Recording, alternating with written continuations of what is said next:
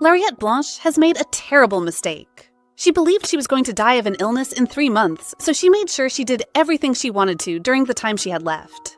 But now, sitting in her doctor's office and hearing him tell her she isn't terminally ill, Lariette is not happy. In fact, our female lead is panicking. Why?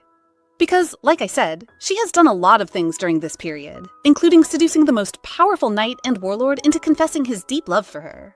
This is why she isn't relieved to find out she is healthy. At this moment, she wishes she could just die. The doctor has no idea of the mental crisis she is undergoing and is happy to see her pulling her hair in what he thinks is happiness. Lariette angrily asks him if she looks happy to him. Flashback to 3 months ago. On a random morning, Lariette feels a bit sick and decides to visit the doctor in secret. She tells him her symptoms. She can't sleep at night, her stomach feels bloated after eating something spicy, and her heart feels like it is beating too fast. Dr. Zakoskov doesn't do any more checks after hearing this. He looks sad as he immediately tells her to keep calm. He breaks the news that our female lead is suffering from a terminal illness called Rockadura disease. People with this condition are born with an excessive amount of mana. He tells her the disease is incurable and only occurs in a small fraction of the population. He has even worse news for Lariette, as he says she has a 98% chance of dying from this disease. In other words, our protagonist has only 3 months to live. Lariette is so shocked she can't even walk or think straight. She doesn't know how she got home. When she does, she dramatically falls on the ground, leaving her maid to drag her across the carpet like a lifeless doll. However, this can't stop our girl. She is determined to leave a mark on this world before she dies. And so she comes up with a plan to make a list of all the things she wants to do before she dies. Lariette is in her room with her maid. She is still thinking about her bucket list and has decided to do it. Using her mirror as a microphone, she asks her awestruck maid what she would do if she is about to die. Anna doesn't want to die because who will take care of her mistress if she does? Lariette is feeling touched, but Anne bursts her bubbles. She says Lariette can't even comb her own hair properly, making Anne too worried to die. Our female lead isn't happy to hear that and starts sulking. Back to the topic.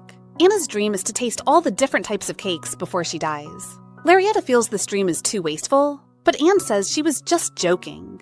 She is done with dressing up her mistress and pushes her out for dinner. Even though she doesn't want to go, Lariette is still pushed out by her maid. It turns out our female lead doesn't have a good relationship with her family. Her father, Duke Blanche V, is one of the founding contributors of the nation, but his business has crumbled since. Because of that, he plans to sell off his daughter to an old but rich marquess. Her mother, Duchess Blanche, is no better. She married the Duke for money and therefore shares his opinion in selling her daughter off. And then there is Lariette. The three are having dinner when the last member of the family comes in, Ryan Blanche. He is our female lead's elder brother, whom their parents adore. From a young age, Ryan has been receiving different types of lessons as the heir. Lariette, however, never got the chance to have any education or support. All she was taught and learned to do was paperwork, so she could assist Ryan. Back at the dinner, Ryan is not acting like an elder brother who is pleased to see his sister. He asks her what she is doing there with a frown. Lariette says she is part of the family and is therefore allowed to be there. She also reminds Ryan to pay more attention during his successor lessons as his teacher, Sir Joel, has been having a hard time. In her mind, our girl thinks she would have done a better job than her untalented brother. To our shock, someone turns a glass of wine over her head. It is Ryan, and he says she has ruined his appetite. He demands for her to leave or he won't eat. Their biased parents immediately start blaming Lariette. Her mother even tells her to go back to her room and clean herself up. Our female lead stands to leave. She looks back at the happy family, wondering if they would even care if they knew she was going to die in 3 months. This incident just makes Lariette more determined not to keep living like this. She has to do everything she's ever wanted during the time she is left. After all, what is there to be afraid of since she is going to die? And so our jolly female lead goes off to write her bucket list. Her list is simple. 1. Give cake to Anne. 2. Save money and gain independence. 3. Break off her engagement with the Marquis Segreve in a polite manner. 4. Date a handsome man for only 3 months. And 5. Travel to the West, which her brother has been bragging about. Lariette doesn't want to have any regrets in life. All she has ever done is be used by her family, and so this time around, she wants to experience living for herself before she dies. She needs to do it. It's a brand new day, and our female lead has started out on her list. She is sitting with her maid Anne, who looks completely satisfied and is glowing.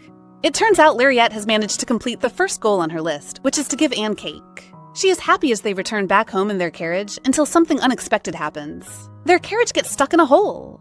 The coachman apologizes and tries to check on it. The girls are curious to see what is going on and stick their heads outside. While Anne notices another carriage is coming, Lariette is thinking of how to use her magic.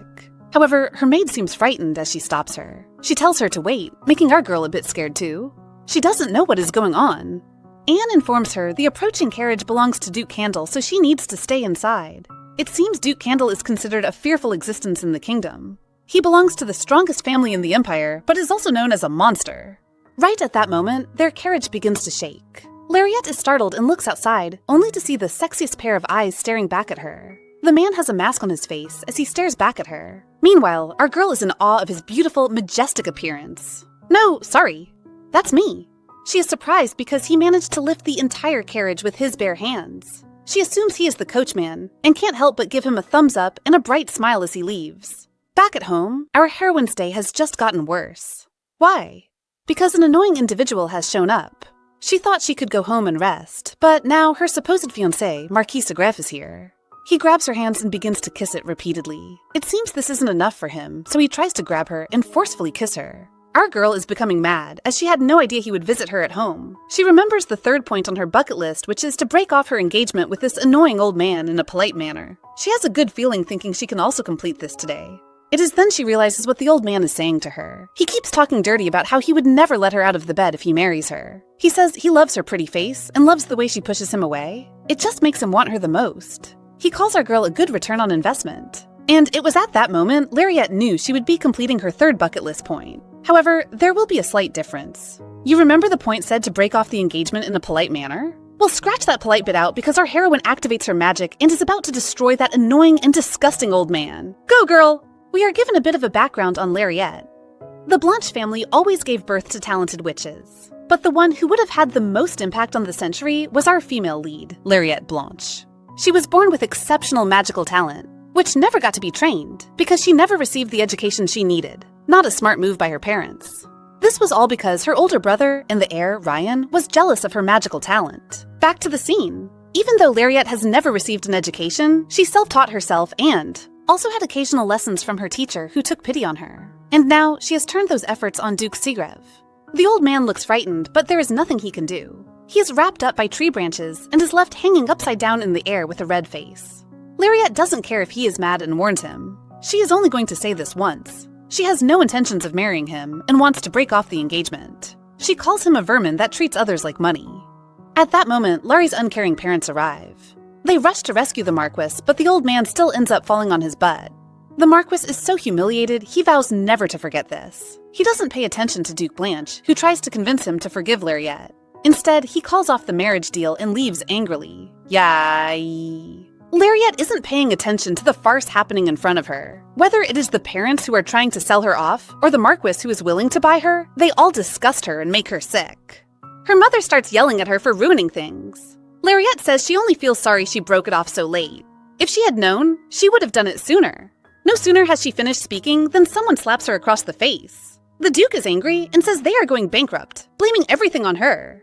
Lariette reminds him he was the one who put their family in this situation in the first place, so why should she have to pay for his mistakes? None of them cared about her or loved her, yet she sold herself so they could live a wealthy life. And what did she get in return? A slap to the face. Her mother unwisely tells Lariette that the clothes on her back, the food she eats, and the bed she sleeps in were given to her because she is their daughter. It comes with a price. Lariette reminds her mother of everything she has done. She managed the financial books and other related matters on her mother's behalf. She visited the manor on Ryan's behalf. She even went as far as agreeing to get married to pay off her father's debt. Her father asks why she decided to ruin everything now by not going along with the plan.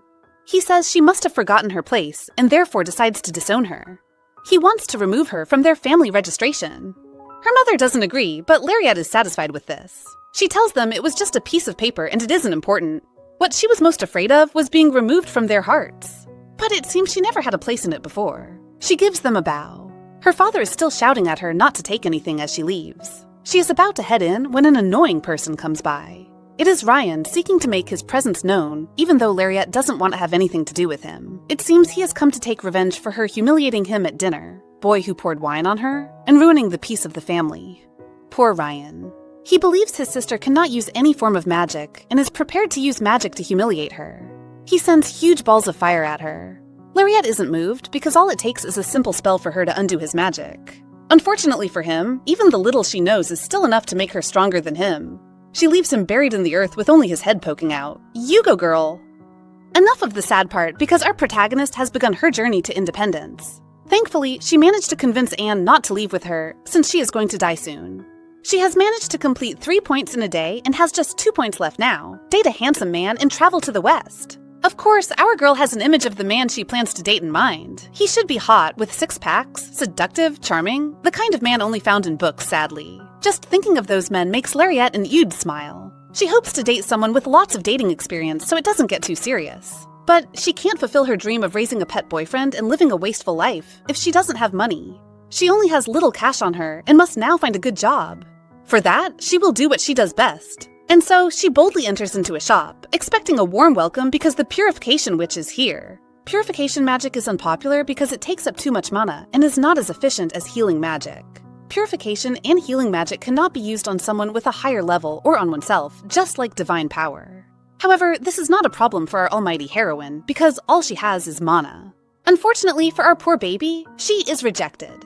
It turns out there are millions of healing witches out there, so no one looks for purification witches. Our dear Lariat is so shocked. All color leaves her. She is called a nuisance and is kicked out like a round ball. It is at this point Lariat has finally realized she is in trouble. She decides to visit another mercenary recruitment office. Because she is not concentrating, her bag is suddenly snatched away by 2 men. She panics because that is all the money she has. Although she tells them to stop, they refuse and mock her because they aren't afraid of purification witches. That is, until she sends fire attacks on them. Although they are scared, they don't stop, and our girl cannot chase them any longer. She starts calling for help. Up ahead, a man in a suit is taking a stroll. He turns around when he hears her voice to reveal an extremely handsome male. Up in the skies, a god is looking at the perfect specimen of human he just made. It is so perfect, even the god blushes a little just looking at him. He thinks it is a pity to give such perfection to we lowly humans. Please, we beg you, bring him. But decides to anyway. And so, we have our piece of artwork made by God, our extremely handsome and noble male lead, whom God never planned on sending down. Thank you, Abba! The 2 thieves are shocked when the man turns around. Not because he is handsome though, but he smells like decayed flesh. The dark aura he gives is enough for them to know who they are dealing with. It is Duke Candle the monster. The Duke doesn't waste time in stabbing the 2 men, and grabs Lariat's bag for her. Looking at him, she recalls seeing him before. It was the Duke who lifted up their carriage, and not a coachman. Azrahan Kandel is the Duke with the highest status in the Harutian Empire. He is also the greatest general, and always comes back victorious, even at wars they are about to lose. Because of this, he is called the Empire's sharpest blade. However, people only know him as a warlord that loves violence. Everyone except our female lead, that is. Lariat is excited by how gorgeous he looks. He smells a little intense, but it's okay because he is handsome enough. She is even trembling with joy, because she believes she has found her perfect match. With his face, he must have dated a million times before. Also, because he is a cold man, he surely won't hesitate to let her go. Duke Candel has no idea he just became someone's prey. He examines Lariat and thinks she might be a noble. He notices she has no guards around. He finds it a waste of time still staying here, because he didn't find what he was looking for. He mistakes Lariat's trembling for fear and assumes she is scared of him. He knows that for as long as he is cursed, only fear will remain in people's heart when they look at him no matter how much he helped her. He feels a bit desolate as he wonders how long he will have to keep living like this. Suddenly, someone grabs him from behind. Lariat has a proposal for him. Since he is a good-looking man, how about he dates her for 3 months? She has chosen him as the man to complete her 4th point. And so, she starts her attack on him. She introduces herself as just Lariat and wants the Duke to introduce himself too. She keeps chattering and moving closer to him, causing the poor man to stagger. He even stammers when introducing himself. Lariat blushes when she hears his voice because she just loves how it sounds. This must be the Duke's greatest battle because he can't understand if she is making fun of him. He keeps sweating. He becomes even more flustered when Lariat calls his name. It has been over 20 years since someone called his name. Lariat asks him to date her, but for only 3 months. The Duke nervously asks her if she isn't afraid of him, especially since she just saw him kill 2 men. He thinks she is playing around and walks away from her. He is expecting her to call him back, but when he looks back, he sees she is just standing there. Azrahan feels bad. Just as he expected, she was just joking with him. The woman he thinks is joking is busy, murmuring about how hot, sexy, charismatic, and perfect her new man is. She says there is only one thing he doesn't have, and that is her. And so, with fire in her eyes, she is determined to make him have everything. Well, which is her? Our female lead is in a pub busy mourning over losing her newfound interest when she hears some people mention the Duke's name. She sneaks over to their side just to hear some delightful news. The Duke is looking for a purification witch! Lareed immediately sits with the men and asks them to tell her about the rumors. The man is startled, but still tells her the story of the Duke's curse, which makes him smell like dead bodies. Lariette is a bit surprised because when they met, he didn't smell that bad to her. According to rumors, Duke Candle has been trying to hire purification witches, but none of them want to take the case because the situation is too severe. Plus, there aren't many purification witches in the Empire. This is good news for our heroine, and she joins the men for dinner as she remembers another fact. The purification magic she uses requires more mana than healing magic because it can be used to lift curses. However, more people die from physical injuries than curses, and that is why purification magic is unpopular. It is the reason why Azrahan could not find a purification witch. While our heroine is lost in thoughts, the men are wondering who the hell is this strange girl who is busy eating their food. Lariette doesn't pay them any attention, as she is still thinking about how to catch her little tiger, Azrahan. She decides the only way is to enter his den. Lariette is very determined because 1 week later, she is at the Information Guild where Duke Candle is. She smirks when she sees him. "I have found you," she says. She apologizes for asking him to date her without even getting to know him first. Now, she has changed plans. They can just start over as employee and employer and get to know each other. The Duke is surprised to see her again, even though he tried to scare her away the last time. She gives him a bow and reintroduces herself as Lariette Blanche, the most skilled purification witch in the Empire. Duke Candle is shocked. She offers to purify his curse for him, but in return, he has to feed her and house her. She has even prepared a contract for him to sign. Sigh, it seems the Duke cannot escape his fate of being eaten by our female lead. She has long since threatened the Information Guild to work for her. They give her a sign when the Duke is around, and that is why she could make it in time to see him. Lariette can't help but admit that the Duke does indeed have an overwhelming aura. Candle wants to be sure she can keep her promise because if she doesn't, and it is all a joke, she won't live to see another day. Oh, what a threat. Now, Lariette is feeling a bit nervous because she never got to learn how to use magic properly. However, she is confident in her use of purification magic. Besides, she is already dying anyway, so why should she be afraid? To be sure, she decides to do a little experiment. She grabs Candle's hand and tries to purify him. She is surprised because the curse is too powerful and it is taking up more mana than she expected. It is even harder because she has no idea how Azrahan's curse works, and so she ends up using all her mana and strength. Now, it is time for our male lead to check. The Duke is a bit hesitant. It turns out he doesn't want to get his hopes up because he's been through this since he was young. Nothing has changed or ever worked. He takes off his gloves and we see his body is covered in bandages. Apparently, he was cursed when younger that his body would keep rotting and give off the stench of decaying flesh. It has been this way for years, so Candle doesn't want to get too hopeful. Clean. When he takes off his bandages, his hands are clean and sparkling. He feels it is a miracle. He looks at the beautiful miracle Lariette in front of him, asking him to sign the contract. Before he can, she falls over because she has exhausted her strength. He catches her and holds her. To him, she is now the only miracle that can lift his curse. He doesn't and can't lose her. Until his curse is completely lifted, he will never let her go.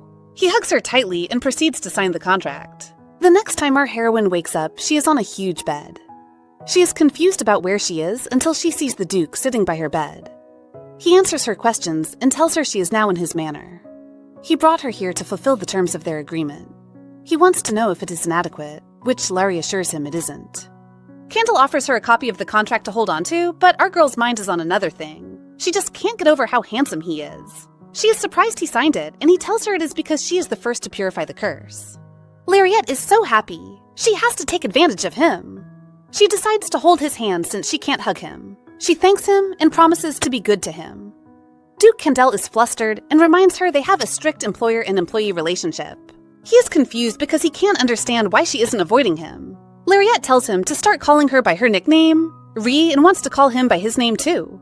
The innocent Duke can't handle this level of flirting, and he stands up. He says he only came to check on her because she fainted. He also brought her things, but since she seems to be fine, he will leave.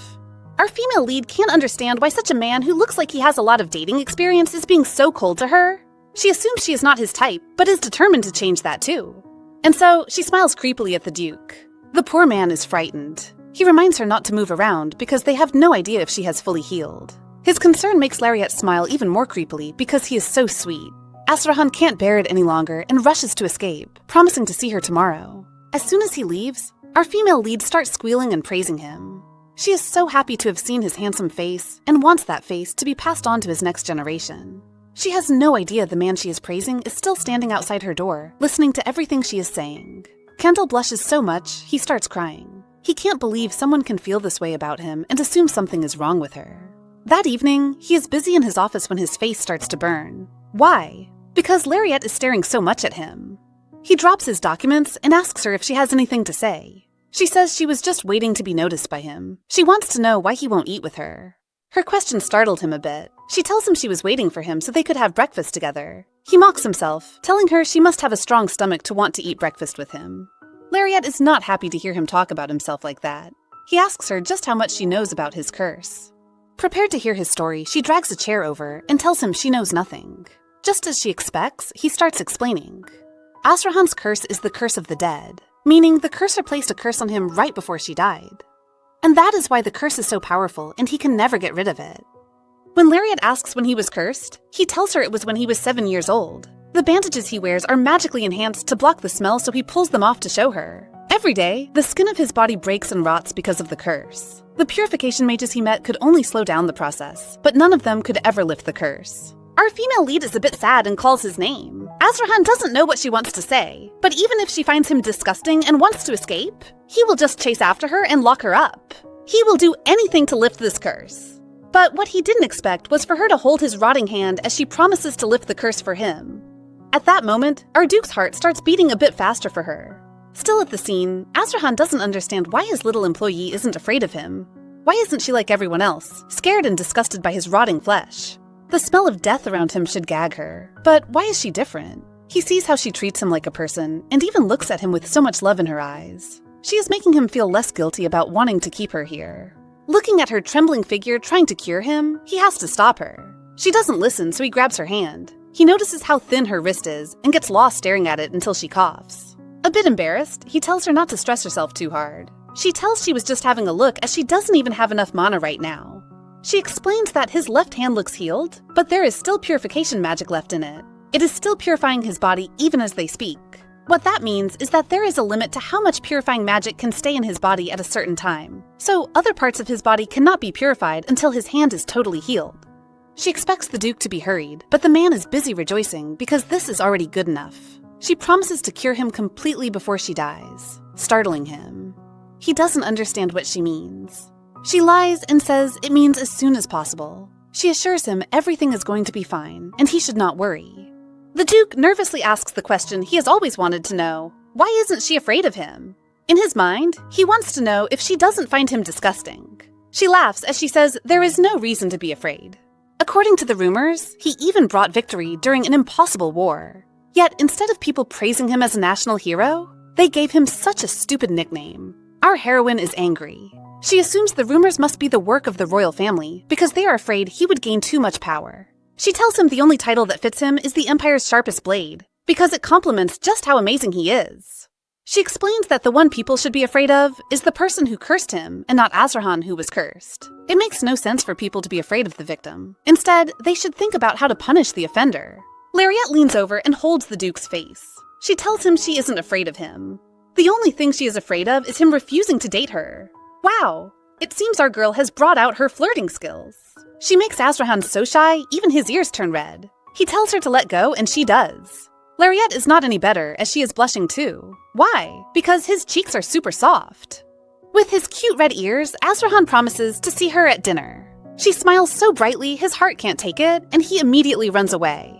She shouts after him, promising to see him at night. Our heroine seems to have come to an absolutely wrong and totally incorrect conclusion. Azrahan's weakness must be physical intimacy. Not true. With just a little touch, he agreed to have dinner with her. Her hands start twitching as she remembers how soft his face was. Someone calls her name and she turns around. It is Halstein, the long-term butler at the House of Candle. He asks her if she was able to see the Duke, and she says yes. She thanks him for showing her the way, otherwise she would have gotten lost. He assures her it is fine. She happily shares her good news with the butler. She will be having dinner with the Duke. The butler is surprised and asks again. It has been too long since the Duke shared a dinner table with somebody else. Indeed, since he was young, this should be the first time since the late Duchess passed away. Looking at Lariette the Blessing, he is pleased, and asks her to give the Duke a good time. She says it is just dinner, but she will try her best. The butler is sure she would, as he already has a plan in mind. The two scheming ones laugh happily. Poor Duke.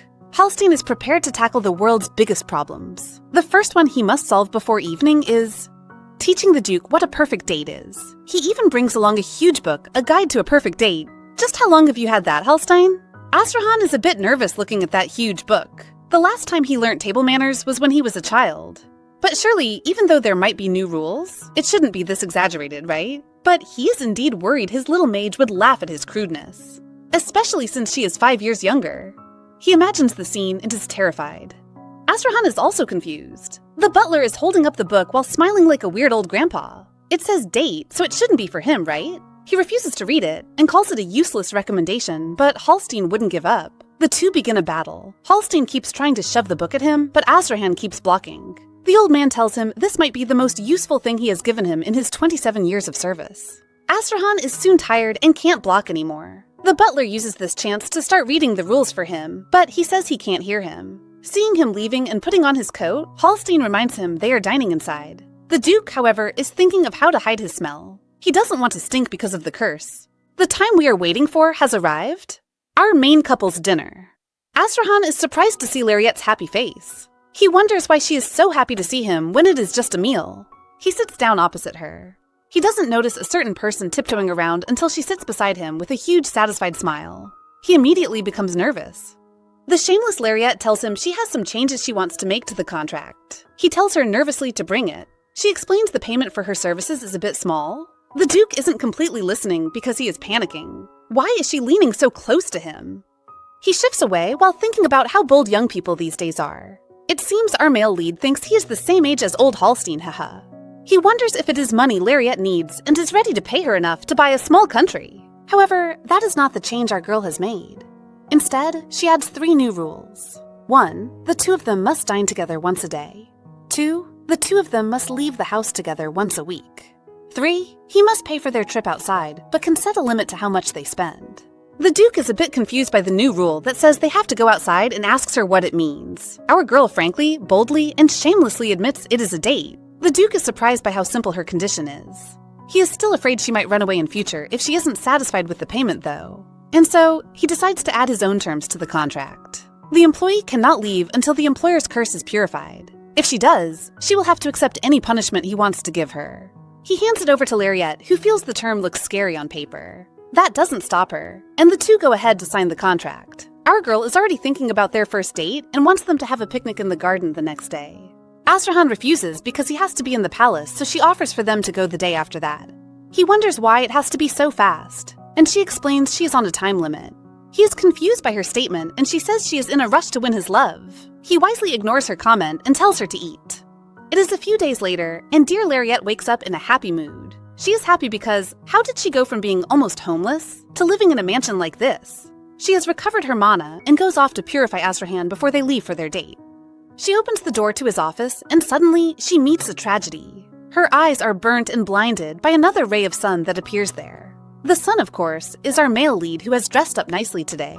She staggers to his side and compliments Sun Astrahan, who never sets. His face just glows every day.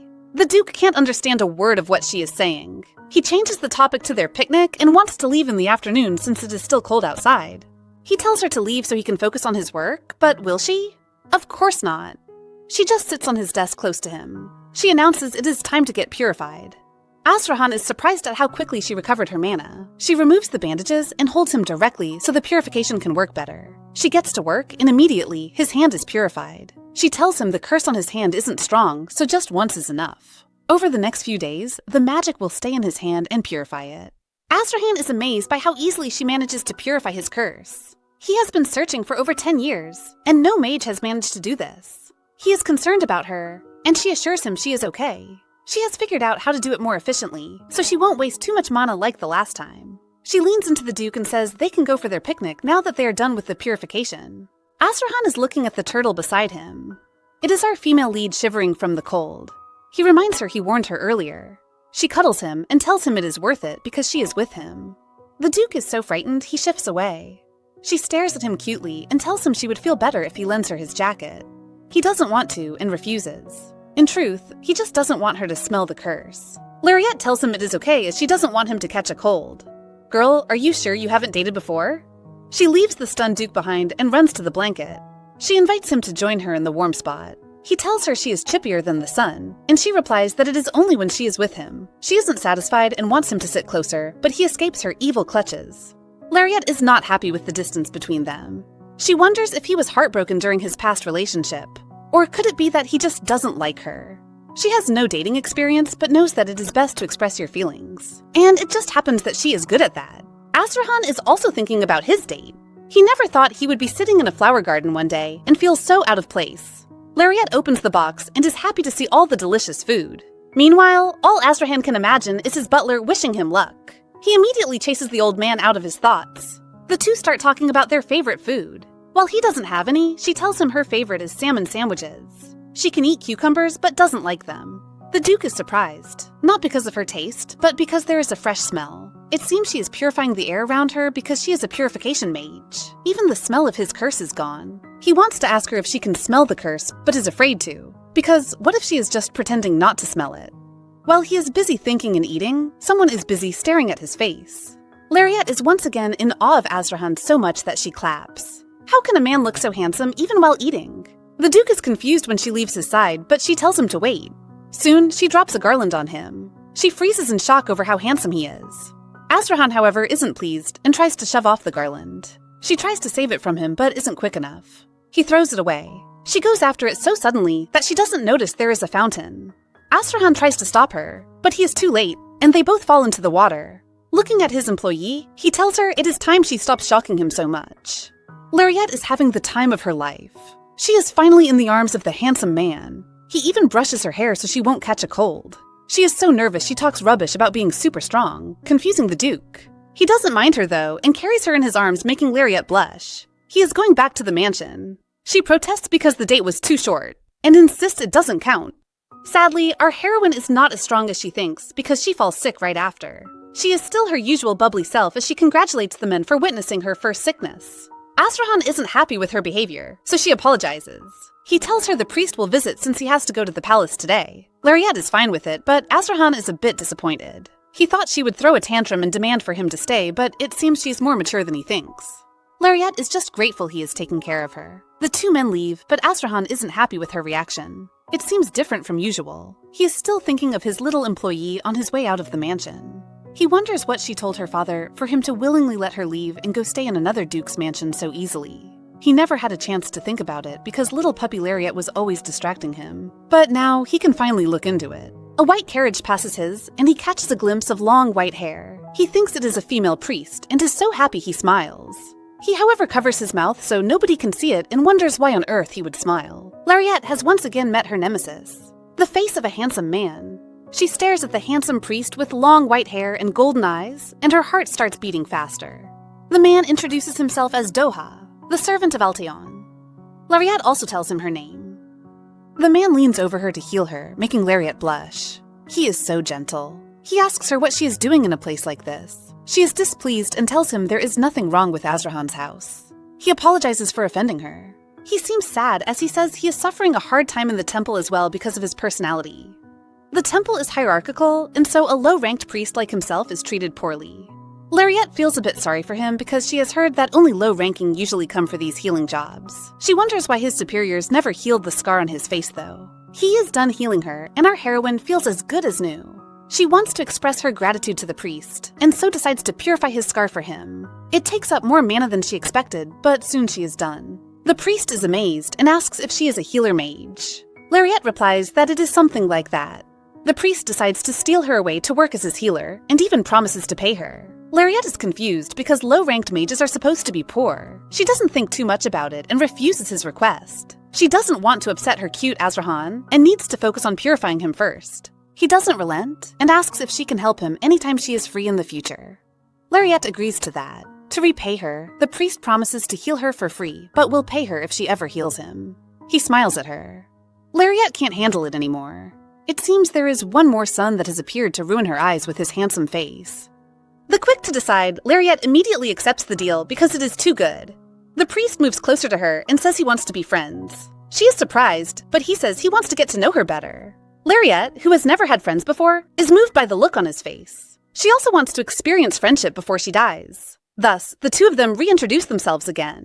They will now call themselves by their nicknames. The priest returns to his temple where we discover a shocking secret. He is not a lowly ranked priest like he told Lariat. He is the high priest of the Temple of Alteon, Reverend Mikhail Dohavarian. At the temple, Mikhail's servant follows after him. He nags the high priest to remember his position as it isn't nice for him to leave the temple so frequently, especially for someone who is to become a pope. He is shocked to see the scar on the priest's head has disappeared. Mikhail tells him a healer mage he met healed it for him. This shocks the servant, and he wonders how a common healer mage can heal the priest. Only someone who is on the same level of mana as the priest can heal his scar. The priest smiles deviously as he says it is something he needs to look into. It seems our innocent rabbit Lariat is about to have two powerful men fighting over her. Inside his carriage, the Duke is playing a game of should I or should I not. He is struggling on if he should go or not and decides not to go. Up front, the coachman who heard him is shivering, wondering if the Duke is about to go kill someone. The reason for Azrahan's debate is his employee. Azrahan knows he has no reason to go and see her, and yet he just feels like he should. It seems the Duke has started to notice that he cares too much about her. Just as he nears the door, it is pulled open, and our heroine is ready to welcome him back home. He is so touched because this is the first time someone is greeting him by the door. Of course, ignore poor Butler Hallstein who greets you every day. He is concerned about her, and she assures him she is all better since the priest was so good. She holds his hand as she continues to talk, saying she would be completely fine when the priest heals her again in 2 days. She places his hand on her forehead so he can feel her temperature. Azrahan quickly removes his hand and agrees with her. Once again, he marvels at how bold she is. He tells her she doesn't have to greet him by the door whenever he arrives as it isn't part of the contract. She tells him it is because she missed him and wants to know if he thought about her at all today. Smooth girl. Of course he denies it, but his red cheeks and nervous face betray him. Lariat is happy he thought about her, but he doesn't want to admit, so they keep arguing. She complains to herself about how fast he is walking. She wants to know if he is busy tomorrow, and he asks if she wants to purify him. She tells him they can do that later, but the reason is so they can go on another date. She has gotten them tickets to go see a show. Azrahan is confused and calls the paper a piece of scrap, making her furious. Apparently, it took her a lot to get these. He wants to know what they are for. She explains that they are tickets to a famous show, and she even managed to get them premium seats. Tomorrow is also the last day of the show. Her hopes are crushed, however, because the Duke refuses. Her eyes become teary as she asks why not. The Duke thinks to himself that he cannot attend such places with his cursed body. People will just avoid him the moment he arrives and stare at him with disgust. He knows Lariat is taking his curse lightly, but it is time to show her the reality. Pride is not enough reason for him to not talk about it. He asks her if she is not afraid of him, and reminds her he was given the nickname of Warlord for a reason. Hundreds of people have died at his hands, so it is only normal for people to be afraid of him. Lariat is feeling chilly from the way he describes it, but it is not scary enough for her to run away. And so, like a normal human, she decides to slap his chest. Unfortunately, it is her hand that hurts and turns red. He doesn't understand what she is doing, and she tells him she just attacked him. What is he going to do about it? She even grabbed his hands and his face whenever she wanted to and called him by his first name, so is he going to kill her now? She grabs his shirt and tells him to stop hiding himself from others. She wants to know if he did anything wrong for him to hide. All she wants to know is if he wants to see the show or not. He doesn't need to worry about what people might think, but about what he wants. She tells him she expects his answer by tomorrow morning, otherwise she will go and watch the show with another man. She isn't as bold as she seems as she runs away while freaking out, leaving the Duke with his red ears behind. Just as we expected, the Duke accepts. Lariat desires to be held in the handsome man's arms. She fakes a stumble as she's about to step down from the carriage. Azrahan quickly catches her, but before she can rejoice, he warns her not to use this as an excuse to hold his hands. The shameless Lariat tells him he should have just gone along with it. Our proper Virgin Duke refuses to do something so shameless. The two stand in front of the building without moving. Lariat notices Azrahan is anxious and grabs his hands. She tells him all they need is to go in. Their seats are even private. She assures him not to worry. The play is finally over, and our heroine can't stop talking about it, especially about how handsome the main character was. Azrahan is feeling a bit jealous and asks if she likes men who look like princes. She says she only likes handsome men. She wants to use the ladies' bathroom and asks him to wait for a while. Lariat is done and steps outside when she sees someone she really doesn't want to see again. It is her former fiancé, Marquess Segrev, and he has gotten a new lady. He tells her he is so happy to see her again. Lariat isn't pleased to see him and tells him so. She reminds him of her promise to beat him up if she ever sees him again. She doesn't like repeating herself. The Marquess is not afraid and reminds her she has lost her place now and isn't worth anything anymore. Before she can attack him, he snaps his fingers and Lariette is grabbed by several men. It turns out the Marquess never forgot what she did to him and has been waiting for a chance to revenge. Now that he has gotten his opportunity and she is now nothing but a commoner, he wonders if he should take her as his mistress. He tells her he is going easy on her because of her pretty face. The Marquess' happiness is short-lived because the hand he is using to touch Lariette's face is suddenly cut off. Her knight is here. It is Azrahan, and he explains he came to look for her since she wants coming. He asks for her permission to deal with those men making. His actions just make our heroine fall more deeply for him. It seems the Marquess doesn't know what trouble he is in, and he is still making a lot of noise. Azrahan glares at him and asks if he is speaking to him. Sigrev is so terrified, he shuts up. Lariette stops him because she doesn't want things to get messy if he attacks the Marquess. He reminds her he is a candle, but she is still worried. He wonders if he should tell her the Emperor has given him the permission to kill any individual he wants. Our female lead's best choice is to run away, and she does so, pulling Azrahan along. Back in the carriage, the Duke is still thinking about how to avenge his little employee. The lady in concern can barely breathe because she ran too fast. Azrahan is nervous and is sure she is about to end their arrangement. She must be disturbed by his violence. But it doesn't matter since she is bound by the contract.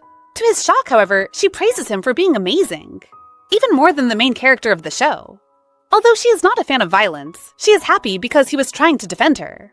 The next day, the priest is back again because a certain someone pushed herself too hard thinking she was fully healed.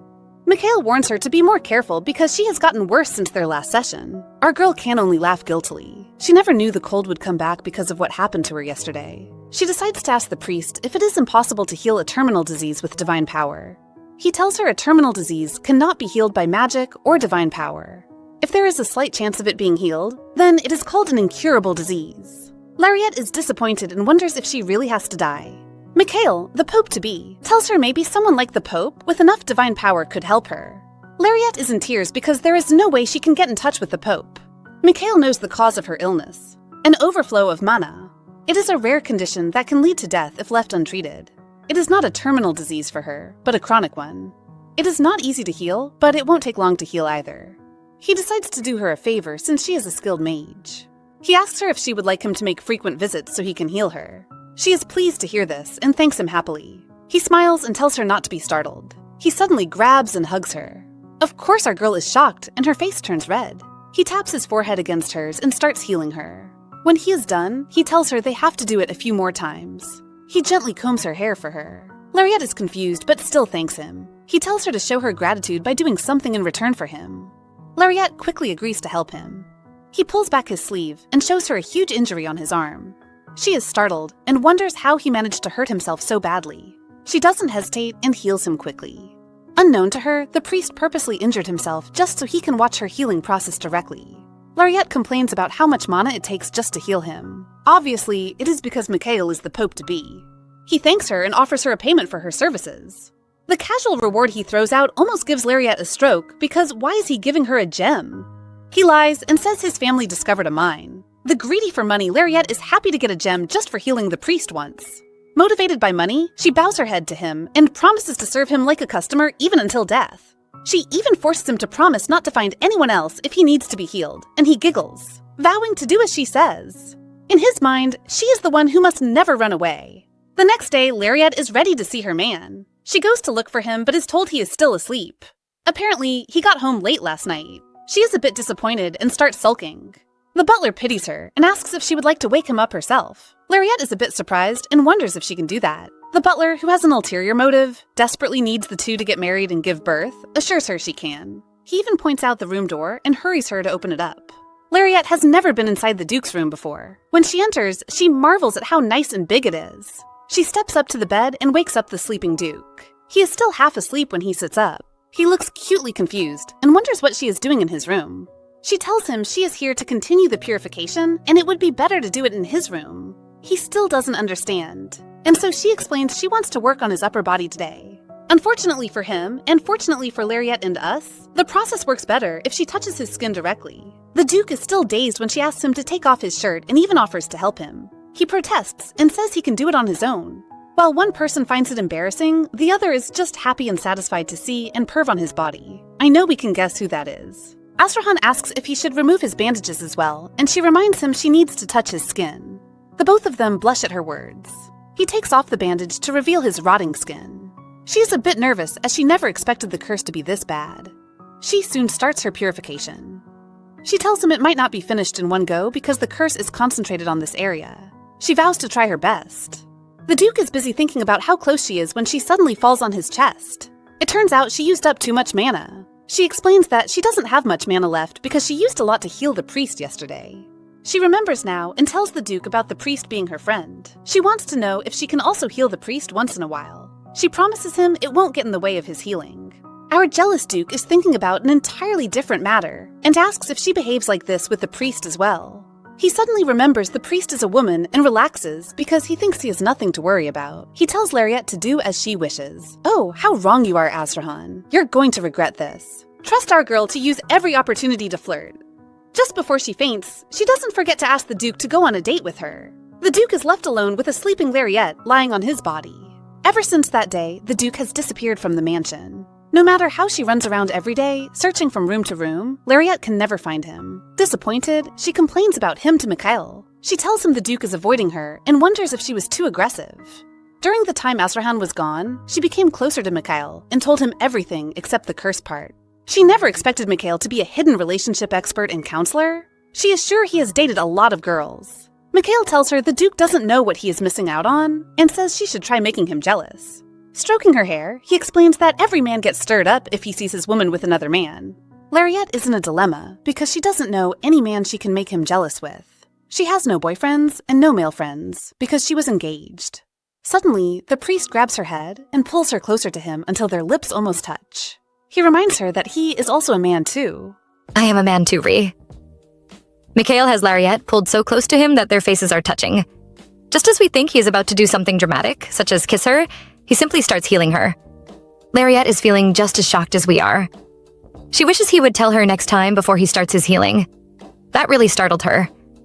She thinks about his idea and finds it really good. Imagining Azrahan's desperate look as he begs her to never leave his side, our little rabbit smiles happily. It is indeed a very great idea. Although she thinks so, she is still feeling reluctant. She knows Azrahan wouldn't be happy if she did that. She doesn't want to do anything he wouldn't like. Therefore, she refuses to go ahead with Mikhail's suggestion. She thanks him for his idea. She will just try to win her man over by herself.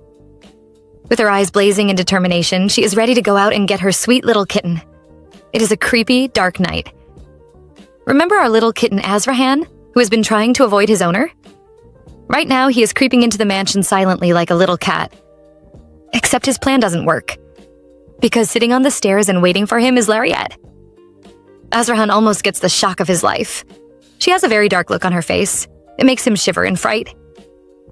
He asks why she isn't in bed yet. She tells him she had to wait up for him because he has been so hard to reach. In her head, Lariat is determined to settle this issue today. She reminds him of their contract. The employer must agree to leave the mansion with the employee twice a week. Azrahan is not even listening to her at this point. All he can think of is the weird feeling she gives him anytime he is around her. He has no idea whether it is his heart or his stomach. He just feels nauseous around her. That is why he has been avoiding her. He doesn't want to experience this strange feeling again. He asks if taking a walk in the garden tomorrow would be enough for her. At this point, our Lariat is feeling depressed. She seems to be the only one who wants their relationship to work. The pain makes her choke because she realizes all Azrahan wants from her is purification. But Lariat is not ready to give up. But even if she is the only one invested in this, she has to do it. She is about to die anyway, so nothing else matters. She tells him he seems really busy. From now on, they wouldn't need to go on dates or even eat together. She apologizes for getting in his way and disturbing him. She doesn't even call him by his name anymore, but calls him, Your Grace. Hearing her call him this makes Azrahan panic. She tells him she will be doing everything with her priest friend from now on. She will eat with him and go out with him. She wants Azrahan to focus on his work and forget about her. She won't even hold him accountable for breaching the contract. Those words make Azrahan stagger. He looks very hurt. Watching her head upstairs, he holds his chest because it seems to ache badly. Back in her room, Lariat is going through her little list. This little notebook was given to her by her father. But while she got a notebook, her brother was given a sword filled with gems. Her thoughts moved to her two unfulfilled wishes: to travel to the West and date a handsome man. She remembers Ryan bragging about his trip to the West while she has never even traveled before. She wonders if it is a bad thing for her to want to try the things she has never done before she dies. All she wants is to create some good memories for herself before she dies. That is why she wants to date someone so they can do it together. Now, however, our girl is wondering if it is too much for Azrahan, but she never noticed him looking unhappy when they were together. In fact, he was always looking at her in a special way, especially when they were on their movie date. Our heroine makes up her mind not to give up.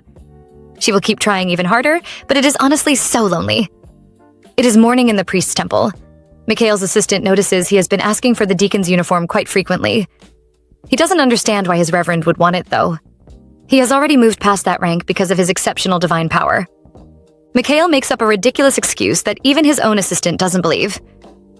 He says they all used to wear this. Joshua wants to know if he is going to visit that healing mage again, and he says yes. This makes Joshua freak out. The mage is living in Duke Candle's mansion. It is going to be a huge embarrassment when they find out who Mikhail really is. Mikhail isn't worried at all. He will just have to be careful then so he doesn't get caught. His assistant isn't convinced and suggests the priest bring this mage to the Altion temple. He believes she will accept the position if she knows she will be working for the Pope-to-be. Mikhail isn't sure about this, however. After all, Lariat is not the typical kind of girl. Joshua agrees because the girl the priest fancies must be one of a kind, for the priest to find her interesting. After all, the priest is cold, dropping someone once he loses interest. Mikhail is still thinking about Lariat, even on the way to her mansion. He had already conducted his own research on her. She is the firstborn of the Blanche family. She is also Segrev's fiancée, who hasn't been seen in public lately. She has good healing skills and has an enormous amount of mana. And seeing that she is staying with Duke Candel, who is desperate to heal his curse, she must be a purification mage. Mikhail thinks Azrahan must be spending a huge amount of money on Lariat. The girl, on the other hand, has feelings for him. But our priest isn't bothered, though. Although it is going to be tough to make her his personal healer mage, he is determined to try. He just needs to seduce her now and make her his before she completely falls for Azrahan. He realizes she is growing on him. He really has to find a way to make her his. As soon as he arrives at Candel's mansion, Lariat rushes into his carriage. She wants to know if he is free today. He says he is, and she suggests they go grab some food or go shopping. Today they are going to launch that jealousy plan. Hearing this makes Azrahan very pleased. He is going to use this outing as an excuse to go on a date with Lariat and seduce her. But hold up a second. How did they end up here? How did that priest's uniform catch fire? And why did their perfect date turn into a scene of him being dragged around by Lariat and running away like a criminal? They have definitely gotten themselves in trouble. Right now, our little priest is doubting his life. How did they go from a simple date to becoming wanted criminals? Well, to get to that part, we will have to go back 10 minutes ago. Mikhail and Lariat have just finished their lunch date. He still can't believe that someone as small as Lariat could finish the whole dessert. She boldly claims her stomach was made just for it. She was actually surprised by how much he ate, though. He tells her he loves eating sweet things. Tired of talking about desserts, our innocent Lariat, who really believes Mikhail's family has a mine, wonders why he is working such remote jobs. After all, his family is rich. This is the perfect time for Mikhail to show his seducing skills. He instantly comes off as pitiful, saying he doesn't usually do this kind of work but was forced to do so this time. He complains that most higher priests usually force the lower priests to perform remote healing. As expected, our girl becomes emotional after hearing this and feels bad for Mikhail. She promises to help him out if something like this happens again. Her words just make Mikhail more interested in her. No one can compare to his divine talent, and yet here is our female lead. Not only does she have the same level of mana as him, but she also doesn't even know how talented she is. He just doesn't know how long his interest in her will last. While he is thinking, Lariat is busy promising to burn off the clothes of the people bullying him. Or even better, hang them on a tree. All Mikhail has to do is just tell her. He laughs and thanks her for her support, but in his mind, he doesn't believe her words. He knows nobody would be so foolish as to make an enemy of the temple. Well, meet Lariat then. The two are taking a walk when Larit notices something that makes her pause. It is a brooch, and she suddenly imagines how beautiful it will look on Azrahan. Mikhail notices she isn't moving and wants to see what she's looking at. She points out the brooch to him and tells her first lie. She says she thought it would look really good on him. Mikhail might have caught on to her lie because he doesn't even need a brooch. Before he can say anything, she runs off to ask for a price, leaving him alone to wait. And it is at that point that everything starts to go wrong. While Mikhail is waiting patiently, someone comes up from behind and slaps his back. It is a fellow priest from the temple. Because of his deacon's uniform, the boy thinks Mikhail is low-ranked and demands that he show him some respect. He even boasts about how talented he is. In front of the youngest high priest? What a joke. Mikhail is not bothered by the boy's rambling and even advises him to leave before he regrets it. Of course, the arrogant priest thinks he is disrespecting him and is ready to teach Mikhail some manners. He even grabs Mikhail by his clothes and begins to shake him. Although Mikhail looks calm, in his mind, he is already deciding whether to kill the boy or not. After all, a high priest like him can burn a person alive if he uses a large part of his divine power. But he doesn't want anyone to find out who he is, and there are already a lot of people watching. He decides to just let it go and teach the boy a lesson later. The boy, who has no idea that he was just moments away from dying, is pleased to see Mikhail bow before him. But before he can get too happy, his clothes suddenly catch fire. Well, it isn't a nice idea to bully someone, especially if you're wearing teddy bear boxers. While the crowd laughs at the poor priest, someone suddenly grabs Mikhail and runs. Who else can it be than our Lariette? She looks very proud of herself, while Mikhail just looks terrified. Really now, our high priest has really turned into a criminal. He is even hiding in an alley. He questions Lariette, and she happily admits she did it. She reminds him of her promise not to let anyone bully him. She even plans to report herself if things get too complicated and doesn't want him to worry. This is the first time Mikhail has been protected like this, and he starts laughing. Lariette notices he sounds like a villain when he laughs. Because he is. Mikhail has no idea what to do with this sweet girl. And with that, he places his head on her shoulders. Brushing her hair back, he tells her she is too much fun. And now he has realized just how much he truly wants her. While these two are having fun, someone else is on the verge of dying. Back at the Candles mansion, all Azrahan can think of are the words his butler just told him. Lariette is spending the whole day in town with her priest friend, and he has finally discovered that the priest is not a woman as he thought, but a man. He isn't the only one panicking because his butler is too. He begs his lord to put in more effort. In fact, he has to go back to having meals with Lariette. If not, Lariette's relationship with that priest might really turn into something else. Although Azrahan is visibly bothered, he remains stubborn. He doesn't think her relationship with the priest is his business. He tries to convince himself he doesn't care, and she is only a mage. Her only job is to heal him. All her talk about wanting to date him won't last. But no matter how he tries, he can't convince himself. Once again, he is getting that nauseous feeling. He knows he shouldn't expect more from her. But his feelings are getting more complicated. He doesn't believe anyone can truly love a monster like him. Maybe Lariette is just feeling bad for him. He must never let her get into his head. And even though he thinks this way, our double-faced Duke still arranges a meal for both of them. Lariette is surprised by this and asks why. He claims they haven't talked in a while. Lariette wants to know if he has finished his work. In her mind, though, a mini-her is jumping with joy. She praises Mikhail for being a really good relationship counselor. She wonders if her plan to make Azrahan jealous worked. After a long time, she can finally Look at the handsome Azrahan once again. She admires his face that can win the universe. The Duke must be feeling shy, so he tries to start a conversation. He asks how she has been, and she tells him she spent the day with her friend. She is just waiting for the jealous side of the Duke to come out. After all, she did spend the day with another man. She notices a cucumber and feels a bit disappointed. Adding to her disappointment, the man just coldly agrees. He doesn't seem jealous. Our girl doesn't give up, though, and keeps mentioning Doha. She even brings out the ultimate card. She's going to be in her room alone with him. But even though she does all this, the Duke is not bothered. Our poor puppy is feeling sad and asks if he really isn't jealous. Staring at her sad little face, the Duke can't control himself and starts blushing. While we expect a romantic scene to occur, what comes next is pure heartbreak. The Duke tells Lariette he is not jealous or bothered. He doesn't care about whatever she does, as long as it doesn't affect their healing sessions. No wonder you're still single, Azrahan. His words are so chilling that Lariette can't stand it anymore. She has lost her appetite. She drops her fork and leaves the dining table. She promises to see him during their healing sessions. The confused Duke is left sitting alone. Back in her room, Lariette is like a wilted cabbage, making Doha worry. She tells him their plan didn't work out. While she is sad, the big bad wolf Doha is happy. He knew their plan was never going to work anyway. Especially for someone as heartless as Azrahan. Doha's plan was just to make the two fight so he could come in and make Lariette his. He starts consoling the crying girl. Lariette also feels bad for him. After all, he came from somewhere so far just to see her. She can't just cry about her feelings. She notices Doha has on glasses today and tells him he looks like a librarian. He says he felt compelled to wear them, so he did. And he was right. Our priest smiles cheekily. It turns out Mikhail has the skill of prophecy. Only the most gifted of God's followers have this ability.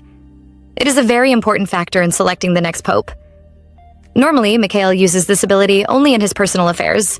Back to the two, he wants to know if she likes it. When he smiles, Lariette can't help but feel like she is getting purified by his beauty. She admits that everything looks good on him because he is handsome.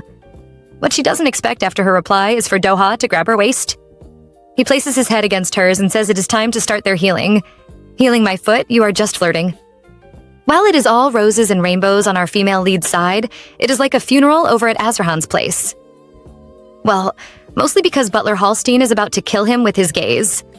Azrahan can't bear it anymore and tells the butler to mind his business. The old man isn't having any of it and scolds him. His harsh words must have surely hurt Lariette. He tells Azrahan he should never have invited her to breakfast if he was going to treat her like that. Clock him, butler. Hallstein really doesn't know what to do. The Duke even showed concern for a woman's meal for the first time. He warned the chefs not to put cucumber in the food, yet they still did.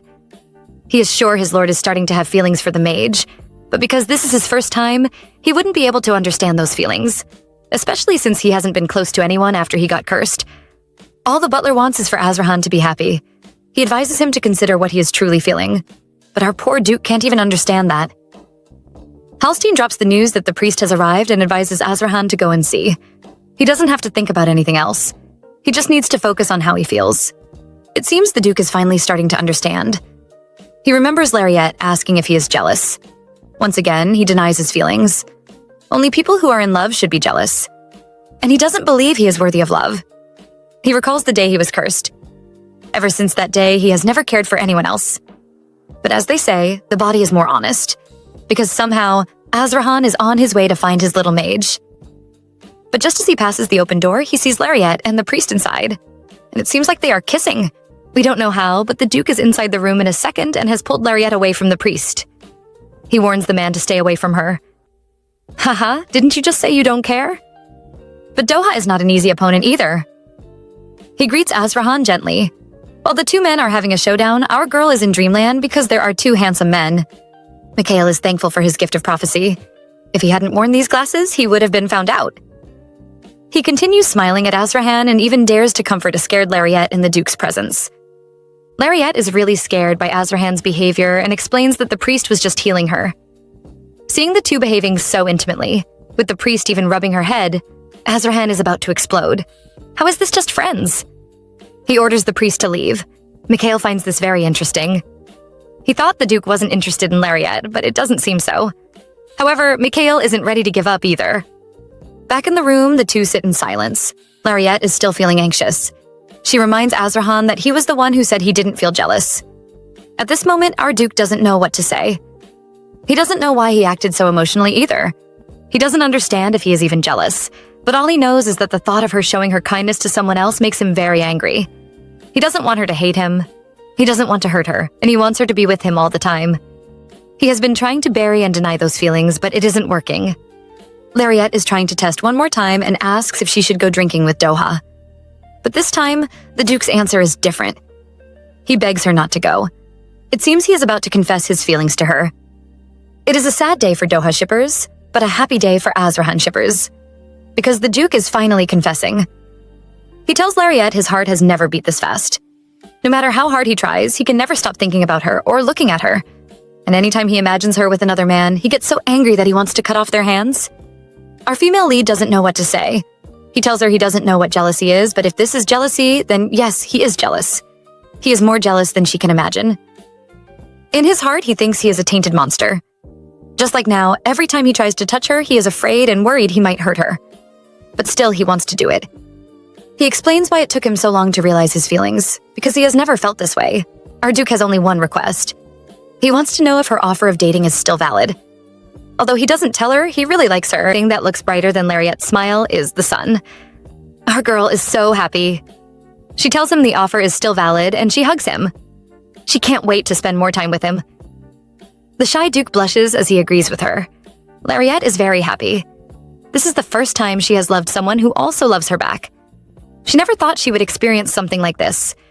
In her mind, she is just grateful to have 3 months of passion before she dies. Her thoughts are very different from our Duke's. He is already planning how to redecorate the garden since Lariette will be living here for the rest of her life. She would, except that the rest of her life is just 3 months. Our couple is together. The list-making Lariette has already made another list, but this time it is for her and Azrahan. It is a list of the things they can do together as a couple. Azrahan isn't too happy. He can't do a lot of the things on the list because of his body. As he is flipping the pages, he sees something, but before he can look at it closer, Lariette closes the book. While she looks calm on the surface, inside, she is panicking. Azrahan almost saw her bucket list. She doesn't want him to know she has a terminal illness just when they started dating. The two go back to looking at their couple list. Azrahan notices that one of them has already been completed. He remembers that she went out with Mikhail, and his jealousy resurfaces. Our girl has to quickly coax her jealous man. She explains it was just things she wanted to do in general and not with her boyfriend. Will our male lead be so easily pacified? No, he keeps sulking and says she doesn't want to do everything on the list with him. Lariette finds his current behavior funny and laughs. She moves closer and tells him he is just too cute when he is jealous. She coyly tells him she wants to do everything with her lover and asks if he feels the same. The Duke quickly says he will get Hallstein to prepare their carriage. Lariette hugs him happily and calls him the best, making him blush again. Pity this man, girl. The two are out on their first official date. Of course, the jealous little Azrahan insisted they come to town. Lariette thinks he is too cute and wonders if he is her little fairy. She also finds it cute that he brought her to the finest boutique because he remembered her saying she didn't have any clothes or jewelry. But she thinks these things are too expensive for her. Azrahan is about to have a heart attack. He just saw the most beautiful angel standing before him, asking him to admire her dress. While Lariette and the saleswoman are busy wondering which one he prefers, Spendthrift Azrahan declares he will buy every cloth she tries on and every piece of jewelry she looks at. At this moment, he must be the most handsome being in the saleswoman's eyes. Her eyes are even shining as she stares at him. Not everyone is happy, though. Lariette is panicking about how much he plans to spend. She didn't win in the end, and they ended up buying all the dresses. And then Lariette suddenly remembers. She points out to Azrahan that he never praised her in her dress. As she is complaining, she touches his stomach, and can't help but touch it a few more times. It is so hard. The poor Duke, harassed and still expected to offer a compliment, tells her she looks beautiful. In fact, she was so beautiful he didn't know what to say. Lariette refuses it, saying it is too late. It is even an insult now. Next time, he has to tell her she looks beautiful on the spot. As she speaks, she touches his body a few more times. I know what you are, girl. The Duke looks like a bullied rabbit now. He grabs her hand and tells her to stop poking him. He admits she looks very beautiful. Looking at his handsome red face, Lariette tells him to prove it by kissing her. While the Duke sits stunned, Lariette takes the lead and leans in to kiss him. Just as their lips are about to touch, the coachman comes in yelling that they have arrived. Someone hang this man. Once the Duke realizes that they almost kissed, he is too shy to face her. He runs away so fast he could give Usain Bolt a run for his money. Sitting in the carriage, a confused Lariette is wondering what just happened. A few days later, at the dining hall, our scheming female lead is looking for a way to trap the Duke again. Since the day they almost kissed, their relationship hasn't progressed. Nothing seems to have changed since they started dating. Since she doesn't have much time, she can't keep waiting around like this. And so, our girl brings out another seducing trick, asking the Duke to feed her. She tells him to show her how he feels, even making kissing noises. I pity the Duke because the man is sweating so badly. He knows she can do it herself, but he just has to pamper his lady. And so he starts feeding her. Of course, our girl has to take advantage and quickly moves her chair over so she can hug him. She calls him the sweetest and the best. She makes sure to rub and squeeze him until the poor man can't take it anymore. He stands up, and with the excuse of having more work to do, he runs away. He doesn't stop when she calls his name. Both the butler and Lariette stare at his fleeing back in shock. Lariette wonders now whether Azrahan simply prefers platonic love. This man is really God-sent. She decides to test this theory later on. A few more days have passed. Lariette is here to have another healing session with Azrahan. She might be running out of time, but she has made up her mind to take things slow if Azrahan doesn't like physical touch. She can't help but complain about how much work she is putting into him when she doesn't even love him that much. She announces they will be working on his upper body, so he takes off his shirt. Our female lead has to remind herself several times. She mustn't touch him inappropriately. They begin their healing sessions. The Duke's face is already turning red from shyness when Lariette suddenly falls into his arms. He is concerned, but she says it is just the aftermath of the healing. I don't believe you. She tells him she is a bit dizzy, so he has to hold her for a while. See, I said it. She's pretending. Well, our male lead doesn't know that. He tells her the truth. He is really trying to hold himself back right now. He pushes her away because he thinks it's best she doesn't come too close. He might not be able to restrain himself anymore. Before he can push her away, Lariat grabs his arm and tells him he doesn't have to hold back. He can do whatever he wants to her. Hearing those words seems to make Azrahan's self-control snap. It seems the beast is about to come out. He pushes her down onto the couch and asks if she really means what she said. Can he really do what he wants? Now it is time for Lariat to be shy. She was only hoping for a little kiss, but why does it look like Azrahan is about to eat her up? He kisses her fingers, but before anything can go on, she apologizes. Girl, why? He stops and asks her what she wants. It seems that was too much for the innocent girl, and she promised not to jump him anymore. He warns her he will not stop if anything like that happens again. She agrees. Since she is so frightened, he apologizes and tells her to go back and rest. He thinks she will stop bothering him for now. Or so he thought. He seems not to know how stubborn Lariat is, because right now he is lying on the sofa while Lariat, all dressed in steamy red lace, is asking that they continue from where they stopped last time. Before we get to that steamy part, we will have to go back to a few days after that purification session. One morning, Lariat suddenly has it in her head that she wants to visit a bar with Azrahan. It is even on her dating list. Unfortunately, Azrahan turns her down. Going to a place like that is difficult for him. What he is really afraid of is that people will notice his curse and stare at him like a monster. He apologizes to her because he feels she has to give up too much just to be with a monster like him. But even after all this, he still can't let her go. Lariat doesn't want him to feel sad and tells him they can make things work for each other. Just like that, they come to a compromise. They will drink at home together. The location isn't important. What matters is that they are together. She quickly pushes him out the door for his meeting in the palace. They will see tonight, and he promises to come back early. Azrahan has everything planned out. Get home early from work, have dinner with his lady, and talk over a couple of drinks. He was going to ask simple things. How she spent the day without him. Whether she felt at home here. What kind of food she liked, and what drinks she took with it. That was his plan. But this stupid meeting just doesn't want to end. Azrahan isn't happy because he can't go home to see his woman. He tells them to conclude the meeting and stop arguing over trivial matters. Everyone immediately keeps silent. Well, until one man shouts at him for daring to speak like that in front of the king. He must be tired of living. It turns out to be Lariat's father, and that is Duke Blanche's saving grace. Azrahan decides to ignore him because he is Lariat's father, but his stare makes the man afraid. It seems the king is also scared of Azrahan, as he orders the meeting to end just as the duke said. Our male lead immediately disappears like a flash. The other dukes in the meeting are finally relieved. Now that he is gone, they can speak badly about him. Lariat's father is still running his mouth when another duke tells him to stop. It seems Duke Blanche doesn't value his life or has forgotten how violent Duke Candel can be. He should be lucky the duke didn't do anything to him just now.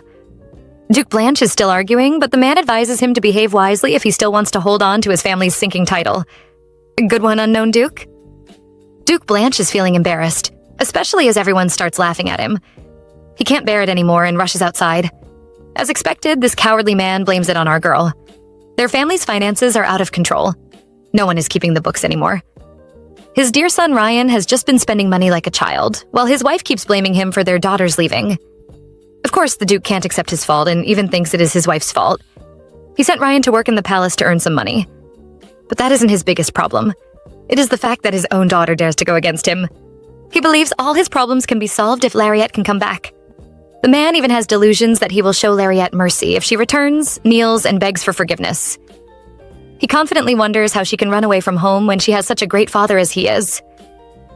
Enough of this delusional man. Over at the Kendall's mansion, Lariat is upset because she can't find her man. She sees the butler, who tells her the Duke has gone to change so she won't have to wait. Our girl is happy because her image hasn't been ruined.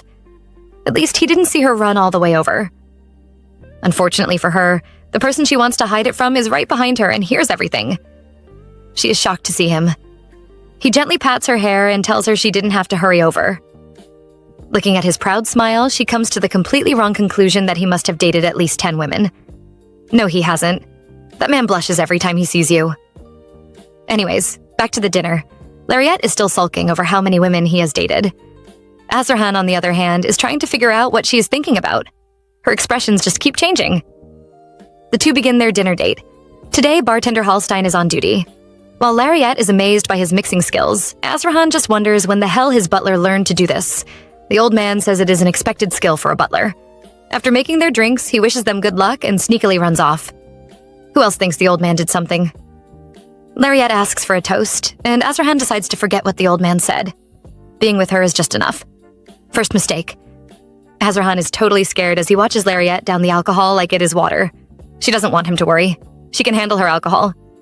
She used to drink away her sorrows back at her parents' house. She begins to talk about her day and just keeps yapping. Azarhan isn't bothered and just listens to her happily. By now, the couple has finished 3 bottles of alcohol. She mentions Doha to avoid his misunderstanding. They are just friends. She tells him it was the priest who helped them to get together.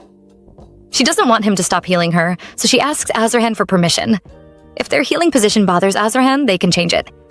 Azarhan wonders just what she is healing. He, however, finds it hard to ask her. She tries so hard to hide it. He is worried that it is for her health, and he doesn't want her to hate him. Therefore, he agrees.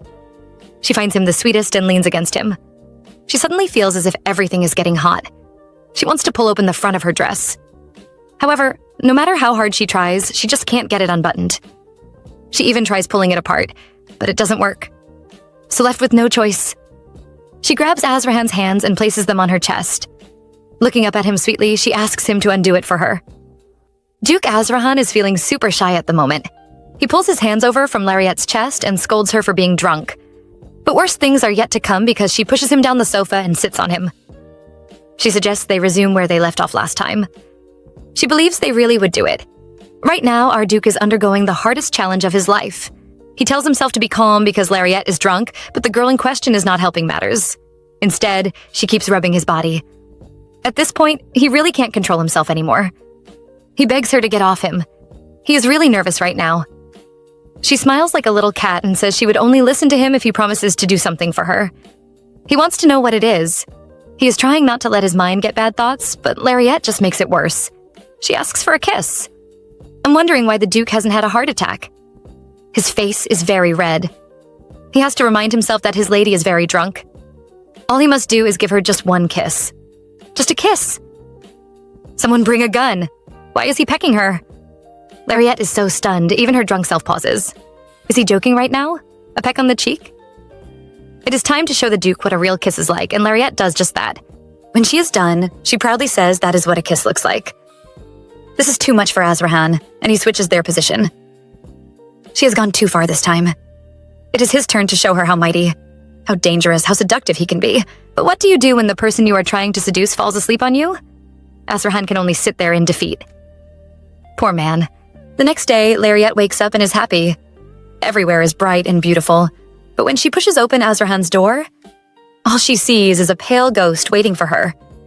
It seems the man has been up all night. He is busy wondering if she remembers anything, but our girl is innocent. Or so we think. She clearly remembers but is determined to pretend. She is too embarrassed. She acts ignorant, even asking when she fell asleep. The last thing she remembers was him telling her she could continue her healing with Doha. The Duke really believes her act. She tells him she usually handles her alcohol very well, but she has a horrible hangover today. The Duke isn't listening. All he can think of is that she stole his first kiss, and yet she doesn't remember it. Well, since he is upset, he says she can't drink with anyone else from now on. Lariette doesn't understand why, because everyone says she is fun when drunk. Oh, poor Lariette. You just sealed your fate.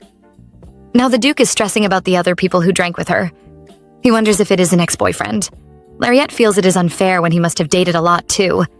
Just as the two are in a silent battle, our sweet butler happily knocks. He announces the deacon is here to see her. Lariette feels this is the worst timing ever. Azarhan tells the butler to take the priest to the living room. Lariette goes to the living room where Doha waits for her. He is still wearing his disguise, the glasses. She apologizes for him getting kicked out the last time. He doesn't want her to feel bad or sorry. He pats her head and tells her not to worry about it. He even suggests she come to visit him if she really feels bad about it. He points out that the place is getting too intense for him. How can it not? Every servant there is practically watching them. In his mind, he praises the Duke for doing this. Lariat suggests they change their healing position as well. Doha wants to know whether Azrahan asked her to do that. She denies it. Getting too close to another man when she has a boyfriend already is just wrong. And for the first time, the cold priest feels his heart hurt when he hears those words from her. He agrees with her, but warns her that the healing might not be effective. Once again, Lariat has to cover her eyes from his blinding beauty. Just borrow his glasses. Of course, the priest wouldn't stop his seducing act. He pitifully asks her not to forget their friendship. He doesn't want to lose his friend just because she has a boyfriend now. His words work for her, and she feels bad for making him upset. In return, he asks her to come to the library with him that same day. Innocent Lariat thinks it should be fine for friends to go to the library together, so she agrees to go with him. Mikhail is already feeling pleased with his plan. The servants wouldn't be able to watch them anymore once they leave the mansion.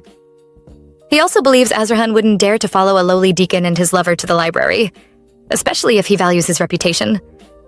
Well, you thought wrong, Mikhail, because the Duke has arrived and announces he is coming to the library with them. He glares at Mikhail and asks if there is a problem. In his mind, he feels deeply sad. Lariat just stole his first kiss, and now she wants to go on a library date with another man. The two mages stare at the Duke, who just arrived in surprise. The poor man glares at Lariat. He looks like he is about to cry. Doha greets the Duke with a bow, but he completely ignores him. All his attention is on Lariat. She thought he was supposed to be busy today. It seems our Duke is learning, and he replies that being with her matters more. Immediately, Lariat's heart starts beating faster. He asks if he can come along with them then. The two men stare each other down. Doha never thought the Duke would take things this far, but he is not someone who likes to back down. He agrees to the Duke coming along with them. Azrahan ignores him and asks Hallstein to prepare the carriage. At this moment, the butler has never been prouder of his lord. The carriage is deadly silent. Everyone seems to have their own thoughts. Lariat hopes the two men become friends so they can go on adventures together. Doha is feeling anxious. He has a feeling that he shouldn't go with them. It seems to be a prophecy. He asks if they are going to the royal library, and Azrahan says yes. Doha's fears are confirmed. He can't go to the royal library because so many people know him there. It wouldn't be good if they recognized him. And so he comes up with an excuse not to go with them. He has something he needs to deal with back at the temple. Lariat understands and says he can leave. With that, he leaves the two lovers alone. Lariat is happy to go on a library date with her man. She holds his hand tightly. Azrahan is trying to steady himself. He reminds himself that he is human, not a monster. Nothing can really go wrong with a library date, right? The two have arrived at the library. Of course, Lariat has to tell Azrahan to hold her hand more tightly. He is afraid, though, because her hand is really so soft and fragile. He is afraid he will break it. Now that they are at the library, here comes the ultimate question. What are they supposed to do? She has no idea. It was Doha's suggestion. Anyway, they just have to take a look around first. With that, Lariat runs around while her little tail, Azrahan, follows behind her. She suddenly stops and starts being dramatic while a confused Azrahan watches her. She just can't take it anymore. The way he is following her around is just too cute. She turns around and tells him he doesn't have to follow her. Giving him a hug, she tells him to look around for a book to read instead. The Duke is shy. He says she doesn't have to get so close to speak to him. She reminds him they are in a library. She pushes him away and tells him to go find a book. In her mind, she has thought of a romantic scene for their library date. While she is struggling to get a book from a high shelf, Azrahan will come around to help her. He will even grab her waist. Lariat is so excited to see it happen. She tries to grab a book, hoping Azrahan will see and come help her. And indeed, someone does. Just as Lariat's heart begins to beat fast, she turns around to find not her Azrahan, but a strange guy. He hands her the book she was trying to grab. He even traps her in his arms and tries to come closer. Lariat wonders just where this weirdo came from. She tells him to get off. It seems his pride is wounded, and he calls her ungrateful before running away. Lariat wonders when she needs his help. She is still trying to reach the book when another person shows up again. This time, however, it is indeed her Duke. She asks if he saw, and he asks what exactly. Is it how she was purposely reaching for books that were too high for her? Or how she just chased away another man? Lariat is feeling shy about having her plan exposed. He leans down to whisper into her ear how much he likes it. She has to treat all men like that. She confesses she was terrified he would run away when she realized she was pretending. He tells her that is his business to worry about. But if she ever runs away from home, he will do his best to find her. His words make her heart beat faster, and she promises not to run away from him. but that is a promise she is going to break soon. The couple seems to be having a good class after their date. They are talking about brownies and which version of them tastes better. Lariette is very happy with their date. It was a new experience and they had so much fun. She wants them to have brownies as dessert when they get home. Azrahan knows what his girl likes and adds that they should put ice cream on top. She is totally fine with this.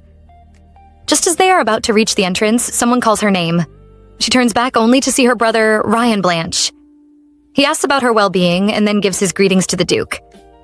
Of course, because he is his lady's brother, Azrahan doesn't want him to be too formal. Lariette is not pleased, though, as she wonders why Ryan is here. Her mind is filled with thoughts of what he will say and how he is going to put her down this time. She is panicking as she doesn't want him to insult her in front of Azrahan. She doesn't want the Duke to know how badly her family treats her. She doesn't want his pity. And so, she sends him away. She tells him to go back home because she still wants to chat with her brother. Azrahan wants to wait for her.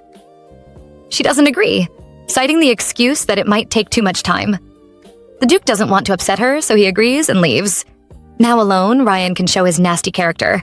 He mocks her for hanging out with Azrahan. He calls him a monster. He asks Lariette if she has been living as his pet all this time. This makes our girl angry, and she warns him to watch what he says, otherwise she will bury him behind the place. Her brother isn't afraid and accuses her of enjoying her life after she destroyed the family. He says she has brought so much shame to their name. Lariette is surprised that their family can even get worse than it already is. Ryan says their mother is really sick because of her. He mocks her for trying to become something just because she knows a bit of magic. In fact, all she has managed to do is live off the Monster Duke. He orders her to return home because there is nothing she can accomplish outside of their home. Lariette interrupts his stupid speech and tells him she doesn't care. They are no longer a family, so their business is none of her concern. Feeling embarrassed because she talked back at him, Ryan suddenly slaps Lariette on the face. The slap is so powerful, she falls to the floor. People around have already gathered to see what is happening. Our Lariette can't believe it. Ryan just hit her. It makes her feel nauseous because he doesn't even know why she ran away from home. And yet he dared to slap her. She glares at him, but he tells her to stop trying to be better than him. She is younger, so she can only remain less than him. She should stop trying to challenge him. Although she wants to, Lariette knows things will only get worse if she uses magic inside the palace. Plus, she doesn't want any more rumors to spread. If it does, Azrahan would find out. She doesn't want him to know she was hit by her family. She finds it humiliating, but that doesn't mean she's not going to do anything. She promises Ryan that she will end their family line once and for all. And with that, she kicks him in the crotch. It is such a strong kick. Ryan can even hear the sounds of eggs breaking. After getting her revenge, Lariette scolds him for being worthless while he kneels before her. It is only then that she notices the crowd. All of them are wondering if that thing really broke. Someone even said he heard a crack. Out of shame, our girl hides her face and runs away. Lariette seems to have gone to find a mage to heal her injury, although she has been waiting for over 2 hours. The mage starts the healing and says her bone was fractured. Lariette checks her face after, but it still looks puffy and swollen. The mage says that is the best she can do. If Lariette wanted to be completely healed, she should have hired an advanced healer or a priest. Lariette is surprised by how weak basic healers are. She doesn't want to go home like this because she doesn't want Azrahan to find her embarrassing. But she doesn't have any other money to hire another healer. She starts to cry on the street, remembering that she was supposed to have brownies with Azrahan. What should she do? Suddenly, someone taps her from behind. It turns out to be someone she knows, a Lady Charvet. The lady is worried about Lariette being alone at this late hour. She can't give an answer, so the lady invites her to her boutique. She even has a present prepared for her. The two women are back at the boutique. Lady Charvet is busy fixing up Lariette's hair. She has prepared one of their popular hats for Lariette and also wants to do her hair. She starts telling Lariette that she has met a lot of people since she started this business, and each and every one of them has their own story. Some would visit after a long day, while others would come after a long week. By now, she has fixed Lariette up so that her hair hides the mark on her face. Lady Charvet knows Lariette might be having a bad day, so she wants to use this to make her day end on a good note. She gives her a hug and promises that tomorrow will be better. Her words move Lariette so deeply that she begins to cry as she thanks the woman. Lariette has finally realized that the woman knew who she was when she first saw her. The lady admits she did, but she never had a chance to introduce herself properly until now. Lariette had never had the chance to get close to Lady Charvet before, because the lady is very close to the princes whom Ryan had once been engaged to. However, the princes broke off that engagement within just a few days of meeting Ryan. And well, We all know the reason why. Because Ryan has always been jealous of Lariette. She couldn't get close to the princess or Madame Charvet. But not anymore. She tells the madam she is no longer Blanche, so the woman can call her by name. This seems to please the lady more. Lariette is glad she left the Blanche house. Now she can make some new friends. Lariette has arrived at the Candel mansion, but what she meets is total chaos. Everywhere there are servants running around. The butler opens the door and is so glad to see her. It turns out they were looking for her, but now that she's back, they are very relieved. Halstein is so worried that Lariette doesn't know what to say. She didn't expect them to greet her like this. When she thinks things can't get any worse, here comes the Duke.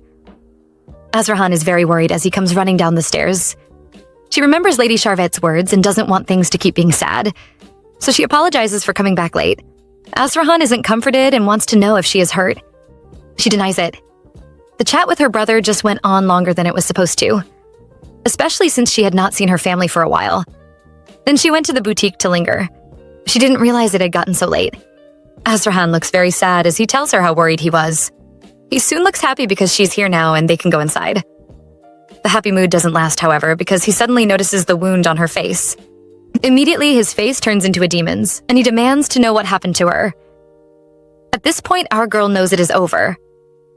Azrahan wants to know who did it. Who dared to lay a finger on his woman? Lariette is torn. She doesn't know whether to tell him, pretend nothing happened, or lie and say she fell. Her excuse isn't needed, because Azrahan has figured everything out. Just by looking at the wound, he can tell she was hit by a bare fist, and it happened half a day ago. He can even tell she went to a basic healer to have it healed. Lariette is in awe, wondering how he found out. Well, he has just seen plenty of injuries like this. She remembers what he did to Marcus Seagrove, however, and is afraid he will harm the person who did it to her. He tells her he won't go easy on the person if he finds them. She doesn't want him to, and says so. She promises to take care of this problem by herself. After all, she is very strong. She apologizes for making him worry. She doesn't want to waste what little time she still has with Azrahan on little things like this. Azrahan finally gives up, but he wants her to treat the wound properly. He offers to call a reverend for her. Lariette is satisfied with that. Back in his office, Azrahan is not as calm and agreeable as before. He calls Gerard, the captain of his shadow army, and orders him to find out who attacked Lariette. He wants to know who hit his woman after he left, and also, he has to find out everything going on with the Blanche family. He really hopes he is worried for nothing. Over at the Eltion Temple in the Grand Meeting Room, a serious meeting seems to be going on. It is the most important meeting of the year, where the High Priest and all the other highly ranked priests meet. And yet, at this serious meeting, all Mikhail can think of is how boring it is. Just then, the door to the room is pushed open, and his assistant, Joshua, steps in. He announces he has a message for the priest. Seeing this, the man sitting to Mikhail's left immediately yells at the poor assistant. He even seizes the moment to scold Mikhail. He tells him that even if he is a candidate for the next pope, he has to control his servants. Mikhail smirks and says he really needs to better control his people, seeing as the man can order him about. Mikhail is obviously saying he needs to be controlled. This makes the man really angry. He claims he was in the temple even before Mikhail was born. Our priest isn't concerned and asks when the temple started to care about how long you have served. He asks his assistant to come over. Joshua tells him the Duke Candel has sent a message. They need him to come because Lariette is feeling unwell. Hearing this, how can our priest stay still? Of course he has to leave the meeting. He says he has another thing to attend to and leaves the hall. He ignores the man yelling behind him. It is the same man as before, and he doesn't think Mikhail should have the right to become pope. He is too young and uncultured. He calls him a commoner, recognized only for his divine talent. Another priest agrees with him, saying that the man speaking Hivralfaro should be the priest. They need to do something about Mikhail. Mikhail has no idea his subordinates are planning against him. He has just arrived at the Duke's mansion and sees a happy Lariette sitting outside and playing. She seems really happy to see him. He smiles at her, but that smile changes when he sees the mark on her face. He demands to know who did this to her. In this moment, we are drawn into a tense scene as Doha questions Lariette, asking who hurt her and why she is like this. She quietly wonders why he is acting this way. Then Azrahan presses further, asking if it was the Duke, but she quickly denies it, saying he would never do such a thing. Doha steps in again with a cold tone, saying that if it had been him, he would not be alive for long, and then moves even closer, demanding to know the truth. She avoids his gaze and looks away. He begins to think deeply, wondering who could make her stay silent, since she is protected by the next pope and the warmonger Duke Candel. He even admits in his thoughts that the chase excites him. but once he finds out, the fun ends. He does not know when it will be his turn, since the Duke might handle it first. Then, Azrahan softens his voice, telling her not to move too much because she is still hurt. She responds by thanking Doha, which already feels strange. Honestly, this mix of concern and control is already raising red flags. Doha thinks that she is the only one who can heal him, and that they are the only ones who can heal each other. It would be hard if she keeps getting hurt. He gently asks for her wrist, places a bracelet on it, and explains it has divine magic with a small healing effect. She should always wear it. She feels it is too expensive, but he calls it a gift of friendship. She quietly thinks it is wasted on her. She thanks him and apologizes for not preparing anything. He tells her there is no need, saying spending time with her is enough. Yet in his mind, he reveals the truth. The bracelet watches her health and will call him if she is in danger. He admits he is deceiving her and should be the one apologizing. As the scene shifts, we see Azrahan alone, reading a book about relationships. He learns that going too fast can lead to boredom. This thought shocks him, and he wonders if things are already getting boring. He suddenly imagines Lariette rejecting him, calling him a monster and saying she wants to leave. This thought terrifies him so much that he swears he will never let her go, no matter what. In the next scene, Lariette is in his office, placing her hands on his chest to purify him. She thinks it was better to come here instead of his bedroom because she is not ready emotionally, while he watches and forces himself to endure. When she finishes, he asks if she is okay. She says she is just a little tired. He hides his desire, thinking he wants to touch her but cannot in this state. He fears she might get bored of him and believes this is the only way to keep her. Suddenly, she brings a book close to his face and asks if they can cook together as a couple. He pulls back, saying she is too close. This makes her ask if he dislikes it. Then she presses her lips to his hand, shocking him. He pulls away and calls her name. She calmly asks if he is ready, and he agrees. A new scene begins where a perfect kitchen is set for them, ready for a soft and close cooking time together. We see Azrahan standing there, his mind filled with voices and images. He first hears Halstein in his head, calling for marriage, then Chloe's voice, and finally Lariette speaks aloud, handing him an apron and telling him to wear it. He puts it on, noticing it does not seem to fit. She imagines him wearing it without a shirt and calls it cute, before tossing it away and suggesting they cook without it. Azrahan clenches his fist, thinking that now is the time to talk. He fears that if he waits longer, he might lose the chance to tell her to take things slow before she grows bored of him. He shyly asks Lariette if they can take it slow for a bit, turning his face away.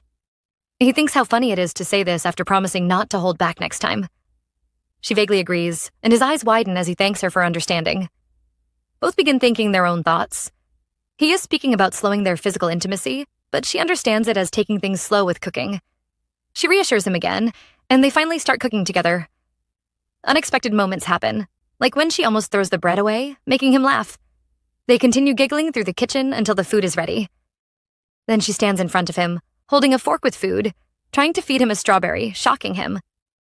As he opens his mouth, she quickly removes it, holding his chin to attempt a kiss, saying he has something on his lips. Isn't this romantic? At this moment, we see Lariette leaning closer, using her tongue to lick the food stain from Azrahan's face, and he does not speak. She smiles and thinks that the kiss they had after drinking wasn't enough to be their real first kiss, and she feels this is the perfect moment. She puts the strawberry in her mouth and asks him to clean her lips, too. He looks at her, almost about to do it, but then stops, saying this is too much. His eyes widen as he asks if she is really okay with it, while in his mind he worries that she might get bored of him, feeling terrified and ashamed that he seems to be the only one concerned. He drops his head, calling himself pathetic, and she calls his name. He immediately stands up, uses a hanky to clean her mouth, and tells her he will leave first. She is shocked and repeats the word, wondering if he is running away again. The next morning, Lariette is seen reading a book while the maid helps her get dressed. She thinks they will have a proper conversation today and wonders why he ran away again, determined not to let him do it this time, since she is great at domesticating wild animals. She walks into his office and sees him reading a newspaper. He greets her with good morning, and she asks if she is back to being called Mage and why he uses that name again. He does not reply, and she asks if he is upset, to which he says, no. She then apologizes lightly, saying he is so cute, and he responds that there are other cute things too. He feels embarrassed for acting childish, but is relieved that she finds him cute, though he still fears she might get tired of him someday. At the same time, she thinks that he looks so cute trying to hide his blush and that he is handsome. I would have melted seeing that too. At this moment, Lariette calls out to Azrahan, and he notices her, asking why she is speaking like that. She presses him to explain why he is upset, and he hesitates, thinking that if he tells her, she might leave him. He feels pathetic for worrying so much, aware that she is kind and lovable while he considers himself a monster, and he knows he should be grateful just for her attention. Nevertheless, he decides he has no choice but to speak up. He tells her that she ignored his request, and she looks confused, asking what request. He hides behind the newspaper and explains that he asked her yesterday to take things slow in their relationship. She suddenly recalls the moment and realizes that she had misunderstood him, thinking he meant to go slow in the kitchen, not in their relationship. Hearing this, he hides his face even more and apologizes to her, calling himself an idiot. She playfully touches him, teasing that he was angry because she ignored his request, and reminds him of his words about there being no interruptions next time. Then she laughs, asking where the Azrahan who said that has gone. He stands up ready to walk away, but she holds his hand, questioning if he is running away again. He pleads for her to let him go, saying she is hurting him, but she teases that she doesn't want him to leave and asks where he plans to escape to. When he insists she is hurting him, she releases her grip, and he immediately runs away. Lariette thinks that now he is lying and running again. Later, we see him panting from running, reflecting that it was already embarrassing to have misunderstood her, but now it feels even more humiliating to flee like this. The next day, Lariette runs after Azrahan, teasing him about whether she should even ask to hold his hand, and warning him to tell her if he plans to run away so she can prepare her heart. She thinks it is so much fun teasing him. Then she tells him to come back safely, and he promises he will. She warns him not to run away just because he feels embarrassed while walking, and he assures her it won't happen. She waves as he enters the carriage, and it takes off. On getting to the location, one of the guards asks if he told Lady Blanche he was going to the palace, and he replies that he purposely didn't. When they enter the building, they find Lariette's brother, Noah, tied up on the floor. Azrahan loosens the cloth on his mouth, greets him, and then punches him, scolding him for daring to touch Lariette, someone precious to him, and continues beating him.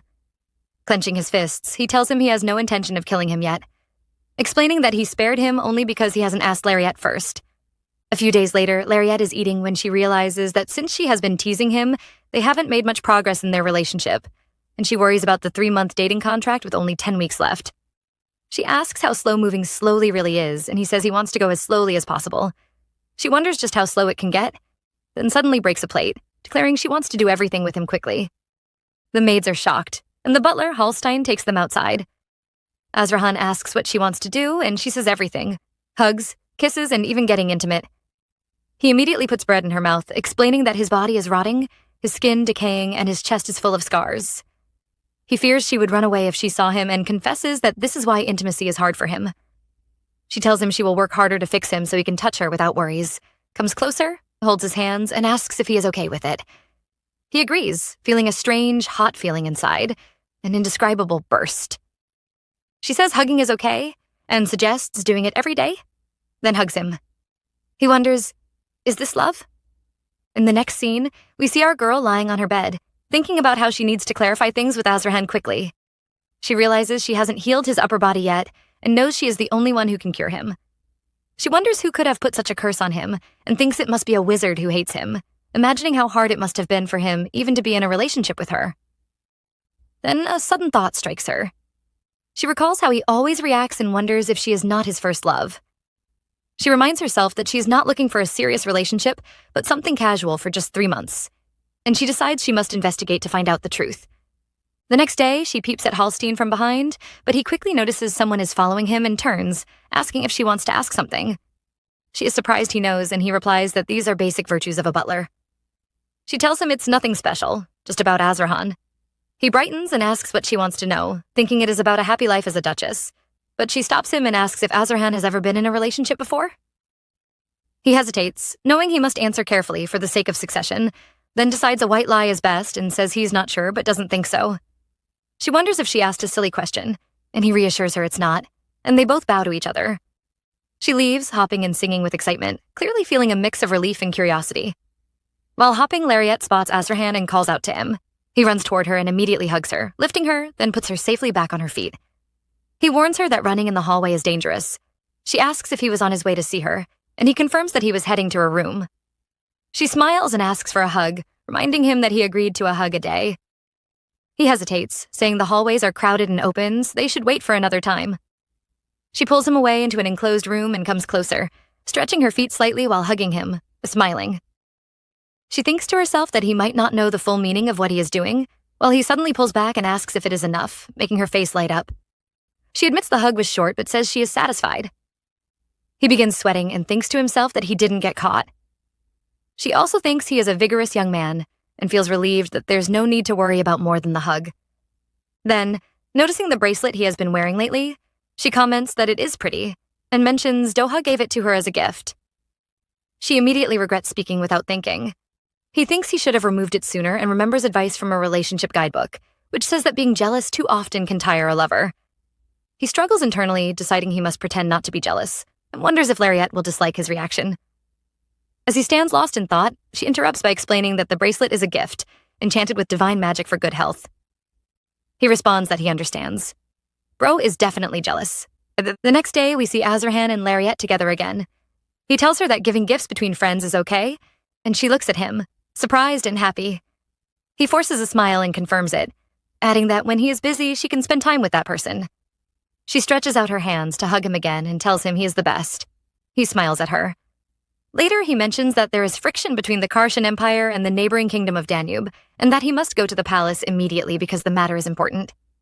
She smiles and wishes him a safe trip, then notices him sweating and asks if he needs to go to the bathroom.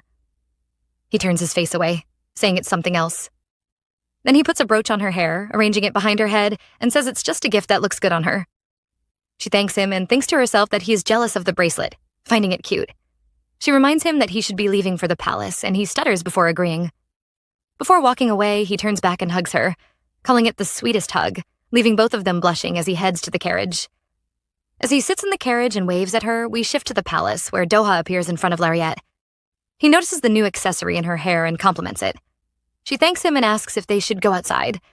He hesitates, asking if the Duke will be okay with it, and she reassures him that it is fine because the Duke trusts her a lot. Doha wonders why he is annoyed by this. After the treatments, Lariette and Doha go downtown together.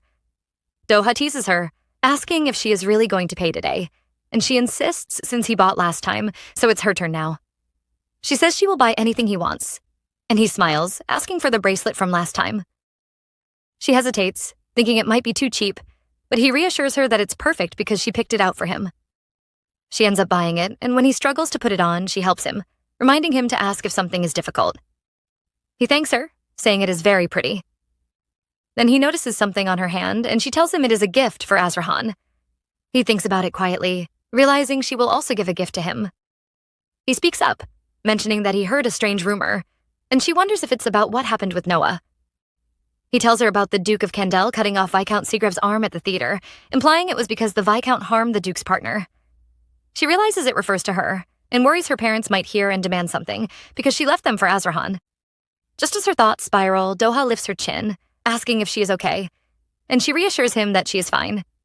He comforts her, holding her hands and reminding her to trust him as her exclusive priest. She teases him about being low level, and he jokes about getting promoted while promising to always protect her. She laughs and agrees, but suddenly the building beside them begins to crumble, falling toward both of them. As the rocks are about to fall on them, Lariette realizes she only knows basic magic defense and that it's dangerous. She knows there is a chance they might die. She thinks she is going to die, but Doha won't, so she decides she can save him. Layering her magic might work, she shields him while another rock is about to fall on her. In that moment, she thinks of Azarhan's face. When the rocks finish crumbling, a crowd gathers to see what happened. Lariette opens her eyes and sees Doha holding her, both still under a magic shield, and she thinks she's not dead. Doha immediately asks if she is crazy, and she replies that he didn't get hurt. He tells her not to move, but she explains that her magic is weak, and if it breaks, they will be crushed, yet she is continuously casting the spell. Doha lifts one thumb, and all the rocks are pushed away from them on the cliffs. He asks why she did such a foolish thing, and she answers that it was because they are friends. Doha thinks she is out of her mind, having risked her life to save him after meeting him only a few times.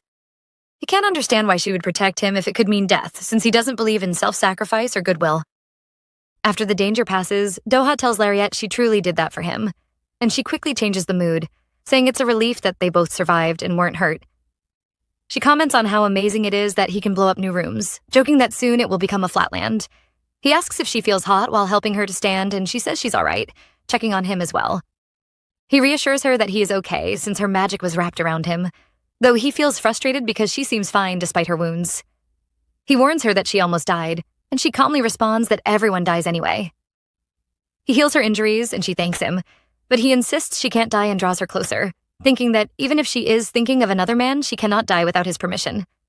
He tells her not to get hurt recklessly, and she realizes he must have been surprised by what happened. Looking around, he notes that no building, no matter how old, should collapse so suddenly, and something is clearly wrong. Lariat notices his unusual anger and wonders if he suspects a trap, reflecting that humans naturally have a greedy nature, but she's glad he's safe. Later, back in the manor in the evening, Lariat arrives home, and Azrahan immediately asks where she has been.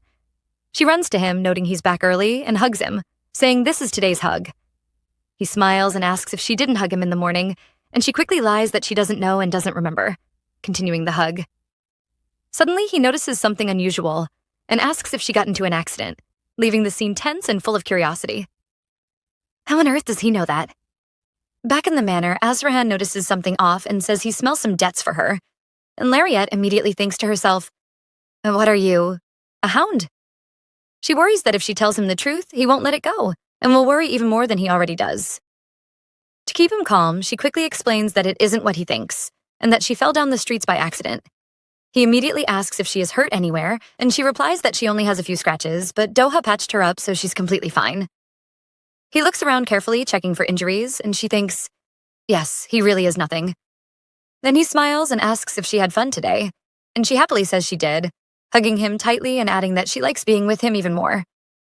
He responds quietly, and she thinks to herself, heavens, just how is he so adorable?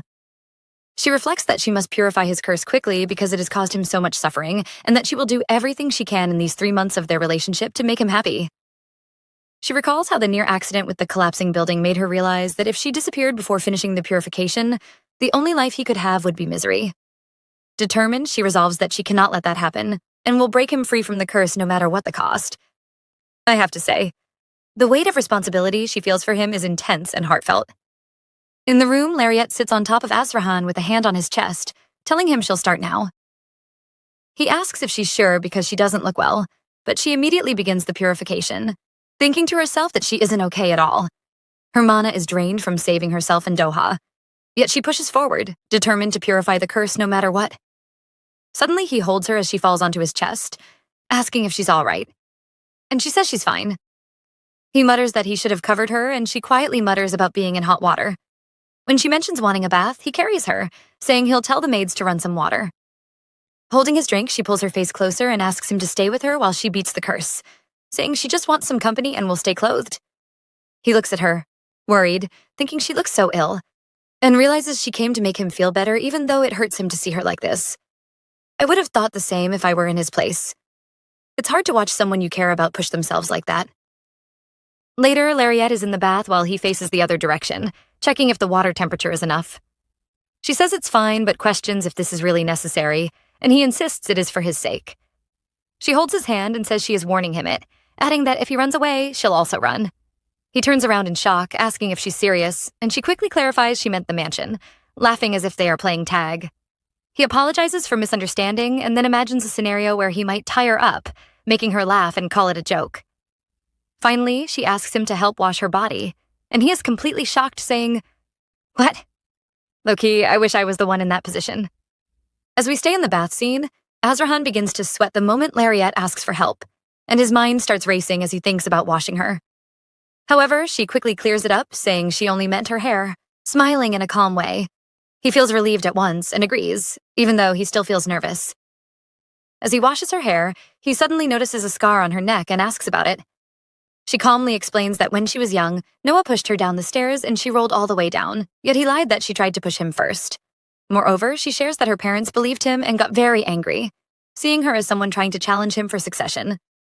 She then brushes it off, saying it is nothing much, even laughing lightly, but he thinks deeply and feels anger, realizing he should have done more to Noah. She continues, saying she was locked in a room as punishment, remembering how she stared at the closed door while crying and begging for it to be opened. Yet her mother said it was a fitting punishment to build patience, so all she could do was endure and wait.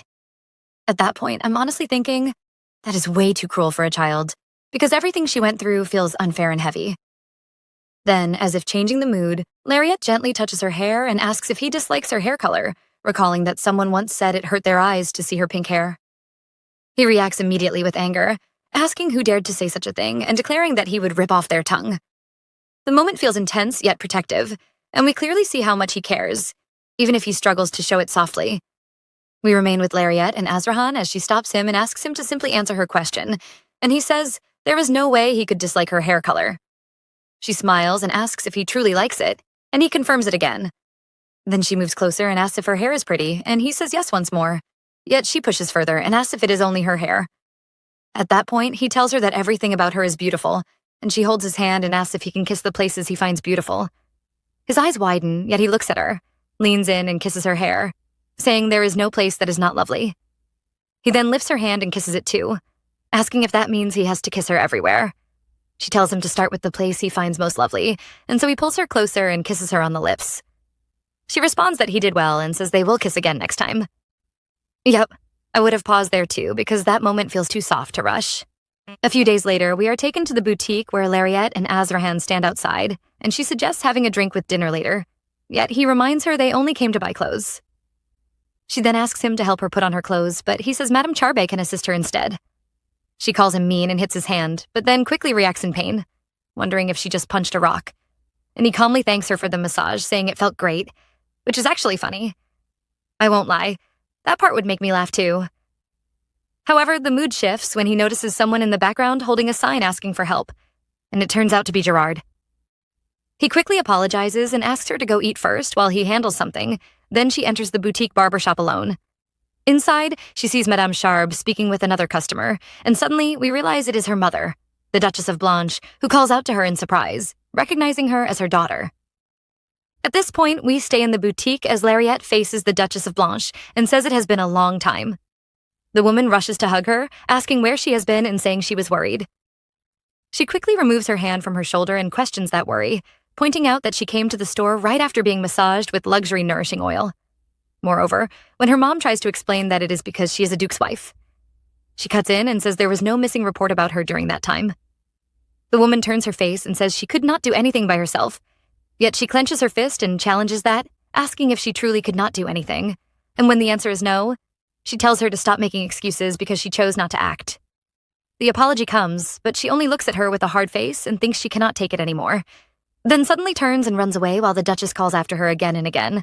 Honestly, I would have walked away too because that kind of excuse is hard to accept. Then, as she rushes out of the boutique, Azrahan quickly catches her hand and calls her name, asking who made her cry while wiping her tears. Yet she smiles a little and denies it, saying she only came because she missed him so much. Even though he knows she is lying, she asks him to go home, repeating it again, and as they leave, she wonders in her mind if there is truly a place she can call home, even thinking that maybe not having much time left to live might be a good thing. A few days later, we see that something feels off as he notices she has been acting strange, and while standing at the door, he asks about today's hug. She responds casually, walks up, and hugs him without excitement, which makes him think it is not normal since he always pays attention to her. However, even with that worry, he still has to attend a meeting about the war. And as her lover, he quietly hopes she will open up and tell him what is troubling her. We are now taken to Lariat sitting quietly by the window, holding a letter sent by her mom, and as she reads it, we understand it is an apology, even though it is the first letter. The message explains there is a reason for writing and promises it will not happen again, while also saying there is regret for letting her go like that before. Moreover, it asks her to come and meet at 5 p.m. at the Almea restaurant. And after reading all this, she squeezes the letter and lowers her head, wondering why this is happening now. Then, as if time moves quickly, we arrive at the restaurant where it is already 5 o'clock, and Chloe shows up while Lariat also arrives. Her mom sees her and says she is glad she came. Then she sits down at the table as food is offered to her, being told it may be a little cold but still delicious. However, at that moment, a painful memory returns, where she was once told not to eat too much, that she would be worthless if she gained weight, and that Noah did not want to eat with her, so she should go eat in her room. She remembers all this while looking at her, and then calmly says she only came to talk. That kind of memory would make it hard for me to even sit there. Then her mom begins to apologize again, saying she made many mistakes and does not even know where to start, admitting she did not take care of her and regretting it deeply. Furthermore, she explains that it was only after she left that she realized how much she should have appreciated her, even placing a hand on her chest as she speaks. She continues, saying that after she was gone, everything changed. Her husband's drinking became worse, and she was always scolded. And only then did she understand that when she was sick, the only one who came to care for her was Lariat. At that moment, we realize she still does not know about Lariat's illness, and she also thinks the same before suddenly standing up and saying she heard the apology but will not come back. As she turns to leave, her mom lowers her head into her hands and says she truly means it, and this makes her stop and turn back in shock, asking what she just said. Just when we think the moment might calm down, suddenly a hand appears from nowhere and slaps Lariat, and she falls to the ground and loses consciousness. Right after that, the Duke of Blanche, her father, steps forward and says that apologizing is not the way to bring back a daughter who has already left. Then time passes, and she wakes up at night, only to find her hands chained. As she stays on the floor, she realizes even the handcuffs have magic, and she thinks about how they truly imprisoned their own daughter. Moreover, she reflects that she has nothing to eat and no energy, and just like before, she still cannot do anything. This is just cruel, and there is no other way to see it. Then, as she lies there, she suddenly hears a voice from behind the door calling her name, and she quickly realizes it is Anne, shouting back to her. On the other side, she responds and asks if she is okay, and says she must be hungry, yet she insists she is fine, and instead asks how she has been since that time. In response, she says she is fine but explains that Martha is very angry and will not let her go, even blocking all the ways back, and promises she will try her best to save her while crying. However, she tells her not to worry because she might get punished too, but she refuses to back down, saying she already regrets not helping before and will not regret again. She then decides to go speak to Joel and steal the key, asking her to wait and take care of herself, and as she walks away, she calls out to her in panic, banging on the door and warning her not to do it because she might get caught, but then she realizes she's already gone. I have a bad feeling about this plan already. As we continue, we see Lariat leaning on the door as the light reflects on her face, and suddenly the door opens and pushes her to the ground. Then, as she looks up, she sees the Duke of Blanche and her brother Noah standing there, and at that moment she begins to think about his face, not knowing what happened to it but strangely liking it. However, her father quickly speaks, saying he locked her up so she could think. Yet she still refuses to change her mind. In response, she stands her ground and says she did nothing wrong, even looking straight into his eyes. Consequently, he repeats her words in anger and slaps her just as she tries to defend herself. And as if that was not enough, he raises his hand again and strikes her once more, causing her to fall to the ground again. Then, as he continues, he reminds her that he spent money to raise her, yet she dared to run away to what he calls a monster's house, accusing her of trying to make people laugh at him and blaming that same person for what happened to Noah's face, and he warns her not to think of leaving until she admits her mistake before walking away. Meanwhile, her brother stays behind, laughing at her, and then walks closer, speaking about how humiliated he felt because of her actions. After that, he grabs her by her clothes, but in a sudden reaction, she bites his hand. Nice work, Lariat. He deserves it.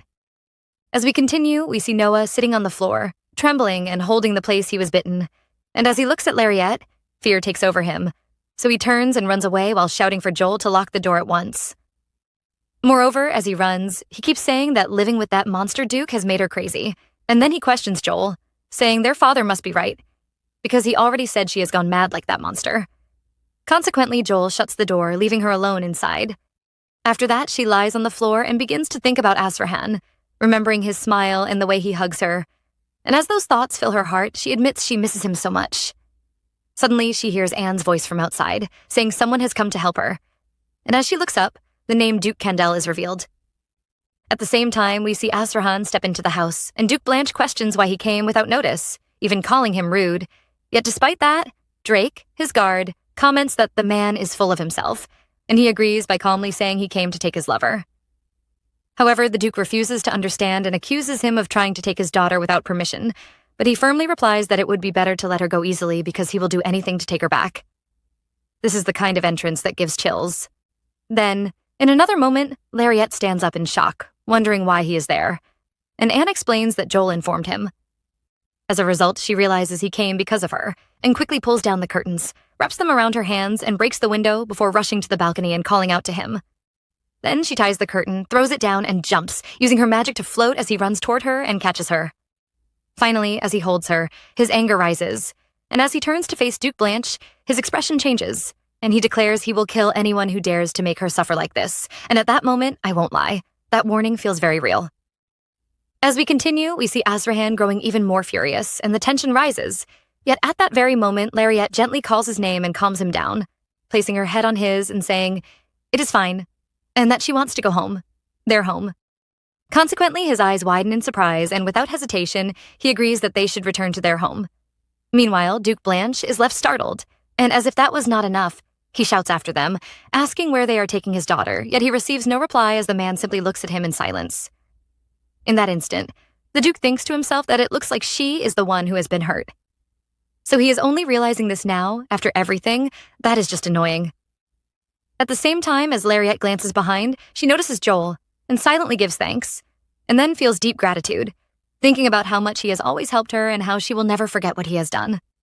As a result, the moment feels heavy yet calm, and without delay, Azrahan places her into the carriage and the Boots follow into it as they prepare to leave. In the next scene, we see Lariette resting on the bed, and Azrahan is right beside her. He says he will call the doctor, and she thanks him. Moreover, while he holds her, she thanks him again for coming for her, and this hits him deeply. He begins to think that even though her injury is so bad, she still does not blame him. Instead, she thanks him, and as if that is not enough, he also thinks about how he wanted to destroy that family for hurting her. Then he lowers his head onto her chest and says he's sorry for coming late. She gently lifts his face and asks if she can kiss him because she really wants to. He agrees, and they kiss. Furthermore, as he touches her, she reacts, and he asks if she's hot, yet she tells him not to stop, and they continue kissing. Then she calls his name, and he looks at her and asks if she is tired, but then admits it is not enough for him and asks if he can kiss her more, saying no matter how much he kisses her, it still does not feel like enough. At this point, he thinks deeply that if he can, he wants to keep all of her to himself. Then Lariette tells Azrahan that she likes him, and at the same time, she thinks in her mind that she truly likes him. Even though she knows they may have to break up soon, and she knows how things might end, yet she still loves him deeply. He says the same back to her, and they keep kissing. In addition, he begins to think that he wants to stay with her every night, and for the first time in his life, he looks forward to the next day. He realizes every day now feels precious, and just one sentence from her can take him to heaven or hell. He also feels pain just by seeing her wounds, and he believes that no words in the world are enough to explain how he feels. Therefore, in his heart, he decides that he will love her with all his life. This kind of love is rare, and you can feel it strongly in this moment. In the room, Azrahan is on top of Lariette, and she thinks in her mind if her body is still good enough to do anything. She wonders if she can, but he quickly tells her that he is about to lose his mind, yet they have to heal her wound first. He explains that this is not the right time, and that he is trying to hold back as much as he can. At the same time, he thinks in his mind that he is afraid his body might hurt her. Lariette listens and agrees to do as he says, trusting him. He calls out her name, about to kiss her again, and just when it seems like the moment might continue, Hallstein, Azrahan's butler, steps in, calling out that someone has arrived. Both of them freeze, confused and unsure what to do next, as the interruption suddenly changes the tension in the room. In the next scene, Doha stands in front of Lariette, his anger clear as he asks who dared to hurt her. He places his hands on his waist, reminding her that he told her not to get hurt, and then suddenly realizes he gave her a note late. As he looks at her, he thinks how annoying it is that others could hold her where he cannot, especially noticing her lips. He picks her up and begins healing her with magic, asking if it could be her lover, and she quickly says no, explaining that it was because she was kidnapped. He smiles, thinking about the kidnapping and Azrahan's promise to protect her, while also considering the pathetic state of Duke Kendall. He checks her temperature and tells her to wear the wristlet for better healing, noticing the swelling on her face and telling her to stay still. Thinking that she might hate him if she saw the damage, but also not wanting to lose their connection. Chloe makes a sound showing discomfort, and he notices her injuries on the leg where glass is stuck. She insists it's dirty and thinks that she doesn't want him to see her like this, reflecting on how Doha grew up in comfort. Later that night, Azrahan enters the room asking if she is really okay, and she reassures him that the treatment worked and she can handle it. He worries about pushing her too much as he takes off his shirt, which flusters her. He then suggests they try. Showing concern, he says to her, "Then let's try it." In the next scene, Azrahan climbs onto the bed, waiting patiently for Lariette. She takes a stretch and places it on his chest, beginning the purification, and beams of light surround him. She smiles, telling him that his upper body has been purified, and he thanks her, clearly impressed. She says she will purify the whole body soon, but then turns away, thinking about how to handle the lower body, even considering telling him to take off his pants. When she faces him again, she says this part will take longer and suggests they rest first, apologizing for postponing it. He reassures her that it is normal and that he is only afraid she might misunderstand, and she tells him she will go first. Seeing her reaction, he immediately regrets something, while she thinks about the craziness of the moment. Then he suggests they have something to eat, and she agrees, As the night grows darker, we see Lariette lying on the bed, staring at the ceiling, lost in her thoughts. She reflects on everything that happened today, feeling grateful for Azrahan, who came to help her, and Doha, who healed her. She also remembers Anne and Duke Joel, who saved her, thinking about how she wished she could take them along, yet knowing she could not. She struggles with anger at the family that hurt her and wonders why she should dedicate herself to them. Happiness mixes with fear, making her feel worried and afraid of dying. She clenches her fists on the bedsheets, her heart pounding, and a sudden lightning strike scares her. In her mind, she imagines a man about to slap her, and fear takes over. She meekly stands and runs out, crying for help, knocking on the door until Azrahan comes in. Seeing him, she feels a little safer, and he gently asks her what's wrong and urges her to come inside because it's too cold. They sit on the couch and he offers tea, but she doesn't answer immediately. He asks if she's hurt anywhere, and she admits she is only afraid of the thunder, but deep down she realizes she's more afraid of being alone. Another strike of lightning makes her hug him tightly, and his eyes widen in surprise. He holds her close, keeping her safe as she leans into him. I would have hugged him the same way. It's easy to imagine thinking from her point of view, because the fear and relief mix in the moment so naturally. As the night deepens, we see Azrahan holding Lariette close, but his mind drifts back to a battle from earlier in his life. A battle that cost many of his comrades their lives. He remembers one of them begging for help, crying that they didn't want to die like that. The memory tightens his hold on her, making him cling even more. Lariette hesitates, asking if she can sleep there and if he can hold her hands. He asks if she really can't sleep alone, and she reassures him that she will be fine by herself, apologizing for asking too much. She shifts away, but another strike of thunder makes her flinch, and he pulls her back to him. She looks at him and quietly says it's fine now, thanking him for staying. Then he tells her she can sleep in his room, and she expresses her gratitude. They lie on the bed together, and she reassures him that she won't do anything, but he insists he isn't worried. She notices how obvious he is and gently teases him, which makes him plead for her to stop. Eventually, he takes her hand, turns her over, and positions himself above her, still asking her not to let him do anything. His mind races, realizing that she teased him on purpose, hiding her fear and acting strong. He wonders why every time he wants her to rely on him, she endures things on her own. He hopes that if she can give him everything, the insecurities that linger in him will finally vanish. In the next scene, we see Duke Blanche in a fury, throwing a plate to the ground and shouting at Joel, demanding to know why nobody came to help. Joel explains that they tried contacting others, but no priest could come now. The anger of Duke Blanche only grows as he realizes the lady of his family has been severely injured after Lariette's kidnapping. His mind races as he recalls events from before, thinking back to his visit to the guard Drake, who told him she hadn't been injured until yesterday. He considers the rumors about him hitting his own daughter and wonders if controlling the damage would be easier if he acted. Meanwhile, Drake thinks quietly to himself about what Duke Blanche is planning. At that moment, Noah comes from behind, recognizing Drake as Azrahan's guard, and he stumbles, falling from the staircase. Duke Blanche, thinking about his son's injured leg and the absence of Lariette to help, grows frustrated and demands a carriage, insisting he must go to the temple immediately. At the temple, he shouts for Noah to be treated, questioning why so many people cannot handle it and berating their arrogance.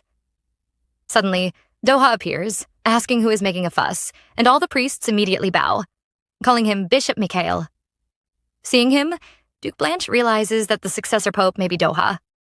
As Doha inquires about the situation, he thinks to himself that it is finally his turn. In the next scene, Duke Blanche reminds himself that he cannot act embarrassingly in front of someone who will become pope.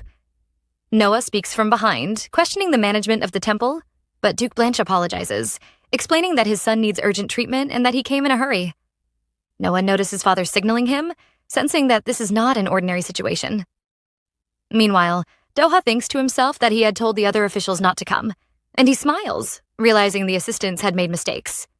He decides to treat the young master himself. Duke Blanche is thrilled, smiling at the honor, while also thinking to himself whether his son will really be treated by that arrogant bishop and how this relationship with the successor pope might help him regain his former glory. Doha then instructs Noah to follow him, reminding him to watch his manners, and Noah responds obediently, walking behind with his crutches. Once they enter a room and the door closes, Doha asks why he got injured, and Noah explains that he tripped. Doha holds his hand, checking for another injury, and lifts it to show bite marks, thinking even Lariette's teeth marks are cute. Noah drags his hand away, and Doha apologizes, thinking he cannot believe how Lariette treats this man. He stretches his hand toward Noah's head as if to hug him. Noah remarks on Doha's lowly background and success, calling him a son of a prostitute who lived on the streets, which spreads as a rumor. Doha leans his head forward, calling him a stubborn asshole who doesn't know his place, and thinks the punishment given was too easy. He insists that his legs and arms should have been at least cut off and reflects on how clueless he is. I would have been scared too if someone talked to me like that, one might think, noticing how intense Doha's strictness is. Noah, frustrated and angry, calls Doha an asshole and tries to punch him, but he dodges easily, barely moving. Then he uses his leg to make him fall to the ground, and Noah lies there, shocked, thinking, how did he dodge that? Doha explains, thinking about his past, that he struggled to survive on the streets. And this was nothing compared to what he used to face. Noah lies dizzy on the floor, feeling weak, and Doha tells him he has adjusted his magic pulse so that he would explode in 2 months if left untreated.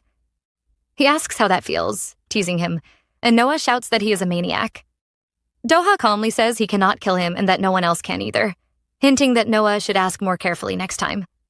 Noah thinks to himself in panic, not wanting to die this way, and asks what he must do. Doha places a hand on his head, warning that if he dares to touch Lariat one more time, that will be the day he dies. This is definitely aura at its peak. In the next scene, Lariat lies on Azrahan's bed, drooling, and opens her eyes, relieved to see him. She notices he is watching her and thinks seeing such a handsome face so early is the best thing ever. She sits up and asks why he looks so worn out, teasing that he must not have slept well, while he replies that he didn't sleep at all. She questions if he only slept 1 or 2 hours, and he insists that wasn't the case. Lariat says she plans to call Doha first and removes the blanket, revealing a bit of her body. Azrahan immediately turns his face, blushing, and tells her to just do it. Then she shocks him by saying she will sleep with him. He reacts with complete shock, unable to believe what she just said. In the next scene, we see Azrahan completely shocked by what Lariat says, but then she quickly reveals she's only joking. She begins teasing him, moving around him and laughing, while he thinks to himself that 1 night of sleeping together is already enough, since he could not sleep at all and no longer has the confidence to endure this again.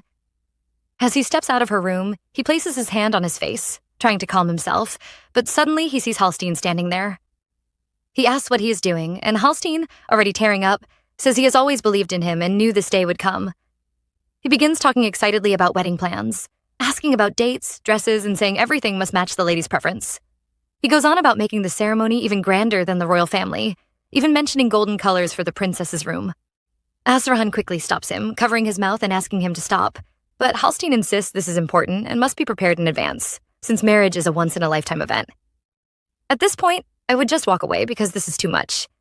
However, Azrahan begins to think deeply, wondering if marriage is even suitable for someone like him. He imagines Lariat hugging him from behind and starts to feel hope, wishing to stay with her for life.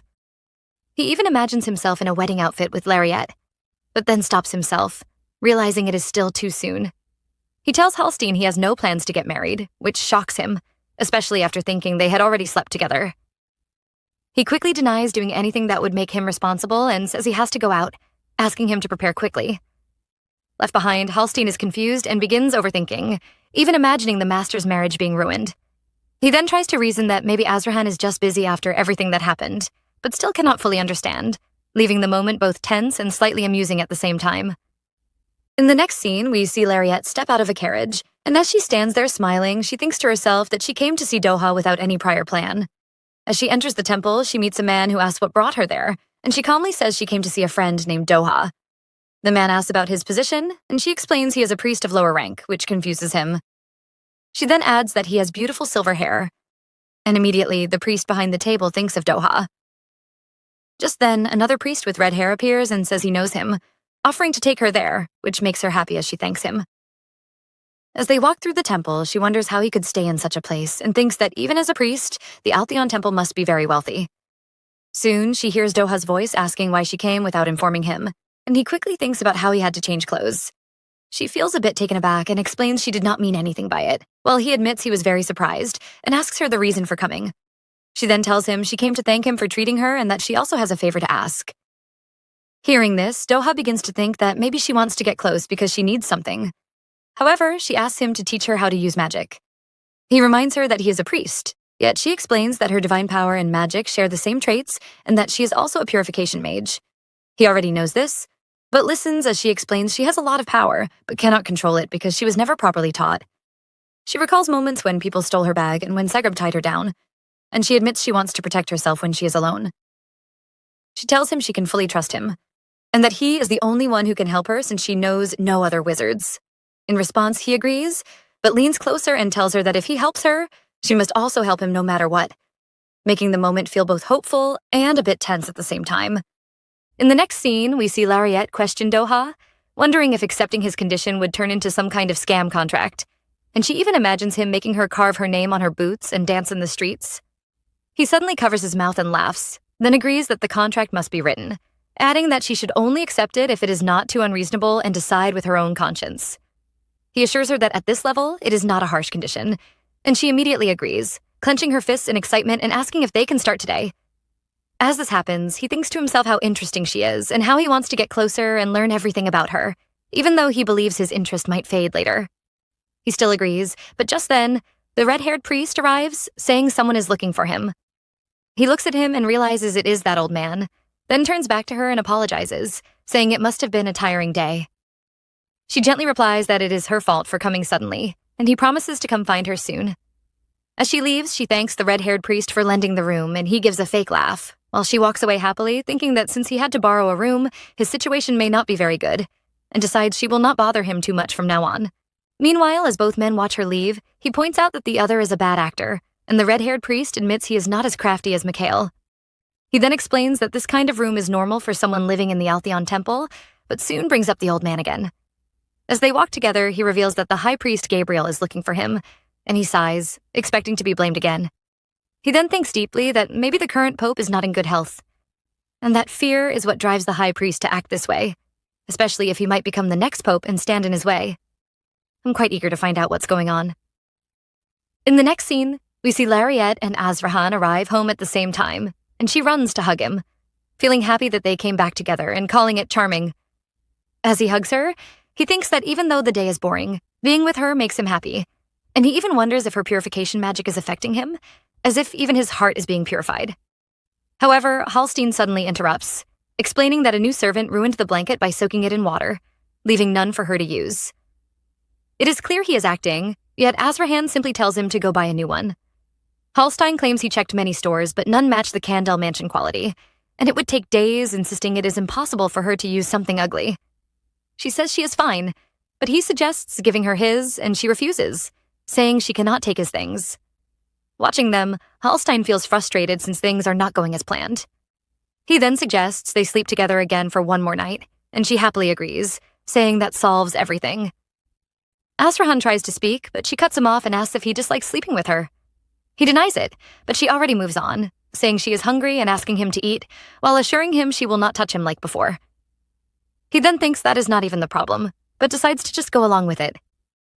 This setup is way too obvious. I would have caught on instantly. Later that night, instead of resting, he walks around the room nervously until she enters with a cake, calling it a present. They sit together, and she asks him to guess the type, while he simply says cream, which turns out to be correct. She asks if he likes cake, and he says yes, even deciding in his mind to like it from now on. As they eat, he feeds her a piece while she talks, and some cream stains her mouth. She turns to look for a towel, wondering in her mind if doing something sinister would make him run away again. However, before she can act, he gently turns her face, holding her cheek and pulling her closer, saying that lovers usually wipe things for each other. She stays quiet, just looking at him, and the moment becomes still and close, making everything feel more intense than before. In the next scene, we see Azrahan kiss Lariette, and as she looks into his eyes, she feels like he might completely consume her. She quickly pulls away and says she is full and does not want to eat anymore. But he gently insists, saying he is still hungry and continues pulling her closer as he kisses her again. After a moment, he finally stops and admits he feels a bit satisfied now. She quickly stands up from the couch and rushes to the bed, calling him over, and when he responds, she tells him to lie down so they can finish the purification quickly. He then asks what she will do after it is over, but she admits she does not know. She simply tells him to sleep well, and he responds the same. As she falls asleep, he watches her and thinks deeply about how, if she stays by his side forever, he may not be able to control his own feelings and desire. At this point, it's already obvious he's losing control. However, just when things seem calm, she suddenly turns in her sleep and places her hand across his chest, which makes things even harder for him as he begins erecting. He struggles internally, thinking he should move away, yet he fears waking her. As he tries to adjust her position, she shifts again and even wraps her leg around him, leaving him completely helpless and silently begging for relief in his mind. As expected, by morning he had not slept at all. She wakes up and soon Hallstein arrives, explaining that because of the rain, the blanket is still not dry, so they will have to keep sharing the room for a few more days, and he will bring food to them. She smiles happily at this, while he can only think to himself that he would rather just act calm and endure it. In the next scene, we see the fourth day arrive, and for the first time, Azrahan is finally asleep. Lariette quietly watches him lying flat on the bed and softly wonders if he is really asleep, then realizes that he truly is. As she looks at him, she thinks about how handsome he is, even while sleeping, and calls him a natural treasure in her mind. However, the calm moment shifts when he suddenly begins to talk in his sleep, telling someone to stop and then calling out for his mother. This makes her think deeply about the rumors she has heard, that he lost both his parents at a young age, lost his wealth and honor to distant relatives, and was forced onto the battlefield despite his condition. Gently placing her hand on his forehead, she wonders how hard his life must have been and decides that the only thing she can do is break his curse. She promises in her heart to free both his body and mind so he can live a normal and happy life. She even imagines him laughing with others, living peacefully, and then quietly accepts that even if she leaves one day, she wants him to stay happy. That kind of silent promise, it really hits deep. Just as she is about to pull her hand away, he suddenly grabs it and questions if she said she would leave him. She quickly hides her true thoughts and acts as if she said nothing, asking where she could even go. He still feels uneasy and says maybe he heard her wrong, but she brushes it off with a light laugh. Deep inside, she reminds herself that only 1 month is left in their contract and feels sad about the coming separation, yet convinces herself that she only likes him, not loves him. He then asks her to stay by his side, and she agrees, while secretly deciding to remain until the contract ends. By the next morning, he wakes up feeling like he had a good dream but cannot remember it. As he sits up, she leans her head on his back and asks if he slept well, then calmly brings up continuing the purification of his lower body step by step. This makes him pause, thinking about what she means as if she has forgotten that he has something important down there. In the next scene, we see Lariette shyly stand up from the bed and say that the purification of the lower body should wait for another time, and that she needs to see Lady Sharb. She also reminds Azrahan about going to the palace, and as he looks at her, he thinks about how Danube is showing signs of war, making it hard for them to spend time together. She then asks if he can do anything she wants later, and he agrees, thinking she will not ask for anything strange. When he says yes, she smiles brightly and calls him cool, then checks her bucket list, going through things like swimming, hot spring bath, beach, festival, night view, and prom. As the scene shifts, we see her with Lady Charb in an alley, while Gerard, a high-ranking captain of Ranchel, secretly watches and protects her, wondering what he is even doing. Lady Charby apologizes for sending a letter, but she calmly says it is fine. Inside the boutique, the older woman reveals she will no longer host the West family, though Lariette is an exception. Hearing this, she quietly thinks about how the family no longer has money anyway. Honestly, that family really fell off badly. However, the moment takes a turn when someone behind a curtain speaks and then steps out, revealing Erzabeth Harshen. Lariette greets her politely, though she feels awkward seeing her again. We then learn about the princess, known for her beauty, and how she once chose Noah among many options given by the emperor, back when his family was still strong. As Lariette recalls the past, we see a memory of their exchange, where he speaks arrogantly and she responds confidently, and despite everything, she once chose him easily, only for the engagement to be broken later. It has been 5 years since they last met because she avoided her out of embarrassment, yet now she notices how much she has changed. The princess then calmly says she does not want to burden her and mentions her connection with Azrahan, which makes her think again about how beautiful she is. She simply responds that she once received help from him, while quietly reminding herself that her name is no longer tied to the nobles, so she does not need to worry anymore. In this next moment, we see Erzabeth speak calmly, saying Lariette seems to have changed a bit, and immediately she responds, asking to be called Lariette instead. Moreover, the princess wonders what Azrahan has been doing all this time, and why he never introduced someone like her. And in response, she simply apologizes. However, things shift as the princess moves closer and asks her to call her Erzabeth, and we can feel the pressure in that moment as she thinks that face is too convincing, and she has no choice but to agree. As we move on, we see her back in the carriage, and she begins to reflect deeply, thinking about how she may die in a few months, yet keeps meeting new people. And she recalls her talks with both Erzabeth and Lady Sharby about calling each other by name and meeting again, yet she questions why good things keep happening now. Consequently, she decides she will leave on a secret trip so no one will know, believing that if the bond is not too deep, it will be fine and that alone is enough. Then suddenly the carriage stops, and as she looks out, she sees Doha, and after stepping out with his help, she is shocked by the place and reacts in awe. As she sits, he explains that the place is special, filled with clean and fast-moving magic, making it the best place to practice, and then asks her to use the magic she normally uses. At this point, she realizes he wants to observe her, and so she uses her magic to draw out tree branches, yet he notices she wastes too much power, comparing it to putting out a candle and emptying a bathtub. He then asks her to use magic on his body so he can check closely, and as she agrees, he feels how smooth and soft it is, confirming if that was all her power, which she says yes to. However, as if that wasn't enough, she increases the intensity, which pushes him back, and she quickly jumps to catch him, showing her instinct to protect. And in that moment, he thinks about how she always tries to save him even though he is stronger. She really moves without thinking twice. Nevertheless, he reassures her that nothing will happen, and finally surrounds them both with a magic circle. In the next moment, we watch Lariette react with surprise, feeling proud as she realizes her progress, and Doha pulls her closer, agreeing that she is indeed a genius, which makes her light up even more. However, he quickly adds that there is still much to learn, explaining that she must understand how to attack with magic, how to act in danger, where to strike, how to escape, and how to avoid harmful situations. She accepts this happily, calling him her teacher and placing full trust in him. Later that day, as they sit in the carriage, we see her looking at her palms and thinking about how she has trained all day and can now control her magic better. At the same time, he watches her and wonders why someone so talented was never taught properly, and whether his growing interest is simply because of her talent, even questioning if he should already be bored. However, he then brings up a happy festival in Isis, a small city near the capital known for its beautiful scenery, and invites her to join.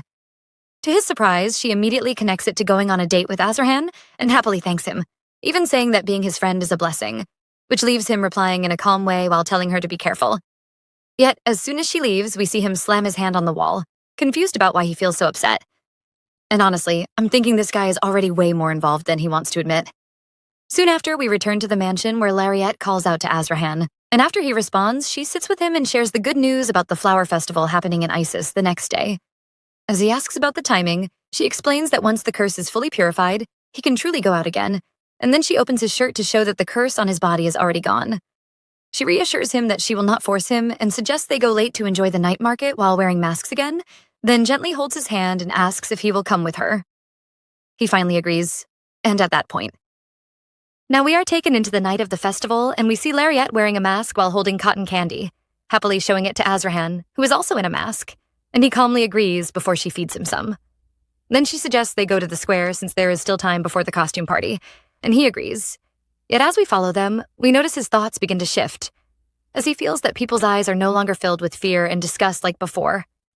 Then, just when it seems calm, he asks for another bite, but instead of waiting, he suddenly turns and kisses her, making her shout in shock about being outside, while he brushes it off, saying no one is looking.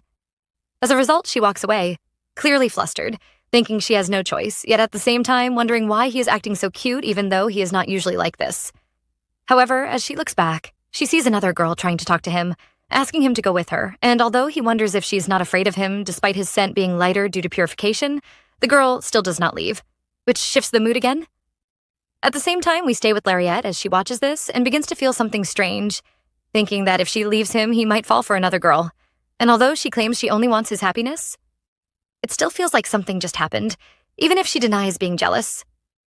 Then suddenly, a voice calls her from behind, offering her a drink and trying to reassure her by saying nothing is strange inside it. And she briefly removes her mask to thank him. However, in a surprising turn, the man boldly says he has been struck by love at first sight, leaving the moment hanging as everything around her continues to move forward. The scene shifts as a man confesses that he is in love with Lariette, and she quickly reminds him that she already has a boyfriend. He comments that people in the capital say that to turn down others, and she quietly wonders in her mind if she was too rude, noticing that his accent is from the West. Even so, he insists on doing things properly and stretches his hands toward her, declaring that her beauty touches his heart and asking to be her friend.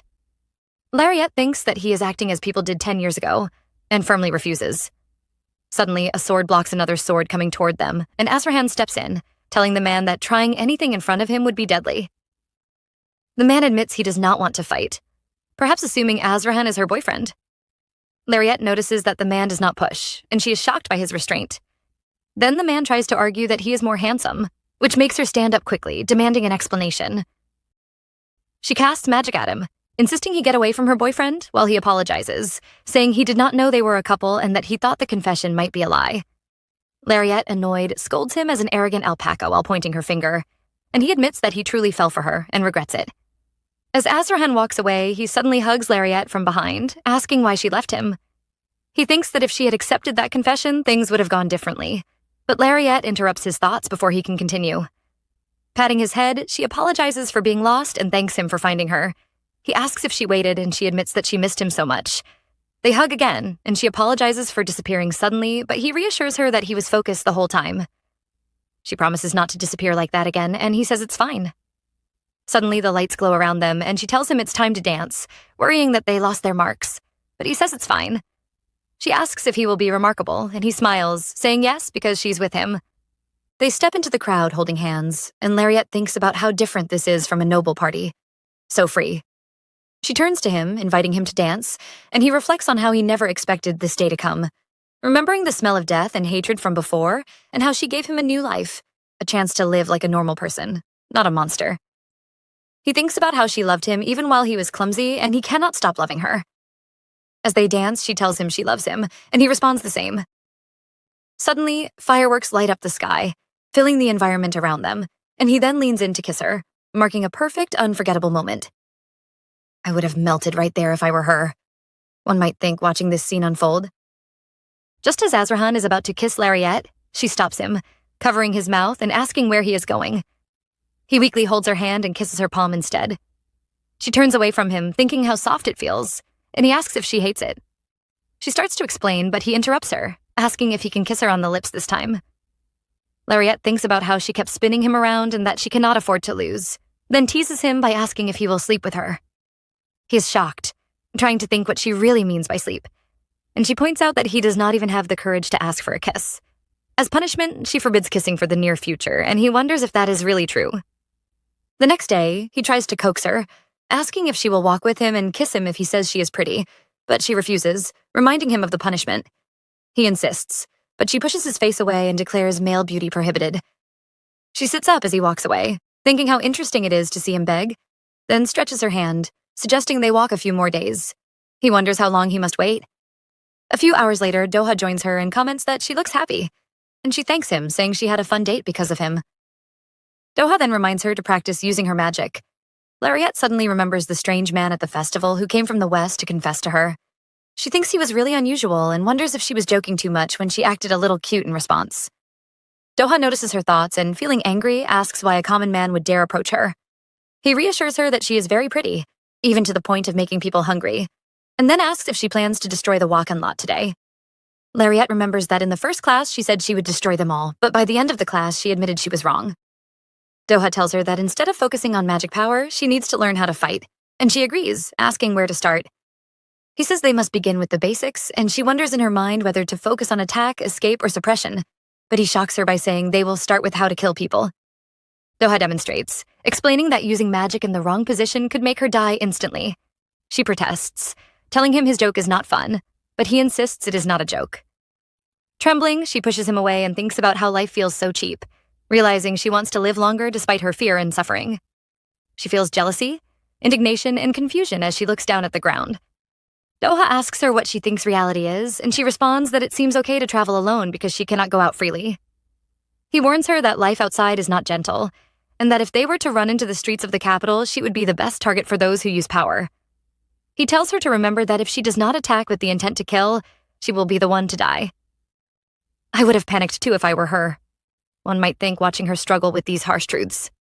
Lariat thinks to herself that she has 3 months leave before she dies, and she wants to travel, but she also doesn't want to die unfairly while exploring. She knows she must protect herself, not only from her family, who might kidnap her again, but also from the dangers of the world. She understands that even if she wants to defend herself, she might have to harm others, and she accepts this. She thanks Doha for his advice, and he looks at her, thinking that he could save her no matter what. Yet she faces danger and thinks poorly of him, which is why he spoke sharply. Holding her hand, he hopes she will understand him because he believes she is kind. Then he tells her to try an attack and points her hand towards his chest, instructing her to attack him with the determination to kill. She takes a deep breath, and he reminds her that he is stronger than she thinks, and that if he gets hurt, she only needs to heal him, though she will feel the pain herself. He thinks to himself that every time he sees her, he feels a strange discomfort, but he warns her that there is no time to think of useless things. Doha then gives her something to block with, and he strikes her with it. She doesn't dodge at first and shouts in pain. He continues to attack, and she learns to dodge some while still getting hit by others. He asks if magic is like jewelry, and she realizes that magic doesn't hurt, thinking this to herself. Then she directs water magic at him, telling him to wake up, and he playfully lets her win once before bouncing the water back. She shouts in response, "Come on." In the evening at Azrahan's mansion, Halstein notices Lariette arriving a bit late and asks if something happened. She tells him she feels tired and asks where Azrahan is. He tells her he's in the bedroom and offers to inform him that she's returned. Lariette thinks to herself that starting today, it might be possible to purify the lower body, but she realizes she needs to touch bare skin. An idea pops into her head, and she dashes forward, thinking that Azrahan is probably wearing a robe, so it will be fine. In the bathroom, Azrahan stands wrapped in his robe, thinking about how long he has to hold back from kissing. He is shocked when Lariette suddenly appears, calling his name and his tattoos. As she moves closer, he complains that she's too close, but the wet floor causes him to slip and fall. She pushes him lightly with her hand, climbing on top of him and announcing that she will start the purification from the knee. He protests, but she tells him to take this seriously since it's the most important tool. Adjusting his robe, she touches his knee and begins the purification, thinking that thanks to Doha, using magic is easier now. Her face lights up as she declares the purification done, and she immediately notices Azrahan's flustered expression. Both of them continue locking eyes, the atmosphere thick with awkwardness and unspoken feelings. She immediately turns her face away, reminding him that she is still in the abandoned kissing period. Yet, he gently turns her face back, pressing his lips to hers. They continue kissing, and he lifts her, holding her close as their connection deepens. She flinches slightly, and he pauses, asking if she truly wants him to be determined, if she is okay with it. She thinks in her mind, this is the first night with him, and she hugs him tightly, feeling a rush of warmth and comfort. She adjusts her clothes slightly, and he reassures her that she's beautiful, telling her over and over. He thinks it might be too soon, that she could be upset, but she looks at him and smiles, telling him that he is also very handsome, and no part of him is ugly. He takes her words to heart, holding her close and thinking of her as his savior, his whole world, his Lariette. Then they get intimate with each other. It's finally happening, guys. After this, she looks completely exhausted, and he asks if she is tired. She responds, pointing out her condition, clearly worn out, yet he teasingly asks if they cannot have one more moment together. She says she will be overwhelmed if they do, but when he pleads softly, she hesitates, puts her hand on her head, then finally agrees to just one more time, holding his robe. They begin another intimate session. The next day at Duke Osman's mansion, Lariette steps outside and is greeted warmly by Erzsébet, who welcomes her with a bright smile. She bows politely and thanks her for inviting her to the tea party. Erzsébet insists that she call her by her full name, and Lariette responds respectfully, showing her gratitude. Erzsébet pats her on the head, calling her a good girl, and they start walking together toward the building. Along the way, Erzsébet explains that her best friends usually gather there and that she wants Lariette to meet them, assuring her that they are all kind people. Lariette quietly hopes that they will like her, and Erzsébet laughs, saying that everyone would like her without question. She introduces Lariette to Lady Genevere Charvet and then to Seria Mirzen, the oldest daughter of Earl Juana Osman. The introductions are followed by greetings, and soon they sit together around the table. During the conversation, Seria speaks sharply, questioning why a commoner like Lariette can be close to Erzsébet, which cuts deep into Lariette's thoughts. She reflects quietly, realizing that she broke her ties with her family and abandoned them, which brings a sense of both relief and sadness. Seria says that without them, she would be a commoner and asks how someone like her can be close to Erzsébet. Then Juana steps in and warns her to watch her mouth. Erzsébet also calls her rude. She then says she is still new with the elites and apologizes for being rude. Then Lariette calms the situation and says it may be a misunderstanding.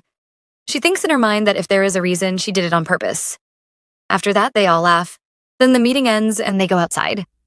Juana calls Lariette and says she does not like talking behind others, but it has not been long since Seria Mirzen joined them. She explains that at the opening ceremony, Erzsébet felt pity for her because she was bullied and brought her in, and she advises keeping a distance because she is careless. She adds that judgment must be tested by oneself. Lariette does not say it out loud, but thinks she does not seem like a bad person. Juana warns that during the test period, things may be hard. Just then, Lariette hears her name and turns to see Azrahan. He says he misses her and comes to pick her up, smiling. The ladies are shocked and shout, "Duke Candel." He greets them, then helps her into the carriage. She asks them to allow her and waves goodbye, while he asks to take her away. She says she had fun, and they leave, and the ladies wonder what is wrong with both dukes. Inside the carriage, Lariat asks if he has to enter the palace, and he says yes, and that he wants to stay with her longer. As he tries to continue, she interrupts, saying she also has an appointment and cannot stay long. He reacts with surprise, and she sees sadness on his face, so she kisses him. Asrahan pulls back and tells Lariat to wait, but they soon resume kissing. He then says that even if he is not sure, doing it in a carriage does not seem that bad. They hold hands, and as she looks at him, she starts to question what he just said, but before she can finish, he kisses her again. He smiles and says she should be punished. She thinks in her mind about how he became so handsome. Then she imagines a smaller version of herself telling her to just kiss, and that doing it in the carriage is not that bad, and she also notes that he has a keen eye. She is confused in her mind as he moves closer, but the guard suddenly announces they have arrived. She quickly rushes out, surprised at how fast they got there, while he remains inside. He then stands at the door and tells her to come home later so they can settle it, and she replies that if things stay like this, she will divide the room into a separate bedroom. I would have run out too. Meanwhile, our girl calls Doha and walks up to him, noticing his clothes look different. He explains that the other set got dirty and asks if it looks very different. As she looks at him, she thinks about how his face makes anything look good. He then tells her they will learn how to hide, and that is why he invited her. She reacts with surprise and thinks this skill would be useful for survival, then praises him and says she really likes it. He turns away and thinks about why he feels this way, since she did not say she likes him. She stays happy and asks where to start. Then Azrahan stands upright and explains that the goal is to become invisible in a crowd so no one notices her, and he continues teaching. After some time, she tries using her magic and then asks Doha if what she is doing is correct. Nevertheless, we are taken back several hours, to a time when Doha stands in front of demolished buildings and says it is boring today. As he stands there, multiple men attack him, and he tells them his mood is not good and asks if they really have to ruin it. He turns quickly and uses his magic, killing all of them with one attack, and their blood splashes on his white clothes. He thinks in his mind that anyone afraid of hurting him cannot attack him properly, and if Lariat sees this, she may turn away from him. He says he has to change his clothes anyway and wonders why he has to deal with trouble just because of a girl. He realizes it is the first time he has appeared before her in such a dirty state and questions if his interest in her has become so deep that it feels strange. He recalls hating feelings like love and says he does not want to make the mistake of thinking he likes her. Meanwhile, back in the present, our girl holds Doha's hand and asks if she is doing the magic correctly, but he does not respond and keeps thinking. He admits to himself that he truly wants her, and wonders how she would react if she knew his identity as the High Priest of Alteon and the Pope's successor. He thinks about the power he holds, equal to the Emperor, and questions if she would be drawn to his position or disgusted by his past. He compares her noble upbringing as the princess of a duke's house to his own past as a beggar, and fears she may feel angry for being deceived. As he keeps thinking, he feels slightly annoyed, then tells her he needs to buy something and will be back soon. She allows him to go and says she will keep practicing. As he walks away, he thinks he does not need to worry because a couple of knights are protecting her, and at that moment he notices Gerard, standing on the roof watching her, before he finally leaves. However, Doha walks into a dark alley when a man comes from behind holding a dagger and tells him his life is worth something, then licks the blade. As this happens, he thinks to himself that, even though it is cold, it feels stimulating, but also too much. The man says he wants to test his blood quickly and raises the dagger, telling him to die. He stays calm and does not move, thinking about how to kill him neatly without getting his clothes dirty. Just as the blade gets close to his face, he hears his name. Lariat runs toward him and tells him to be careful. She uses her magic and attacks the man, bringing him down, and his blood splashes everywhere, covering both of them. That escalated fast. Lariat moves closer to Doha, holds his face, and keeps asking if he is okay, if he is hurt, and if he is scared. He does not answer and keeps thinking in his mind that a noble lady raised in comfort would find it hard and scary to harm someone, yet she killed because of him. While she keeps asking him the same questions, he continues thinking that she did it because of him. Then he smiles, calls her name, and realizes he loves her. Lariat hugs Doha and tells him not to worry. Everything will be fine. He keeps thinking it must be wrong and a misunderstanding. At that moment, he starts imagining things and hears her voice saying she loves him and that he is her most precious treasure. He reacts in his mind that this is the same kind of love he hates. He then tells her he is okay and uses his magic, sending out a yellow light that spreads and removes the bloodstains from both of them. He thanks her for saving him and says he would have died without her. Holding her shoulder, he says they should stop here and that he will take her to the horse wagon. As they pass by, she looks at the man on the ground and her mood changes. Moreover, at the horse wagon, Lariat enters and Doha calls her name and explains that the man was an assassin sent to kill him. He reminds her about the mines and says sudden luck comes with problems, so she should not worry.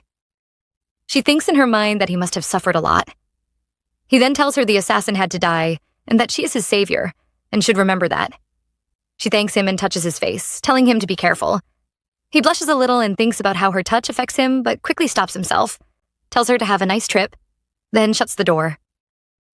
As he watches the wagon leave, he thinks her touch makes his heart react and tells himself she should stay away, yet he keeps thinking he cannot wait any longer before he attempts to go after her. Meanwhile, back at Azrahan's house, Azrahan stands outside and welcomes Lariat, saying, "She's home." She smiles and asks if he was waiting for her, then runs to hug him. She thinks to herself that she cannot make him worry because he is already busy. He looks closely at her face and asks if something happened and who bullied her. She is shocked and wonders how he could tell from her expression alone. She tells him nothing happened and hugs him again to change the topic, then says she is hungry and asks about dinner while holding his hand and leading him inside. As they walk, he notices Gerard in the bushes, the one he told to watch over her, and he thinks something must have happened, but also that she does not have to tell him if she does not want to, even though he feels he cannot stay idle. He already knows something is wrong. Inside the house, Hallstein and the others are waiting, and he says it is trending, so he baked a cake. Lariat brightens up and thanks him. She thinks to herself as her hands shake that 50 days have passed, and that there is only 1 month left. She recalls what the doctor told her before, that if her heartbeat becomes fast and she can hear it, it will get worse and her body will explode. She thinks she does not want to die in front of Azrahan or let him see that. She looks at him as he smiles and tells her it is a strawberry cake, her favorite. She then thinks she has to leave before it is too late. She asks him if he even remembers her favorite cake, while still thinking in her mind if she can really leave him. This is getting serious already. Lariat lies on the bed and begins to dream about moments with Azrahan. She thinks his body technique is almost complete, and his emotional block is getting better. She also thinks she does not have enough time to do everything she wants, and that she has always wanted to travel with him. She tells herself she is okay and getting used to this. She keeps thinking she just needs to stay strong and everything will be fine and return to normal. She repeats to herself that she will be fine. The next morning, Wana holds gift packages and says they came from the east and look beautiful. Lariat receives them and says she has never seen anything like this. Elizabeth then asks for her hair to be tied and reacts strongly. Our girl asks Saria if everything is okay, and she says she loves the hair tie and mentions her pink eye color. Lariat quickly understands the situation and remembers how Ryan used to take her things by force when they were younger. Because of this, she offers to exchange the items. The others react, and Wana calls out to Saria, but Lariat says it is fine and that she has no problem, though they should first get permission since the items were already chosen. Saria agrees and thanks her, while Genevieve and Elizabeth ask if she is truly okay or being forced, and she says she's fine. Then Saria asks about her relationship with Azrahan and if they are dating. Our girl thinks she cannot say it is a contract, so she just smiles. The others react with surprise, and Elizabeth says it is the first time she has seen her smile, while Genevieve also says she has never seen her act like this. However, Saria says she has never seen him answer a woman like that and wonders why people call him cold. At that moment, an image of Azrahan in his cold form flashes in Genevieve and Elizabeth, and they all think he is handsome, but the rotten smell around him makes others afraid. Then Genevieve sips her tea and says it does not matter if he has someone else because he has a lover in the end. Saria then asks Lariat if she is thinking of marriage, and she replies that it is a question she cannot answer now. She turns her face and says, as expected. Lariat then thinks in her mind, what was that? That felt like a test. Meanwhile, in another scene, Azrahan trains with Gerard with swords and asks whether he neglected his training. He struggles and thinks about taking a break, but says he will fix it. They keep exchanging blows until he disarms him. Then he brings up Doha and says he is the son of a merchant who devoted himself to faith from a young age. Gerard thinks about Lariat's accident, the order to investigate the priest, and his habit of changing topics. He then says the information looks prepared, and Gerard bows, saying he will investigate further. He also asks about the meeting and if they should prepare for war. Azrahan recalls the meeting where people spoke about the emperor and the Belgian monarch not getting along, and that war may be the only option, and others questioned it before all eyes turned to him as a leader. After remembering this, he says he will not go to war. He looks shocked and warns of backlash, but he says that before he would have accepted it. Now he thinks of Lariat and says he does not plan to divorce her. Gerard stays on the floor and tells Azrahan there will be many negative responses, but he replies that nothing is forcing him to go. He then asks about the new knights in La Noche, and Gerard says not to worry because Melissa is training them well, and everyone, including the newcomers, is grateful. As he is about to say more, our girl arrives, thinking she has not been able to contact Doha and is worried something may be wrong. She calls Azrahan and asks if he is tired from training, saying she wants to watch and even suggests they bathe together. He quickly grabs clothes, tells her to come, and kisses her. Soon they are on the bed, and she asks where they are going, while he says they are going somewhere to take revenge on her, and they become close. That escalated quickly. After that, Lariat is left exhausted and thinks about how Azrahan has gone to work at the Imperial Castle, remembering when he told her to admit she provoked him. Her thoughts are interrupted by Halstein, who bows and says he could not call the priest. She then worries about Doha, wondering if he is too busy or if something is wrong. He asks about her plans for the day, and she recalls her list, which includes buying a cake for Anna, handling commitments with Marquess, and preparing for travel. She then realizes it is time and tells him she will go downtown alone for a while to prepare for leaving. Our girl walks alone through the busy market, thinking she needs to buy new clothes and a book. She reminds herself that Doha paid her well for healing him, so money is not a problem, and she also thinks she can punish anyone who tries to steal from her now that she knows magic. As she walks carelessly, Gerard secretly protects her from danger. After buying everything, she struggles with her heavy bags and suddenly sees Erzsébet. She smiles and considers calling her, but before reaching her, she hears a man insulting Erzsébet, saying no man would accept her. She stops, walks up to the men, and tells them her friend wants to speak with them. They follow her into an empty alley, and when they notice no one is there, she says it is time for justice and uses her magic to beat them down. She says it was easy, then hears Erzsébet behind her, asking if she did it for her and praising her heart. She comes closer and asks when she arrived, then realizes she saw everything. She says she did not know Lariat was such a great witch, and asks if she would like to work with her in the future. Lariat thinks she has no future, but before she can answer, Erzsébet says they will talk later and pulls her along to buy something sweet, and she agrees. However, as they walk together, Tom and Doha watch them from afar. He tries to speak, but Doha stops him. As he looks at Erzsébet, he thinks about wanting to kill him, then questions his own thoughts and tells himself he just needs to use another woman. At the same time, he reflects that he cannot love anyone, even as our girl continues walking, unaware she is being watched. Doha recalls a moment before when he stands with Minister Geralvo, who says he brought him there and does not regret it. He responds that he is humble, and the minister asks what he wants from him, calling him High Priest Michael. He replies that it is the minister who has worked for him, but the minister says he does not understand. He then thinks to himself that when the Pope's health worsened, it was clear he had become a threat. And even though the minister has strong power and ties, his own skill is greater. He also thinks that since the minister is the second candidate for the Pope's seat, the minister likely wants him gone and believes he can escape punishment. The minister then says he heard he goes out often and asks if he has found love outside. He is shocked and thinks he cannot let him find out, and he remembers Lariat. He then thinks the minister is dangerous and he cannot let her get hurt. He replies that the minister has a wild imagination and mocks him for acting childish for his age, then steps closer and warns him not to provoke him, saying he does not understand what he can do. However, Minister Geralvo responds by comparing him to his mother and mocking him for his weak way of falling in love again. At that moment, Doha reacts immediately and grabs him, trying to strike him. Oh no, I hope he hasn't pushed him too far. However, Doha recalls memories of his mother, remembering how he told her he loved her and could not live without her. He is still holding Minister Geralvo when Tom arrives and stops him, reminding him of his schedule. He lets go and the minister warns him to be careful, then walks away and calls him an idiot. Tom thinks he must calm him down before he gets into trouble, then tells him someone from the castle is looking for him and asks if he wants to call her. He remembers the words about finding love and thinks it is dangerous if anyone discovers he has someone he loves and that he is not ready to face her because he fears bringing harm to her, since he loves Lariat. He turns away and tells Tom not to call her and to wait in the carriage. All of this comes back to him as he watches Lariat and Erzsébet together, and he grips his clothes, thinking this feeling must be a delusion. He walks away with Tom and tells him to call the Candel Castle and inform them he will come tomorrow. Meanwhile, Erzsébet and Lariat sit together eating, and she apologizes for not recognizing her earlier, blaming it on her brother and mentioning rumors about him. Lariat asks about the rumors, and she explains that he is said to be sick, staying in bed all day, looking distorted, and becoming handicapped due to an incident. She adds that it is an illness related to mana, which has made the Duke and Duchess worried, and asks if she has heard of madness. Lariat begins to think it may be the same incurable disease she has and wonders if it is hereditary. She then tells her she shared this because it is a big issue for her family and asks if she is okay after hearing it. Our girl does not answer and keeps thinking about what to do as she feels like she cannot breathe.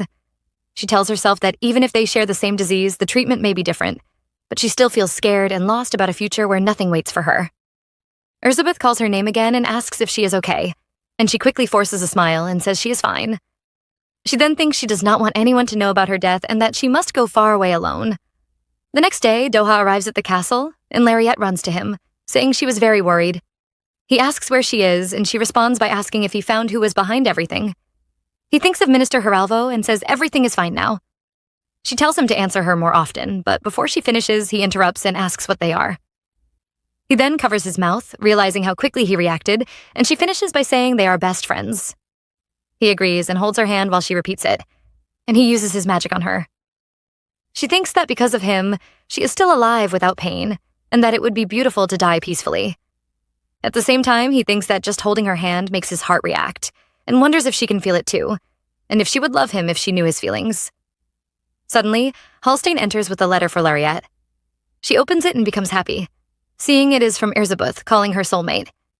He reacts to the word and remembers seeing them together, and his expression tightens. Bro is definitely jealous. Moreover, Doha reacts to the word soulmate, and our girl thinks he may feel left out. She explains that they have known each other for a while but only became close recently, and she smiles, thinking that Elizabeth is her first female friend. She tells him they are good friends and get along well. He calls her name and tells her to focus only on him when she's with him, while playing with her hair. She thinks again that he feels left out, but he quickly apologizes, saying he crossed the line. She says it is fine and understands, then holds his hand and notices his expression. She looks up and suggests they start the lesson, and he agrees while feeling frustrated inside. As they practice, he notices a guard moving quietly outside the window and thinks the person might be one of the Candle Knights. He observes the movement and then decides it does not matter as long as Lariette is safe. At another scene, the nobles hold a meeting where Duke Wesk insists that Duke Candel must join the battle and mocks the idea of running from Belgium. He asks the Majesty for an opinion, and the Majesty says he respects the decision, but adds that if one must die, it should be on the battlefield, not in retreat. Another noble argues that giving up Belgium's steel industry is unwise, and says that, even though manpower is low, victory is certain if Duke Candel joins. After the meeting, Azrahan walks away, thinking he does not want to return to war. He feels he wants to stay with the person he loves and wonders why they cannot leave him alone. He just wants peace. Just then, Azrahan suddenly feels a light tap on his back and turns around to see Saria. She smiles and greets him, calling him Duke Azrahan. He immediately thinks in his mind that only Lariette should call him by his name, but he decides to let it slide since she is Lariette's friend. He then corrects her, saying she should not address him so casually, and calls her Lady Miriam. Saria quickly apologizes, saying she got used to Lariette calling him that, and asks if he remembers her name, even teasing that she mentioned it before. She smiles brightly while speaking. He looks at her and thinks she might be Lariette's friend number 3, but says nothing. Saria introduces herself again and says her name is Saria, but he can call her Saria Mary. He thinks in his mind that he wishes to end the conversation, but holds back because she is Lariette's friend. Saria continues speaking about how she and Lariette have become very close and promised to meet again. He thinks that maybe Lariette will spend less time with others if she has more female friends. Saria then talks about how she does not like friendships based on social status. He wonders if she is referring to the difference between a duke and a baron, and thinks Lariette does not care about status. He also thinks she might like Lariette because of that. As she keeps talking, he begins to miss Lariette more and thinks it will be a problem if he keeps feeling this way all day. He looks away, and Saria watches him, smirking, thinking that people like hearing her say such things and that Lariette is kind to her out of gratitude. She then invites him to a meal to get closer, but he says it is fine only if Lariette agrees. Saria is surprised, and he politely ends the conversation and leaves quickly, thinking he will kiss Lariette many times when he returns. Saria watches him go and thinks a relationship between a duke and a commoner may not last, and that she must be careful, though she may already be too late. It is another day inside the house, and Hallstein shouts about the 100-day event. Lariette smiles when she hears it and thinks to herself that she has become very good at stealth. She tries to move away from the crowd and wonders what it would be like if she became the best in the world. As she walks, she notices someone in her room and asks who it is, since it is her room. The person replies that he is a new knight of the Candle Knightage and apologizes. Lariette thinks she has never seen him before. The knight says he got lost because he is not familiar with the place and admits he used stealth inside the manor because that is how shadow knights move, even inside buildings. Lariette understands and says she did not know. He also says her stealth skills are very good, then apologizes again and leaves quickly. Lariette waves at him and says she understands. After he leaves, she sees Hallstein and says there is an intruder in the house, which makes Hallstein nervous, Later that day, Azrahan rushes into the house calling Lariat's name. She runs to him and hugs him. He panics, saying he was wrong not to be more careful, that the house is always under threat, and that he should have protected her better. He apologizes repeatedly while holding her and says he is sorry for putting her in danger. Our girl tells him she is fine. Nothing happened, nothing is missing, and no one is hurt, and she thinks it feels nice that someone was worried about her. He looks at the knights and they begin to tremble, but before he can act, Lariat kisses him and tells him not to blame himself. He relaxes into a chair, calling her name, and she then says she is going to bed because she has plans tomorrow. However, after Lariat steps away and leaves the room, Azrahan turns with a cold expression and calls out Melissa, asking if he did not put him in charge of training the recruits. Melissa immediately bows and apologizes, saying he will accept any punishment. Azrahan responds by asking what kind of punishment he would deserve if Lariat had been even slightly hurt. Melissa panics and falls to the ground, begging for forgiveness. Azrahan then asks where the man is, calling out Gerard. Gerard replies that the man ran away when Lariat caught him, and the recruits gave up tracking him because his location had been unclear since yesterday. He also explains that the infiltration seemed planned since the identity provided was fake, and they are still investigating. Azrahan tells Gerard he has 1 week to deliver results, and both agree. The atmosphere is getting heavier. Meanwhile, tension remains in the manor after that day. Lariat thought she had hidden her notebook and travel items, and Azrahan did not leave her side for several days. At another moment, Saria asks if she can arrange a dinner with Azrahan so everyone can become friends. Juana tries to stop her, but Saria continues to insist, even begging Lariat.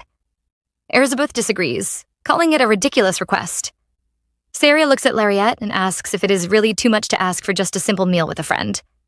Lariat finally responds that it is not impossible, but she would rather not. However, Saria is shocked by Lariat's response and asks if there is a reason for the refusal, thinking that it is normal courtesy to give a reason when rejecting a request from a friend or someone of high status. Our girl then smiles and says it is because her Azrahan is very shy. On hearing this, Saria clenches her fist and thinks that Lariat is acting like she does not know her place, believing she does not deserve to sit at the same table. She remembers being kind to her because of Princess Elizabeth, but thinks Lariat has become arrogant because of her connections with Elizabeth and Azrahan. She also thinks Azrahan is too perfect for a commoner like her and believes he would never marry someone like Lariat. She then looks at Elizabeth and thinks she should say something to correct Lariat. Meanwhile, our girl also thinks she can clearly read Saria's expression and what she's thinking. She then stands up, says she does not feel well, and apologizes for ruining the mood before excusing herself and leaving, saying she will see them again soon. Juana calls after her to wait, and Elizabeth also stands up and runs after her. Saria watches Elizabeth and thinks she is too kind, only going to scold Lariat for her, hoping she does not go too far, even though Lariat was rude. Juana thinks she is completely speechless. This situation is getting out of hand. As our girl walks toward the gate, she thinks she already knew Saria was interested in Azrahan and wonders whether she didn't give up enough already. She feels she has done everything everyone asked of her and has calmly accepted all their demands, yet they still want more from her. She wonders why they continue when she has nothing left but him, and she feels confused about how to handle female friendship for the first time. She thinks maybe she asked for too much by wanting friends before she dies, and that perhaps she is being greedy when she does not have much time left. Suddenly, she hears Elizabeth calling her name and turns around. Elizabeth is panting, holding her and apologizing for everything, including Saria's actions and her own failure to stop them. She bows and repeats her apology, but Lariat stops her and says she is not the one who should be apologizing. Elizabeth continues speaking and says it is her fault for inviting Saria, because she felt bad that Saria was struggling to fit into high society. She explains that Saria also had issues with her temper, but later found happiness by learning to feel comfortable while mingling with others. Elizabeth thought she could help her in the same way. She then admits she did not realize that people can react differently depending on who they are, and says she will speak to Saria soon. She apologizes again and asks Lariat to please talk to Saria rather than ignore the situation. At least someone is taking responsibility. Lariat responds by thanking Elizabeth and immediately hugs her, saying she is really grateful that she came to explain everything. She says she is fine and not to worry. Elizabeth thanks her in turn, and Lariat tells her she must have been tired from running all the way and that she should return. Elizabeth smiles and says she does not mind the unexpected exercise. As they stand together, Doha watches from a distance and mistakenly takes Elizabeth for a man because of her appearance. He then wonders whether Lariat is involved with both Azrahan and that person, and whether he even has a chance. He feels confused about himself, noticing that his emotions change whenever he thinks about her. He struggles with the feeling that being close to her might ruin him, even though he cannot stop thinking about her. Our girl suddenly notices Doha and calls out that he is early, surprising him because he was using stealth. He asks how she noticed, and she feels proud of herself. As Erzsébet walks away, Doha realizes she is actually the princess, not a man, and Lariette tells him she recently saw someone with very strong stealth skills, which helped her understand it better. He praises her improvement and thinks that soon she will realize a knight has been following her. Lariette then invites him to a dessert cafe after their lesson, and he agrees, while thinking he cannot escape her no matter how much he tries, and that he will always end up by her side. It is nighttime, and Lariette and Azarhan are together as Azarhan sits on the bed while Lariette stands. She tells him that 2 more sessions, including today, will complete the purification for good, and he repeats the words softly while thinking that this was the course that haunted his entire life, something he believed he could never be free from. But now he finally is, and only happiness is left for him. After the purification is completed, our girl tells him it is all done. He holds her face and kisses her, and they lie on the bed together, sharing more kisses and becoming intimate. Lariette thinks they took a short trip to heaven. He then shifts to sit beside her, but she calls him closer and leans on him. She reminds him of something she said earlier, asking what she would do if he kept asking such questions. He answers that she said she would act dangerously, and she agrees, telling him to be careful. He responds respectfully, and she thinks it feels very nice. She then invites him on a trip after the purification, saying it does not matter if it is the beach or the lake as long as they are together. He imagines their first trip to the beach, thanks her, says he would love it, and mentions a beach area in Kandel famous for its hot springs. She agrees and says they should finish purification before summer, and he promises it will be done. This feels like a new beginning for both of them. Meanwhile, at another scene, Gerard sits on the floor, frustrated, saying he cannot find it. Gerard recalls the moment when Azarhan told him to bring the intruder within 1 week. He thinks in his mind that if he fails, he will not only lose his job, but also be punished. Suddenly, Melissa speaks up and says she found it. Gerard shouts in shock and runs toward her, saying he loves her, but she tells him to stay away and calls him captain. He quickly agrees and says everything she says is right. Melissa then tells him to calm down and shows him a document, explaining that it is made with special material that scatters if not handled with gloves, yet someone still touched it. She adds that a copy was made before the escape, meaning the intruder planned everything carefully and targeted the candle house. Gerard reacts in fear, saying this will destroy them. In another scene, the report reaches Azarhan, who reads the documents related to trade arrangements with the Kingdom of Belgium. He thinks in his mind that Duke Illington is behind it, and that it may be a move to force him into war. He also considers that the Blanche family and their magic may be involved. He slams the table, scattering the documents, and asks Melissa what they plan to do with them. She explains that Duke Illington may use them in the next meeting to accuse House Kandel of ties with the Belgian kingdom and label Azarhan a spy, forcing him into war to prove his innocence. She adds that things could change if other nobles support him. Azarhan thinks he has never engaged in politics or noble relations because he never cared, and that this is his weakness. Melissa tells him he must prepare for war, and he thinks that if he misses the timing, he may miss the planned trip with Lariette. He believes she will wait for him. He then orders them to prepare defense documents and to get ready for war. Doha and our girl are together in a green field where she is practicing her training. She says she could do better, but something still feels off. He tells her he will help, but in his mind, he thinks she is making things too obvious, and she must not find out anything. He then holds her hand and guides her, even though he thinks he is not the one she loves and does not want to lose her. As he helps her, she successfully performs the magic and is surprised. Doha thinks that someday, when he is alone, he will remember these deep emotions. Lariette thanks him and says she understands now, then tries again and performs the move perfectly. He then asks her when she plans to go on the holiday she mentioned, saying she once said she would travel alone. Lariette is surprised and thinks she does not remember telling him that. He sits on the ground and says she also mentioned that Kandel does not know about it.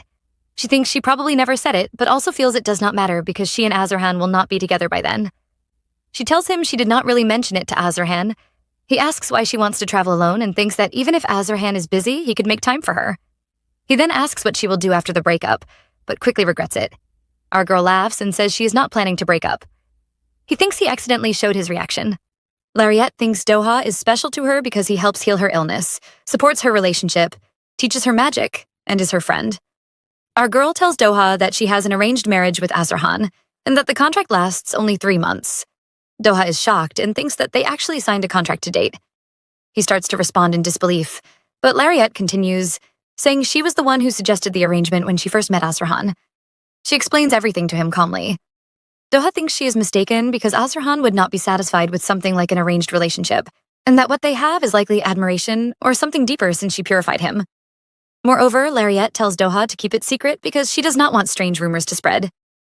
Doha immediately agrees and says he will not tell anyone. He then thinks in his mind that one day when he is alone, he will show her the emotions he has been hiding for a long time. Meanwhile, at Duke Blanche's home, shouting is heard from inside. Duke Blanche receives a report that Lariette is insisting on staying with Duke Candel, and he becomes angry, calling her insolent. He speaks with Derwin and says they cannot allow House Candel to take the Blanche family inheritance. He thinks they cannot Hallsteinifit from marriage anymore, and also cannot lose their position to him. He recalls how he tried to raise Lariette to be powerless so she would not betray them, and he calls her disgenevieveful.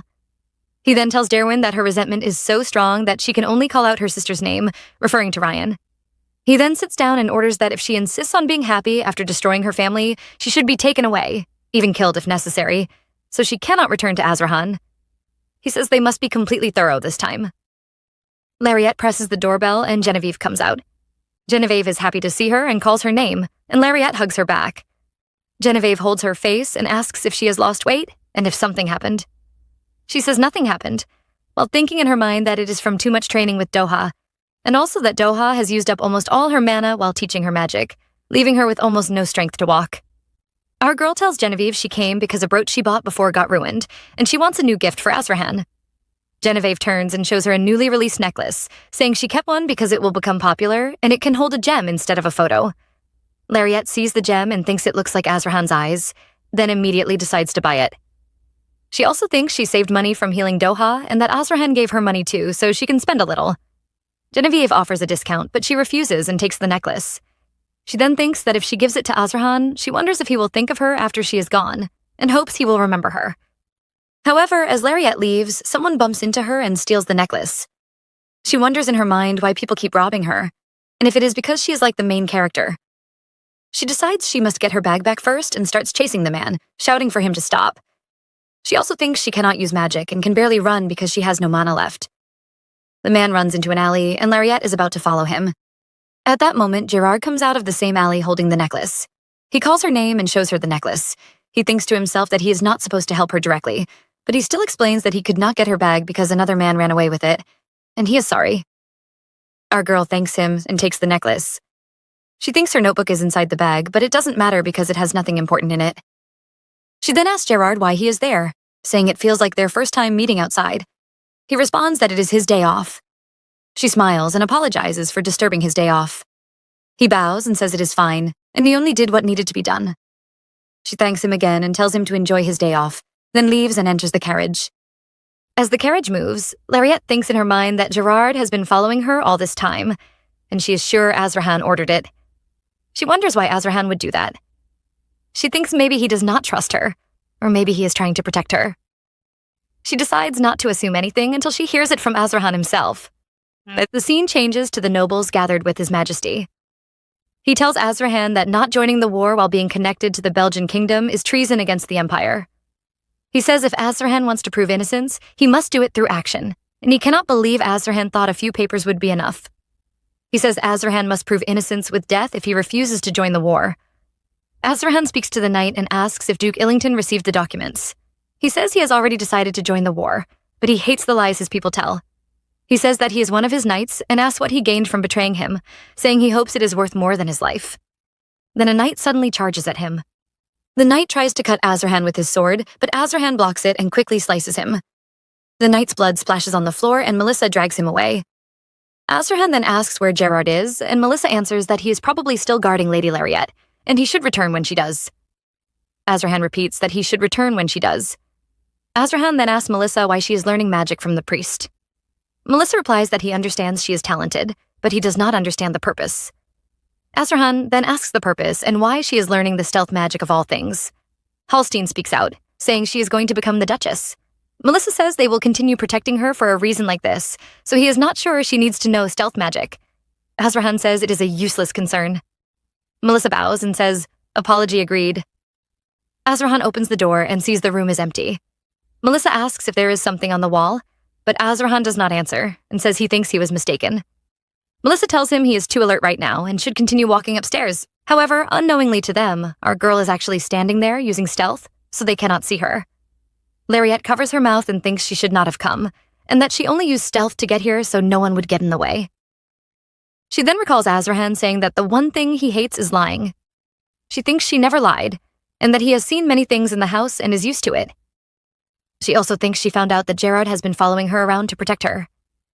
She continues thinking she is not hiding anything, and she cannot tell him the truth if he asks about it. She wonders why she is so shaken, even though none of this is a big deal. She then recalls them saying they will keep protecting her for a reason, and she does not need to know stealth. Our girl then thinks their contract is almost over, and she may have missed something. She wonders if asking Azrahan will affect their relationship and says she does not want to ask him. She feels she has done well ignoring Azrahan's violence and strange obsession with her until now, and she thinks she just needs to hold on until the 3 months are over. I did not expect this to feel so heavy. The next day, Lariette is about to cut her food when Azrahan calls her name. Azrahan then tells her about the relationship between the Belgian kingdom and the Empire, saying it has become worse. Our girl responds that Genevieve already told her, and she explains that the cost of jewels made only in Belgium has risen because the relationship has affected trade routes. Lariette tries to speak again and says Azrahan, but before she finishes, Azrahan interrupts her, saying he has been commanded to join the war. The knife then falls from Lariette's hand. She clenches her cloth and says these horrible people, who do they think they are? And why must they do this to someone who is finally enjoying peace? She says it is the Emperor's fault that the relationship worsened, so it is not fair to push the responsibility onto someone else. Azrahan smiles, and Lariette asks how he can smile right now. Azrahan replies that he is sorry and that he has never had anyone worry about him before, so it feels very nice. Lariette then thinks of a war when he is leaving. She wishes he could stay until she is gone, worries he may get hurt or attacked, and silently hopes he does not join the war. Azrahan then touches her cheek and says it is a small war, unlike the ones he fought before. He explains that when he was younger, he had no reason to live, no family waiting for him, and he lived in blood every day without caring if he died. He says he only lived because he was alive. Then he kneels and says, there is someone he must come back to this time, and a reason he must leave. Azrahan thinks that the reason is Lariette, and that she is his life and everything. He then hugs her and says she is whom he must come back to. I can feel the tension in my chest. Lariette is sitting with her friends and sipping tea when Saria speaks up and says to our girl that last time she demanded something unreasonably, and she sincerely apologizes. Lariette responds that she accepts the apology. Our girl then thinks to herself that Erzsébeth's apology will not come to pass. At the same time, Saria also thinks in her mind that Erzsébeth voluntarily gave it to her so easily, so much, that she becomes somewhat complacent about the commoner topic. Then, Genevieve claps her hand and says that if conditions permit, they should buy jewelry or gemstones, even if the price is a bit high compared to necessity. Juana then asks why, and Erzsébeth also speaks up and says, indeed, here is this matter. Juana then speaks up again and says at least they should tell her the reason.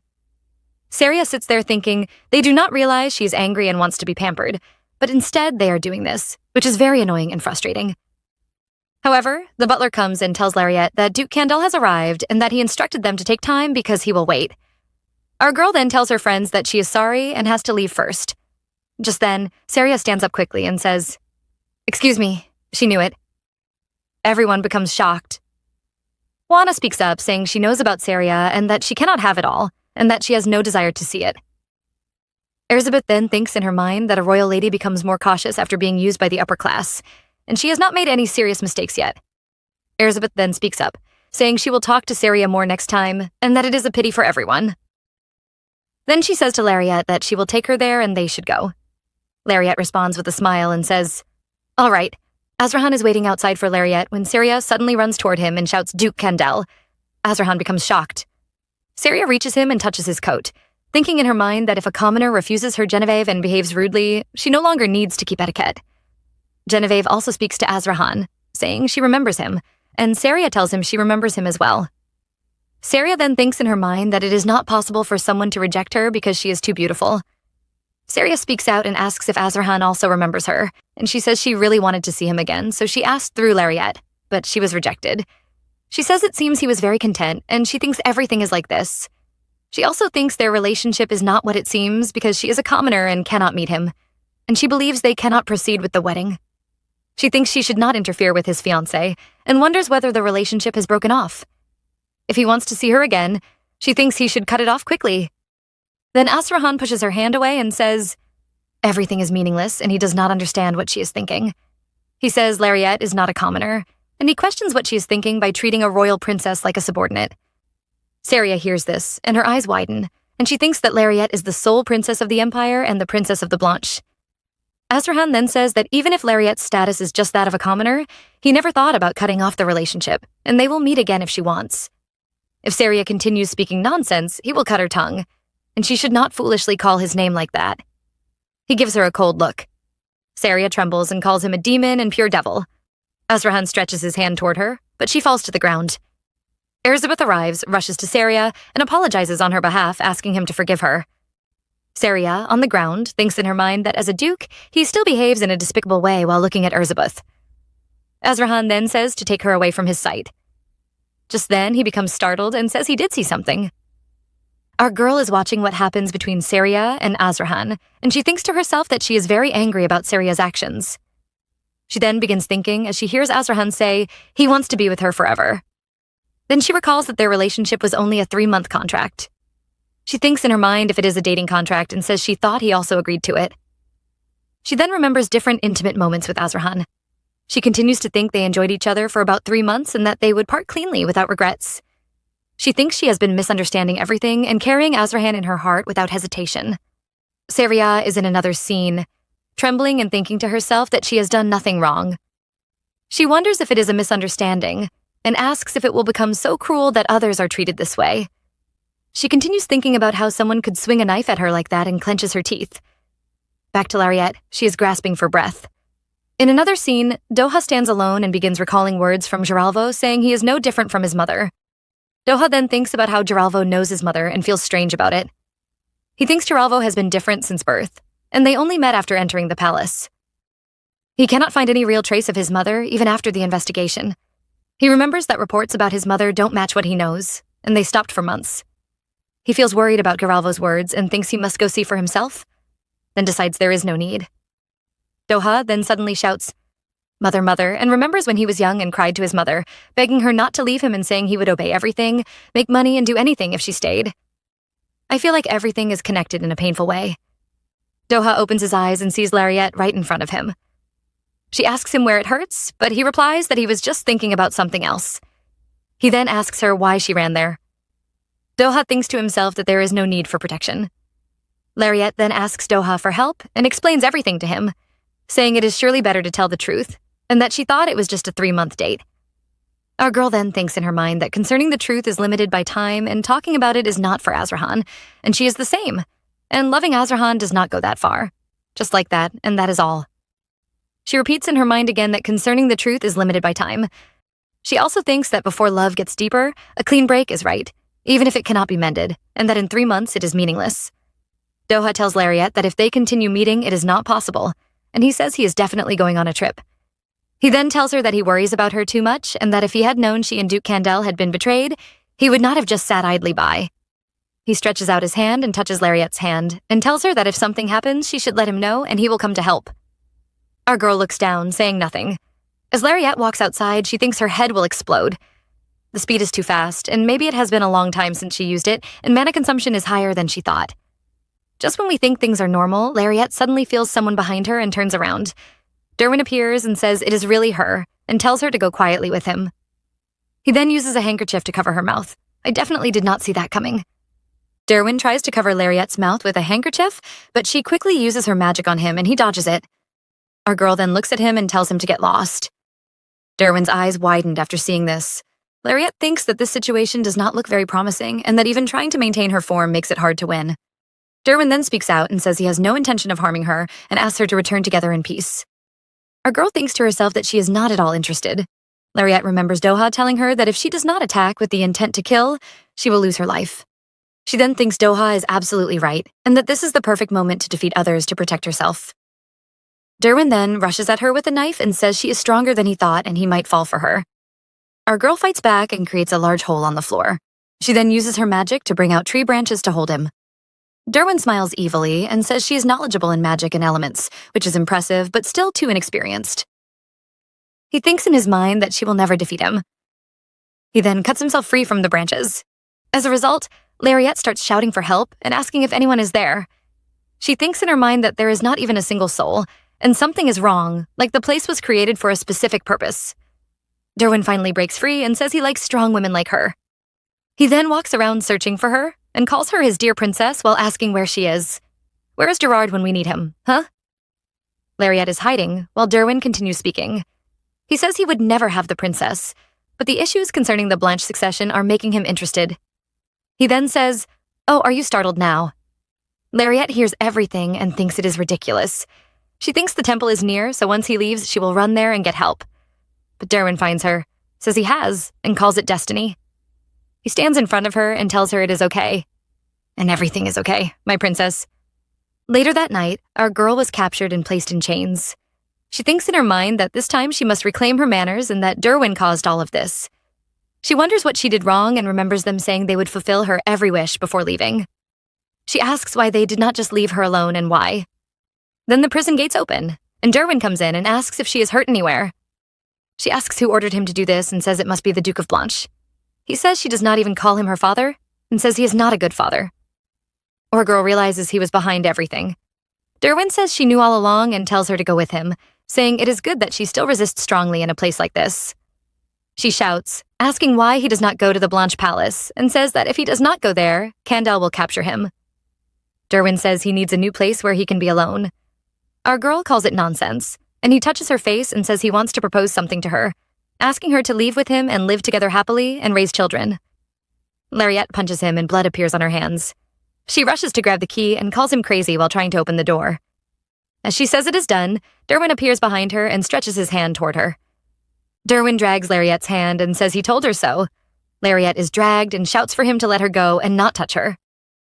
She then falls to the ground. Derwin says the princess keeps trying to escape and says she knows there is no other way. He then brings out his sword and cuts her leg. Our girl scratches the ground in pain, thinking it hurts and that she misses Azrahan, and misses him deeply.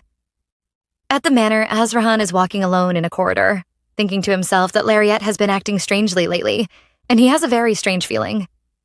He wonders if he made a mistake and if he is scared. Gerard then appears behind him and shouts that the girl seems to have decided to leave the mansion, and that he searched everywhere she might go, but she was not found. Azrahan hears this, and his eyes widen. He thinks in his mind that if she is not in those places, she may have been taken to the Blanche, and wonders if Duke Blanche kidnapped Lariette. Azrahan then tells Gerard to go to the Blanche estate. Azrahan thinks in his mind that he already has enough reason to take down Blanche and that he should have done it immediately. As a result, they arrive at the Blanche estate, and Duke Blanche shouts at Azrahan and asks what he is talking about, and says Azrahan already took Lariette away. Or maybe she escaped, and that is why he is causing trouble. He then asks where the girl ran off to again. Azrahan thinks to himself that, judging by the reaction, it is probably not him. Duke Blanche then says Azrahan cannot do this, and that the house is being turned upside down without apology. Azrahan responds that the matter has nothing to do with him. Duke Blanche then recalls telling Derwin to hand Lariette over, whether she is dead or alive, and wonders if Azrahan found out something. Azrahan then tells Gerard to retreat, and Gerard agrees.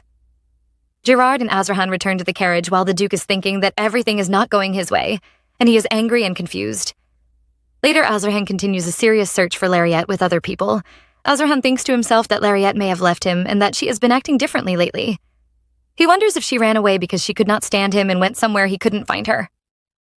He thinks even if she left because she did not like him, it does not change anything, and he cannot abandon her. He says to himself that she knows that very well, so that is why she disappeared without saying a word. He thinks no matter where she is, it does not matter, and he will not give up. Then Gerard comes and says they found traces toward the old town, and they need to confirm it again. Azrahan then thinks he will definitely find Lariette. Back in the prison, Derwin speaks to our girl and says the princess is a witch and asks if it does not matter even if she loses a leg. He tells her she must choose. She hears this and tears fall from her eyes.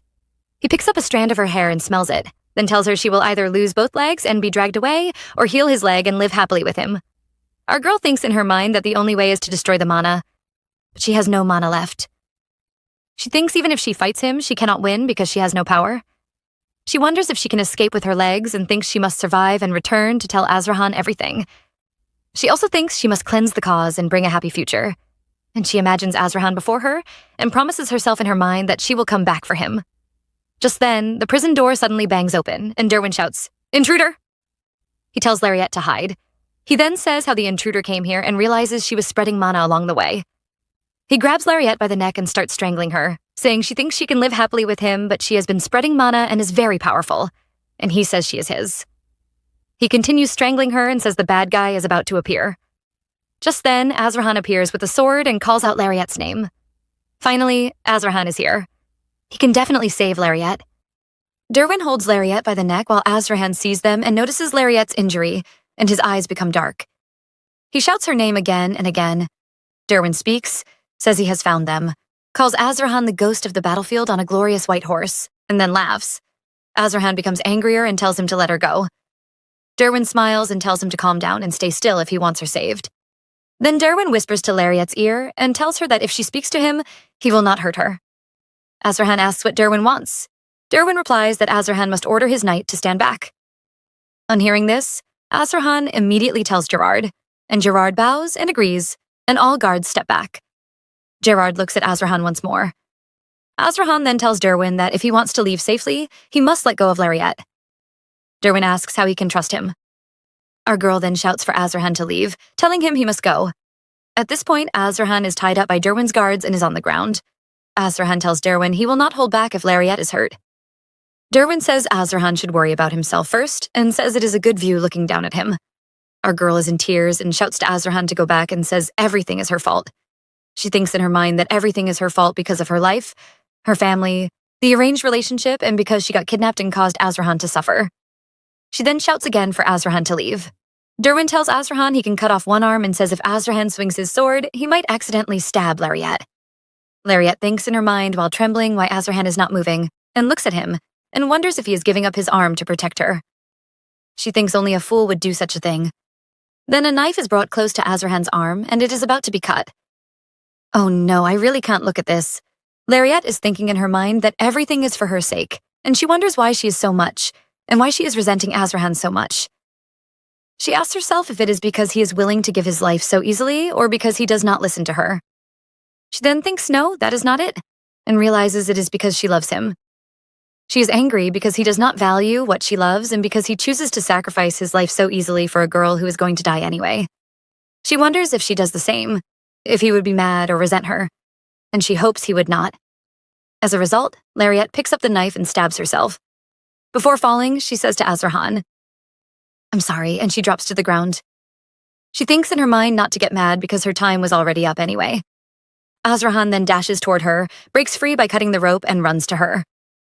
Lariat continues thinking while lying on the floor that she ignored his violent side, pretended not to see how things were going, hid that her time was up, and kept telling herself she did not love him because she was in love with him. She kept wanting something she did not deserve. Azrahan holds Lariat in his arms while trembling and crying her name. Lariat continues thinking in her last moments that she stopped herself from loving him so he would not love her back, and she feels she already knew this would happen. Furthermore, Azrahan thinks in his mind about what he should have done and what he could have done to protect her.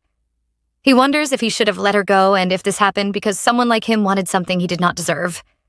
He then thinks he could never let her go. At that moment, Azrahan's knight rushes and pins Derwin down with the sword. Azrahan continues thinking that it is too late to return to when he did not know her, and that Lariat is his lover, his savior, his Lariat. This is definitely true love. Moreover, the knight puts a sword around Derwin's neck, and Derwin shouts, asking what they are doing, and tells them to kill Azrahan. The guards do not respond and hesitate. Azrahan then speaks and says he gave them the chance to save their lives, but they chose to die. He picks up his sword and dashes forward, cutting through all the guards in seconds and defeating them completely. Derwin, still pinned down, thinks in his mind that Azrahan is a monster who destroyed all his men so fast, and that his power is beyond human and impossible. Azrahan drops his sword and walks to Lariat, lifting her into his arms and calling her name. The bracelet on Lariat's arm suddenly begins to flash. Azrahan thinks in his mind that it is the gift given by Doha, and remembers it is an enchanted divine magic meant for her health. Seeing the glowing bracelet, he thinks if he cannot save her, he will make a deal with the devil without hesitation. At that moment, Doha appears in front of him, and Azrahan begs him to save Lariat. Azrahan says he does not care who Doha really is, what he used on the bracelet, or what feelings he has for Lariat, and he pleads for him to save her. As a result, Doha looks at the scene and feels a frightening sense of understanding. He then goes closer and tells Azrahan not to misunderstand, saying he is doing this for himself, not for him. Doha touches Lariette and begins using his magic on her. He then thinks in his mind that he did not keep her close because he was afraid of putting her in danger. Honestly, I feel like everything is hanging between life and death now, and this moment feels like a final chance. Doha speaks, saying that if things are going to end up like this anyway, he could just keep Lariette by his side. He then tells Azrahan that he has one thing to ask, and that is not to tell Lariette who he really is. Azrahan responds that this is all he needs. Doha repeats that Azrahan must not tell Lariette who he really is, and says there is nothing else he needs from him. After finishing healing Lariette, Doha walks away. Azrahan watches him leave and thinks in his mind that Doha needs nothing else from him. Some days later, our girl finally wakes up and slowly opens her eyes in a room. She thinks to herself that she is alive and wonders why and how. She feels relieved, but also thinks she will not live much longer. Just then, she hears Azrahan call her name. Azrahan then asks her why she did that and says he thought he would lose her. She asks how she is alive and if he is hurt. Azrahan replies that he called a reverend to help her, and that her deacon friend arrived after receiving Candle's call, and that she survived because of him. As a result, Lariette thinks in her mind about Doha, and wonders how he healed her when he was only a deacon. Azrahan then asks her again why she did such a thing, and says it was very terrifying for him. He trembles while touching her and says that during every moment of waiting, he was praying for her to wake up. He then leans on her and says he blamed himself, and wonders what he should have done to keep her safe, and how painful it was that he could not save her. Our girl begins feeling dizzy and nauseous and thinks in her mind that her heart feels like it will burst, and she may not have much time left. Azrahan tells Lariette that if she dies, he will not be able to live without her. Lariette then thinks to herself that she must purify Azrahan's curse and end everything, and she feels he means everything to her, that she loves him, and that he is her only regret. Lariette then tells Azrahan that she will never die before him. She continues thinking, seeing his tears, that this is the last time she will lie to him, and asks him to forgive her. The servants in the Blanche mansion are murmuring, and someone says Duke Blanche killed his own family. Another person says it is unbelievable, but not surprising, because he was already corrupt. Someone else says they heard Duke Candle himself stepped in and called him a monster of a duke. Another person says it seems Blanche is over now. They wonder what will happen to the House of Blanche after Duke Blanche is arrested, since even Lord Ryan is bedridden, and there are no other successors. They say there is no point in working for a fallen family, and they should find new work quickly. As the servants and workers keep talking, the Duchess of Blanche is in tears. They continue murmuring that getting on Duke Candel's bad side can destroy even a ducal family. They also wonder if the family can still stand if the inside branch becomes the main branch. Another servant says probably not, and that the House of Blanche is over. In another scene, Doha enters Lord Ryan's room through the window. Lord Ryan begins shaking in fear when he sees him. Doha tells him that he warned him before, and says if he ever lays another finger on Lariette, he will die that day. Lord Ryan cries out, says it was not him, and blames someone else, calling her a problem and saying everything is her fault and unfair. Doha becomes furious and calls them new filthy nobles. He steps on Lord Ryan's chest and says they do things without taking responsibility, but act proud and look down on others while not seeing their own downfall. He says they should see how far they can fall themselves. As a result, Doha says 1 week and tells Lord Ryan he has about that long until his body explodes. He then brings his face close and tells him to smile, and says it is better to die than to live on the street. Moreover, back at Azrahan's house, Lariette tells Azrahan that this is the last step of the purification. Azrahan says he is not completely healed yet, but Lariette responds that he is already fully better. Azrahan tries to speak again, but Lariette interrupts him and says he does not have much time before he goes to war. She says no one knows how long the war will last, so they must finish the purification before he leaves. Azrahan hesitates, thinking that she is putting up a wall again. Our girl begins the purification, completes it, and then tells Azrahan that it is done and that he is free from the curse. Azrahan looks at her and thinks in his mind that something has changed about her, and he is no longer a monster. He thinks the smell of rotting flesh and the fear of death in his mind no longer haunts him. He accepts that it is fine if she treats him differently, or blames him for being helpless when she was in danger, as long as she stays by his side. He holds her hand and thinks he will accept whatever feelings she has for him. As a result, Azrahan tells Lariette that he will return from the war as soon as he can, and when he returns, they should go on a trip. He then remembers that Lariette had once said they should go on a trip after the purification. Lariette hears this and begins to tremble. Doha shows up at the manor. He is with Lariette and asks her to let him come with her. He holds her hand and tells her to take him with her. Our girl responds that he is a reverend and that the temple needs him, but she thanks him. Doha still holds her hand and says the temple was dirtier than he thought, and he is tired of it all and plans to resign soon. Lariat still thanks him for all his help, for treating her, and for teaching her magic. She then removes her hand from his hand and says she is glad he was her first friend. She thinks in her mind that she had so much fun because of him and says goodbye and thank you and tells him she will see him again. Doha responds that he will see her again, Lariat. Now Elizabeth is with Lariat and hugs her, asking if she is feeling better and saying she heard the news and did not know Blanche would do such a thing, and says she must have been terrified alone. Lariat looks around and asks where Saria is. Juana responds that they grew apart because of something that happened some time ago. Juana then recalls past events in which Elizabeth told Saria she could no longer tolerate her rude behavior, and Saria replied the same, and they were all called misfits. Juana also remembers Saria begging to be taken back in because she had no other friends, and Elizabeth saying she had friends and she was no longer theirs. Juana thinks in her mind that it is too embarrassing to explain. As a result, Elizabeth holds Lariat's shoulder and apologizes, saying she should have been firmer with Saria. Lariat says it is all right. Lariat then tells them she came to say something important. She says Azrahan will go to war tomorrow, so she plans to go on a trip alone and will not return for a long time. Genevieve asks what she will wear, and Juana asks how she will travel, warning her not to go anywhere unsafe. Genevieve also shows a hat that blocks sunlight. Lariat then tells Elizabeth she wants to recommend a mage before she leaves, named Joel, and she also mentions her maid Anna, who is very good. She is trying to leave everything behind quietly. A silent goodbye is even more painful. At night, Lariat is lying on the bed with Azrahan. She sits up and looks at him while he sleeps. She thinks in her mind that she never expected things to turn out like this, and if she had known she would fall in love with him, she would never have started it. She thinks she should never have fallen in love with him. She then presses her fingers against his lips while he sleeps. She continues thinking that she does not want to go. The next day, Azrahan's things are being loaded into a carriage for war. A knight says they cannot load any more items and asks if the ammo has been packed. Our girl tells them to separate the food from the other loads so it does not get smashed. Azrahan then calls Lariat's name. He is dressed in armor and calls her again. She turns and smiles at him and says he looks great in armor too. She comes closer and tells him everything is loaded, and only the carriage is left and he should hurry. She tells him to come back safe and not get hurt. Azrahan tells her he will not take long. He thinks in his mind that maybe she has been acting differently because she had to send him to war, and he believes it will be fine when he returns quickly. He then tells Lariat he loves her. Our girl responds that she loves him too. She thinks in her mind that this may be the last time she sees him before she dies, and she is glad he looks happy. Then, Azrahan climbs onto his horse and looks back at Lariat as he rides away. Lariat watches him and thinks that Azrahan has left, and now she must leave him too. She writes a letter saying she is leaving after their contract ends, thanking him for their time together and for his faithful work under the contract, but says hearing "I love you" made her uncomfortable. Halstein then comes into the room looking for Lariat, but does not see her. He finds her jewelry and a letter. He reads another note asking him to give the letter to Azrahan after the war ends. The letter says thank you to Halstein and asks that Azrahan not come looking for her, as they were only under a contract.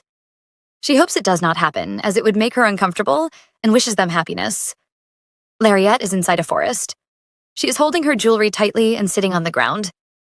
Now, in a city near Yurta's capital, two men are talking. One of them says, "She is back. She is back." They whisper together. The other man says she is the one who drinks coffee alone every day in silence, and she always reads the newspaper like she is waiting for someone. She does not answer even when people speak to her. Lariat reads the newspaper in her mind and sees that it says, "The defeat of the Belgian kingdom." The war is likely going to end soon because Duke Candel leads the empire to victory, and House Blanche is completely collapsed. She drops the newspaper, stands up fast, and runs while crying. The men watch her and say, "What did she read?" Did the newspaper make her cry?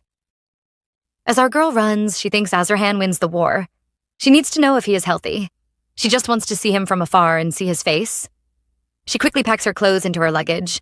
She keeps folding and packing while thinking she is not herself, Lariat Blanche. Why is she still alive? Doha may have extended her life a little using his divine power, but she should be dead by now. If only she had a bit more time. She also tells herself she should dye her hair before she goes, check her health again, see how her family is doing, and visit the Candle Manor as well. In the next scene, Lariat meets a doctor in the capital. The doctor tells her it is a misdiagnosis and she is not going to die. She asks what a misdiagnosis means and how the doctor could get something like that wrong. The doctor explains she really had Rokardura disease a few months ago. She freezes when she hears this. The doctor then asks her not to report him, saying what matters is that going to live. Lariette does not answer him. She just stands up and walks away. She thinks about where she is supposed to go now. Home. Then she decides to go home. I'm really happy that the disease is gone. Moreover, Lariette returns home and finds many people gathered, all wearing black. Some of them say the House Blanche is in big trouble. They say the successor has died and the Duke is executed. Inside, she also sees Ryan in a casket. People keep whispering that the daughter is missing and nowhere to be found, and that is why the tragedy has fully hit the family.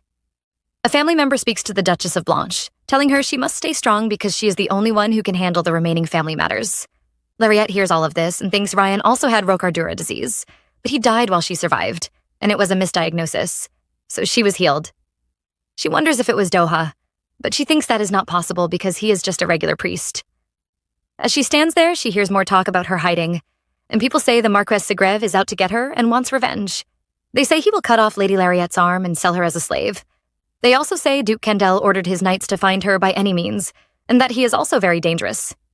People laugh and talk about revenge. Lariette thinks she has nowhere to go and does not know where she should be. This is getting worse than I expected. As Lariette walks away, people continue gossiping, saying Marquess Segreve is desperate for revenge and searching hard for Lady Lariette while Duke Candel is away. They repeat that he will cut her arm and sell her. And others say they heard the same thing from different sides, all talking about revenge and laughing together. At the same time, on a battlefield, Azrahan looks around and thinks in his mind that the battle is over. The last battle is over, and it is not far now.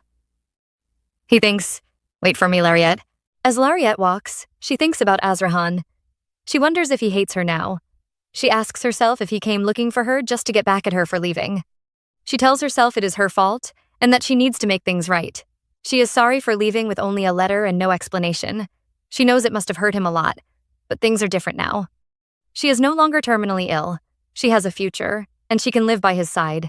Just as she is about to enter the building, she hears two guards talking. One asks if it is really true that the young lady is coming. The other says, what can a girl from a ruined family possibly do? He says she clearly came back to her lover's house. He also points out that Candle has no duke and no knight order right now, so if they use a little force to take her, no one will be able to stop them. He says it is the perfect chance to ruin Candel and that Marquis Segreve will clean up the mess. Our girl hears everything and runs back into the bushes. She tells herself she cannot go back in. She cannot hurt Azrahan again. She holds her pendant and wonders where things went wrong. She asks herself what she did wrong. Then she lifts her head and tells herself it is not over yet. Azrahan has not returned from his trip in a few years, so she still has time. She decides that when he comes back, she will face him and talk to him. She still has a place to return to. She stands up and walks away. Later that night, guards are out asking people about a woman with pink hair. Just then, Lariette walks by. A guard stops her and asks to see her face. She turns smoothly and tells him she is not the one he is looking for. She points out that she is blonde and not even a noble. The guard grabs Lariette and forces the cloth covering off her head. He tells her he just needs to check if her face matches. She thinks to herself about using magic, but decides against it. There are too many people around and it will draw too much attention. She knows her cover will be blown. She shouts at the guard asking if he is really grabbing the wrong person. Just then, Doha appears. He tells the guard to stop and asks what he is doing to his wife. Lariette is shocked to see him and says his name out loud. He quietly tells her to be quiet. He then tells the guard that the woman they are looking for has pink hair and is single, and that she fits neither of those descriptions. The guard bows but says the woman could be lying about being married. Doha tells him to stop and says it is not her. He moves closer to the guard and uses magic on him, telling him that her husband already said it is not her. The guard drops to the ground. Doha then tells Lariette to run, and both of them take off. As they run, she asks him what is going on and how he escaped. He tells her they need to keep running until she cannot be found. Doha really showed up at the right time. Back at the battlefield, Azrahan is covered in blood. He thinks about what it has cost him to be known as the Empire's greatest sword. He had to cut down many people and endure both revenge and contempt. People looked at him like a monster. They treated him like a bloodthirsty killer, a tool to be used whenever needed. No one ever saw him for who he truly was. Then his thoughts go to Lariette. He remembers a moment when she told him she was not afraid of him. He thinks that she was the only one who ever truly saw him. He thinks that life without her now feels distant. He tells himself he does not know how not to love her. He wishes he could hold on to her forever. Inside a tent at the war ground, a man points to a map and briefs Azrahan. He explains that they captured more than just the targeted area. He also shares that the Danube side is preparing to surrender, so they just need to apply the right amount of pressure and wait. Then he pauses and tells Azrahan that he will not hide. He says he does not know if Azrahan remembers him, but he saw him in the previous war too. He says back then Azrahan seemed hard to approach, but now he seems different. He asks if Azrahan is seeing things differently. Azrahan looks at him in shock. The man quickly bows his head and apologizes if he was rude. He says it is safe now and thanks him. He then tells Azrahan there is a small celebration for victory next door and invites him to join before bowing and leaving the tent. As he leaves, Azrahan thinks to himself, he never thought he would experience something like this. He believes it is because of Lariat. She gave him a new life, a life where he can live like a human. He thinks about returning from the war and seeing her smile at the door. He imagines her worrying about him and being relieved he is safe. He thinks about how excited she will be to tell him everything she did while he was gone. He realizes he cannot live without her. He decides that as soon as he returns, he will plan a trip and propose to her. Azrahan is planning a proposal already. I love to see it. Back at the mansion, Halstein and Melissa are in the middle of a serious discussion. Halstein asks Melissa if he has found her yet. He says they need to hurry before their master returns. Melissa replies that he is searching as hard as he can. He says he even tracked down the items she purchased before she left to figure out where she was going. He managed to piece together her entire schedule up until she met the commander. However, her trail has gone cold since she left, and her hair color would be different now, Melissa continues, saying that even if she is in the same place, they would not recognize her without knowing her face. He adds that the fact that she brought both travel supplies and hair dye makes it clear she planned everything. He also says that even if they find her, there is a good chance she will not come back willingly. Halstein says she must have her reasons and that she is not the type to leave without a word. Melissa then asks if he should tell the commander. Halstein says no. He says Azrahan is still on the battlefield and needs to stay focused on surviving. He believes that if he receives that letter, he will lose his composure. Back on a train, Lariat is seated with her box, thinking to herself that they could have ended up at the trade station. Just then, Doha interrupts her thoughts. He picks up her box and asks why she is there and whether she has not been planning to leave the capital. She tells him yes, and that since the Marquis is searching for her, leaving the capital was the right choice. He says that is settled then. But she asks him why he is coming with her and reminds him that he is a priest and that she wanted to stay at the temple. He tells her he has grown tired of the temple and has quit. She stands there in shock. Doha continues and tells her he has somewhere to go and suggests they travel together until their paths separate. He says 2 is better than 1. Lariat tells him this is not a trip, and that danger could come at any moment. She says she may not always be able to protect him, and that they cannot always escape like before. He tells her they are friends and that it is his decision, so he will never blame her. She stands there quietly looking at him. Then she sits down, looks the other way, and tells him to do whatever he wants. When they finally arrive at their location, our girl sees the bed and her eyes go wide. She asks out loud how they are supposed to sleep there together. She thinks to herself, wondering how things came to this. In the morning on the train, Doha looks at Lariat and thinks to himself. He had a feeling that if he went to that alley, he would find her there. He thought he could have her all to himself. He reasons that since their relationship was always meant to end, it would naturally fade once they were apart, and then she would turn back to him to fill her loneliness. He moves and sits beside her. He asks what she is writing so intently and wonders if she is planning a trip. Then he looks more closely and realizes it is a letter. She picks it up and tells him no. She then asks him where his destination is. He says, huh, and she reminds him that they agreed to travel together only as far as they are going the same way. He thinks to himself that if they are heading to the same place, it will raise suspicion. He thinks hard. She calls out his name, but he does not answer. Then he suddenly comes up with a location, Withya. She repeats the word Withya and asks where he is going. He asks her the same. She thinks to herself that she was originally going to Aisha, but no longer has a reason to go there. Her priority now is to stay out of Marquis Segrev's sight. She tells him she plans to stay in Pusan for about 2 weeks. He says they can travel together until then, and she agrees. Furthermore, our girl picks up her pen to keep writing and tells Doha it is late, but she wants to thank him. She says she has always relied on him and that she left in such a rush that she did not even pack properly. She tells him she wants to give him money to get to Withya since she is glad to finally do something for him. Doha thinks to himself that it is the first time he has been repaid. He thinks about how much he wants to kiss her right now. He thinks about how he does not want to give her back to Candel and wonders how to keep her away from the Duke. Just then, Lariette interrupts his thoughts and asks him to tell her a story. His eyes go wide.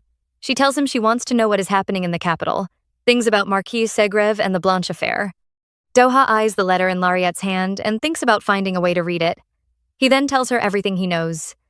He explains that Blanche was executed for corruption and for plotting to kill his own father. He says that as soon as the war started, Marquis Segrev began searching for her, and not long after, Candel also started looking for her. He adds that Lord Blanche died just the day before, and that the princess is now beginning to gather people around her. Later that night in Busan, they arrive at a building, and the attendant tells them there is only one room available. He says even other inns will be the same because people who fled due to the war are returning, and Busan is very crowded. He warns them to step aside if they are not staying. By this time, Doha is feeling very sick from the journey. He says his stomach is in bad shape and that he needs to lie down right away. Lariette quickly tells the attendant they will take the room. Once inside, she notices there is only one bed. He asks if they should share it, and she refuses. She says she will sleep outside and that she bought a sleeping bag just in case. Doha thinks to himself about burning it with his divine power. He tells her she should not be exposed outside since she is being chased and offers to sleep on the floor. She insists he take the bed since he is not feeling well. He agrees, wishes her good night, and lies on the bed as she settles into her sleeping bag on the floor. Doha really thought about burning that sleeping bag, and I cannot blame him. Nevertheless, as our girl lies on the floor, she thinks to herself. She wonders if she should have gone to where Azrahan is instead of leaving. She wonders if he would still care for her after reading her letter. She thinks about how nothing scared her when she had limited time to live, but now that she has a future, everything terrifies her. She feels crushed by the weight of her decision and just wants to run away. Just then, Doha begins making sounds in his sleep. She sits up and calls out his name. She sees him struggling and holding his chest, saying that she should not leave him and that she loves him. She goes to the bed, sits beside him, and gently pats him, telling him it is okay. He quiets down. After a while, she falls asleep on the bed. Doha wakes up and carefully tucks her in properly. He kneels beside her on the bed, looks at her, and whispers for her not to leave him. Just when we thought we'd seen it all, the scene shifts, and Azrahan has just arrived back at his mansion. He asks in disbelief, "Lariette is gone?" Azrahan reads the letter Lariette left behind. In it, she says she had a great time, and that now that the contract is over, she is leaving. She thanks him for fulfilling it well. She also says that hearing him say he loves her feels burdensome, and asks if he is really planning to chase after her now that it is over. He squeezes the letter in his hand and says this kind of joke is not funny anymore. He runs through the mansion, shouting her name. He tells her he knows she is hiding and asks her to come out. He says it has been enough of a joke and begs her to come out, warning that he will get angry if she does not. He thinks to himself that he cannot believe it. He says the distance he felt was not his imagination. He reminds himself that she knew he loved her and that she said she loved him too. He cannot understand how she could just leave. Just then, Halstein appears from behind and tries to speak. Azrahan cuts him off immediately. He asks what Halstein has been doing and says surely the butler of Candel has more capability than this. Halstein bows and explains that by the time they noticed, she had already hidden herself and her hair had been dyed, and they had no portrait to go by. Azrahan asks if the letter could have been tampered with. Halstein says they checked the handwriting, and it is truly hers. Azrahan then suggests she may have been threatened. Halstein says they checked that too, and it was not the case. He adds that based on records of travel supplies she bought before leaving, it appears to be a planned escape. Azrahan asks why Halstein did not inform him, and says he could have sent a letter. Halstein admits he did not want Azrahan's judgment clouded during the war. Azrahan tells him firmly that he has decided to make. He says whether he rushed back or stayed, whether he lost his head on the battlefield or died without ever knowing, it would have been better not to know at all. He then apologizes. Halstein also apologizes. Azrahan stumbles and Halstein holds him up. Azrahan thinks to himself that it feels like his flesh is being torn apart. He feels like his soul is burning and his body is giving way. He asks himself if she really abandoned him and ran away. He begins to cry and thinks that if she was going to leave him like this, she should have left him as a monster. She should have run away before he ever learned what emotions felt like. He holds the gift box she left behind and opens it. His eyes go wide when he sees the necklace she had been wearing before she left. He holds it in his hand and thinks that she says she hates him, yet she left him a gift. He says it does not make sense. He kisses the necklace and thinks that maybe, just maybe, it means she wants him to find her. Azrahan tells himself that the letter is not a message of goodbye and that it must have another meaning. He calls out to Halstein and tells him to find everyone who can move immediately. He thinks to himself that he is going to go find his lariat. The next day, Lariat wakes up in bed and stretches. She feels stiff and wonders why she is in bed. Just then, she hears Doha's voice telling her she is awake and asking her to come eat. As they walk along the street together, he says he is just eating off others since he has no money. She tells him it was still delicious, and he agrees. She then asks him to wait for a moment while she takes care of something nearby. He says he wants to go with her and asks what if she gets lost. She tells him he is just making excuses and they go together. Once inside the building, she tells him to stay still while she finishes quickly. He calls her dear and she immediately asks him who he is calling that. She walks to a table and writes a letter. She instructs the lady there to make sure the letter is in good condition, to double-check the address, to have the money ready in advance, and to make sure it gets to Candle. She hands the letter over and steps away to attend to something else. However, Doha walks up to the lady and tells her he is with Lariat and that they would like to cancel the delivery. The lady says she needs to confirm with her first. He insists there is not much time and asks her to cancel it. She still hesitates. He tells her something was missing and that he will send it again later. He then calls out to Lariat, calling her dear again, and asks if they should go. She scolds him again for calling her that. The lady asks if they are a couple. He confirms it and tells her to cancel the letter. She does. As they step outside, he mentions there is a lot to see around, and she tells him to go check it out himself. He says he has to go with her and reminds her she is staying for 2 weeks. Now we learn what was written in that letter meant for Azrahan. In it, Lariat explains that she could not stay because people around her were being put in danger and that Marquis Segrev is looking for her. She tells Azrahan that the letter she left behind earlier was not sincere. She says she thought it was just a 3-month contract, but had to leave because of her situation. She admits she was so focused on her own problems that she did not think about how much she was hurting him. She apologizes and says she wants to clear up the misunderstanding properly. She asks him to come to Busan if he is willing to talk, and says she will stay for about 2 weeks. She asks if he is eating well and says she misses him desperately. Yet after reading every single word, Doha folds the letter and throws it in the bin. He thinks to himself that he does not want to lose her. I have never been more upset at a character in my life. Doha notices that Lariat is not happy. He moves closer to her and puts his arm around her shoulders, saying it must be uncomfortable to wear the same clothes for days. She agrees and suggests they go buy clothes.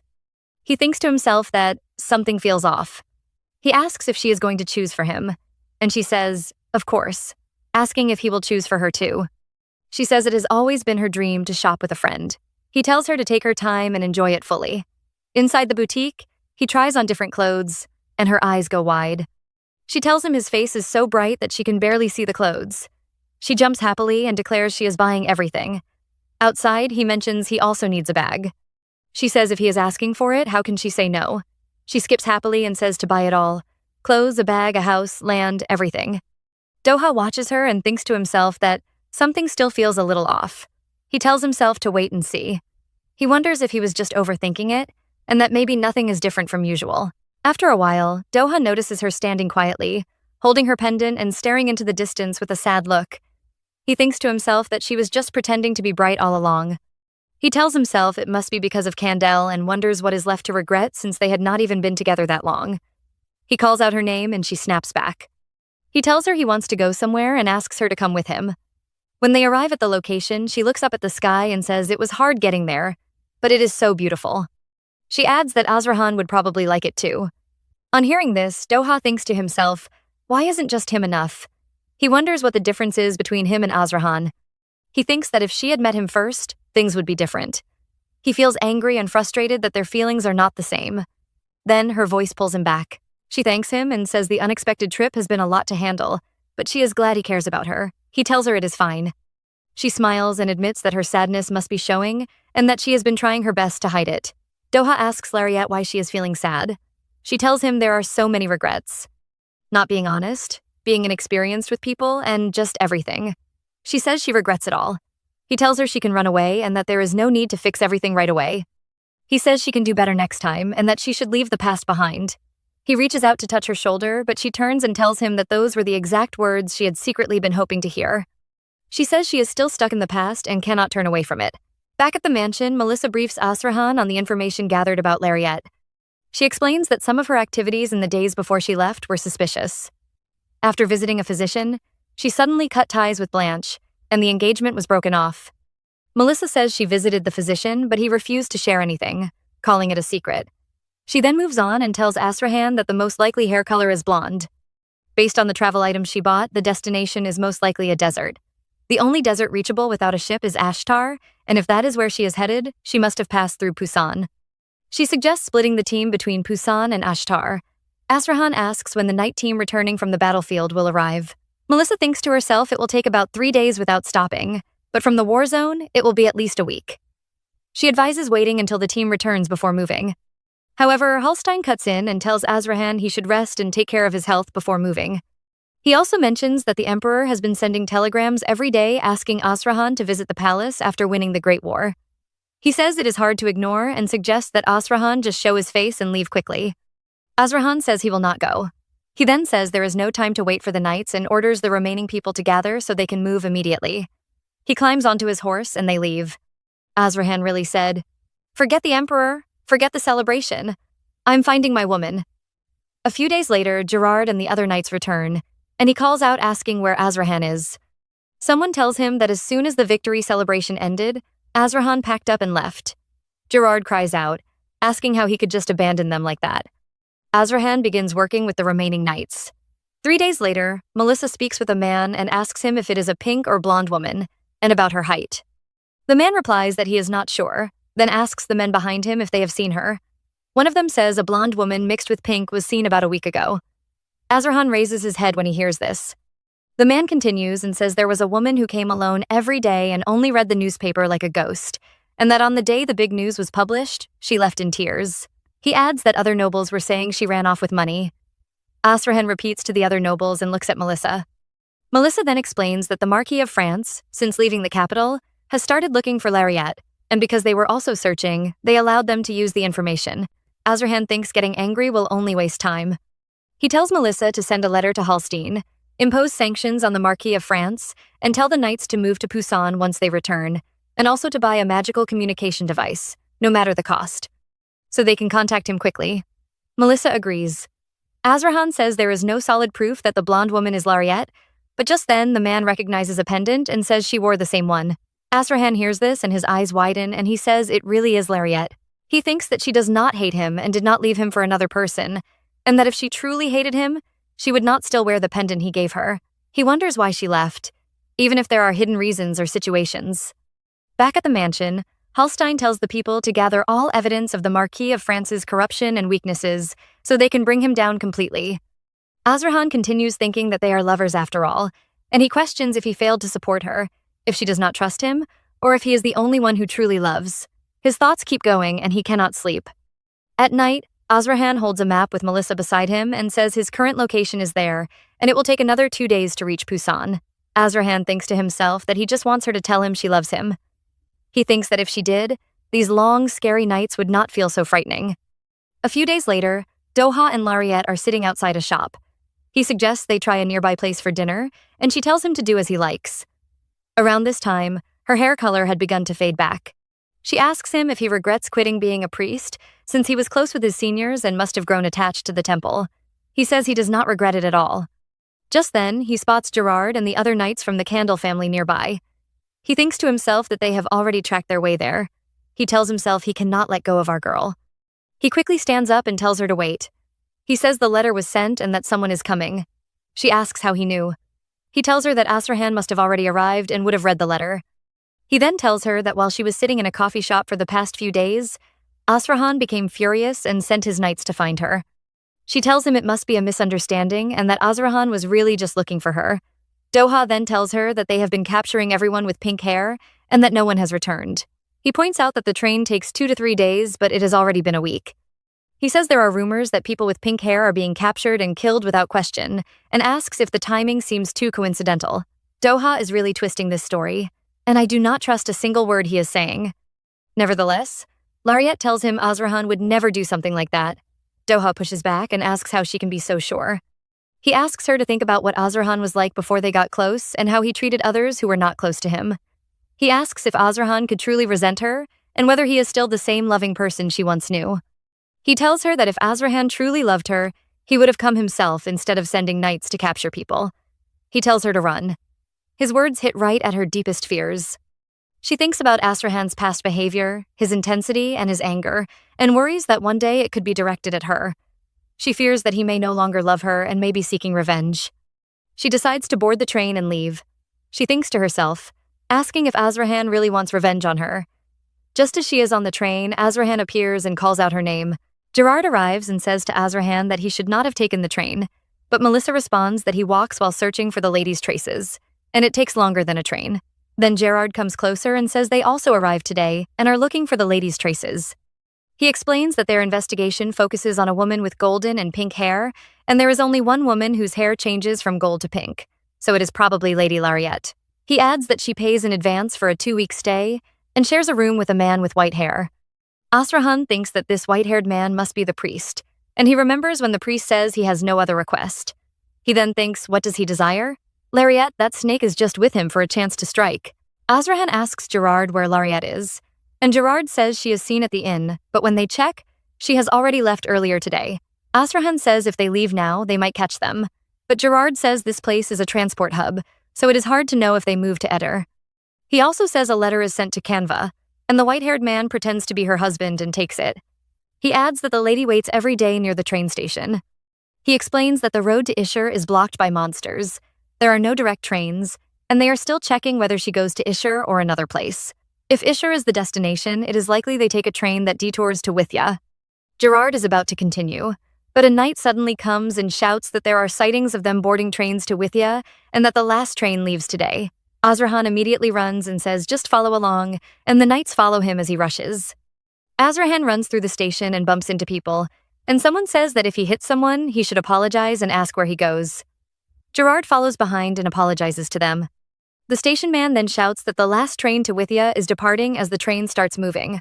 Azrahan keeps running and jumps onto the train at the last moment. In addition, he can make it and says finally, but his knights are still behind. On the train, our girl sits with Doha, and she thinks that Azrahan cannot forgive her after everything. She also thinks about the other women who suffered because of her, and she wonders if Azrahan really did those things. She feels she must make things right and go to Azrahan for revenge. She feels weak and wants to disappear, and she feels like there is no reason to live if Azrahan does not love her. Doha calls her name, but she does not answer and stays in her thoughts, feeling ashamed to show this weak side. Then the train stops and people shout. Doha holds Lariette and asks what is happening. People look outside and say it is a monster, and it is horrible, and it has already come from the village below Pusan and reached this far. Everyone panics and thinks they may die. A child cries and says he is scared. Lariette hears the child and says there is a kid and she must go out. Doha tells her not to go and says others will handle it and it is too dangerous, but she says she does not care. She opens the door and sees Azrahan and she calls his name. He also calls her name and asks if it is really her. Lariette cries and apologizes for deceiving and hurting him, and says that if he came to kill her, she would accept it. Azrahan cries and says that is not what matters and tells her to come back together while reaching his hand. Then a monster appears, and Azrahan takes his sword and attacks it, thinking he must finish it quickly and take Lariette with him. As a result, Lariette shouts and asks if he is okay, and tells him to come to her compartment because the connection is broken and she will jump. Doha holds her and stops her from jumping, and Azrahan also says it is dangerous. Doha says they can meet at the terminal, and jumping now will cause injury. Lariette cries and says they finally made it, but she cannot fall again. She then shouts to Azrahan that the train is going to Withya as the other compartment moves away. Azrahan stands and thinks that seeing her in person makes it real, and that she does not hate him. He also thinks that even if she goes to the end of the world, he will find her. Please, don't let Lariette slip away from your hands again. Lariette is standing with Doha. Doha asks her if she just saw it, and says Azrahan finally came after her with a sword, and he asks if the Duke of Candle really loves her. Lariette replies that Azrahan did not dislike her, and it is not revenge, but he wants to see her. She also asks Doha to wait at this distance. Then, people in the crowd start mumbling that the monster must have been dealt with and that the woman took care of it. Lariette tells the people not to worry, and says she will protect them until they reach Withya. Just then, the monster appears again and breaks through the glass. Doha pushes her away and immediately uses his magic on the monster. Lariette shouts at him and says, Doha, you are not a lower-level priest. Doha replies that yes, he is not. Lariette looks at him and thinks that the higher the divine power, the higher the priest's rank, and that he becomes like a monster to them. Doha then asks if she is disappointed in him. A lady from the crowd speaks while holding her child and asks if he is a priest.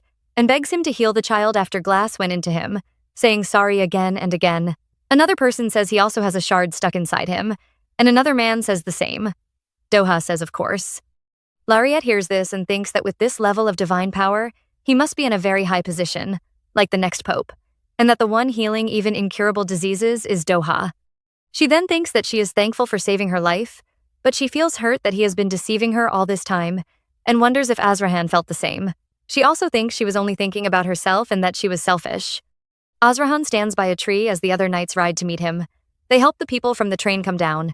A man thanks them and says he thought he would be left alone in the mountains. Gerard tells them it is okay and says they will escort them until the end. Azrahan speaks and says they should move as soon as possible. He thinks in his mind that Lariat will be waiting in Withya. At the same time, Lariat thinks they are starting again from the beginning with an honest relationship without lies, and she has a place to return to. Later, when Lariat arrives in Withya, she looks around and says, "Wow, this is what Withya is like." Doha takes out a knife and cuts his hair. Lariat asks him why he suddenly cut his hair. Doha replies that she found out he is a priest and that he secretly escaped from the temple. Lariat reacts in shock.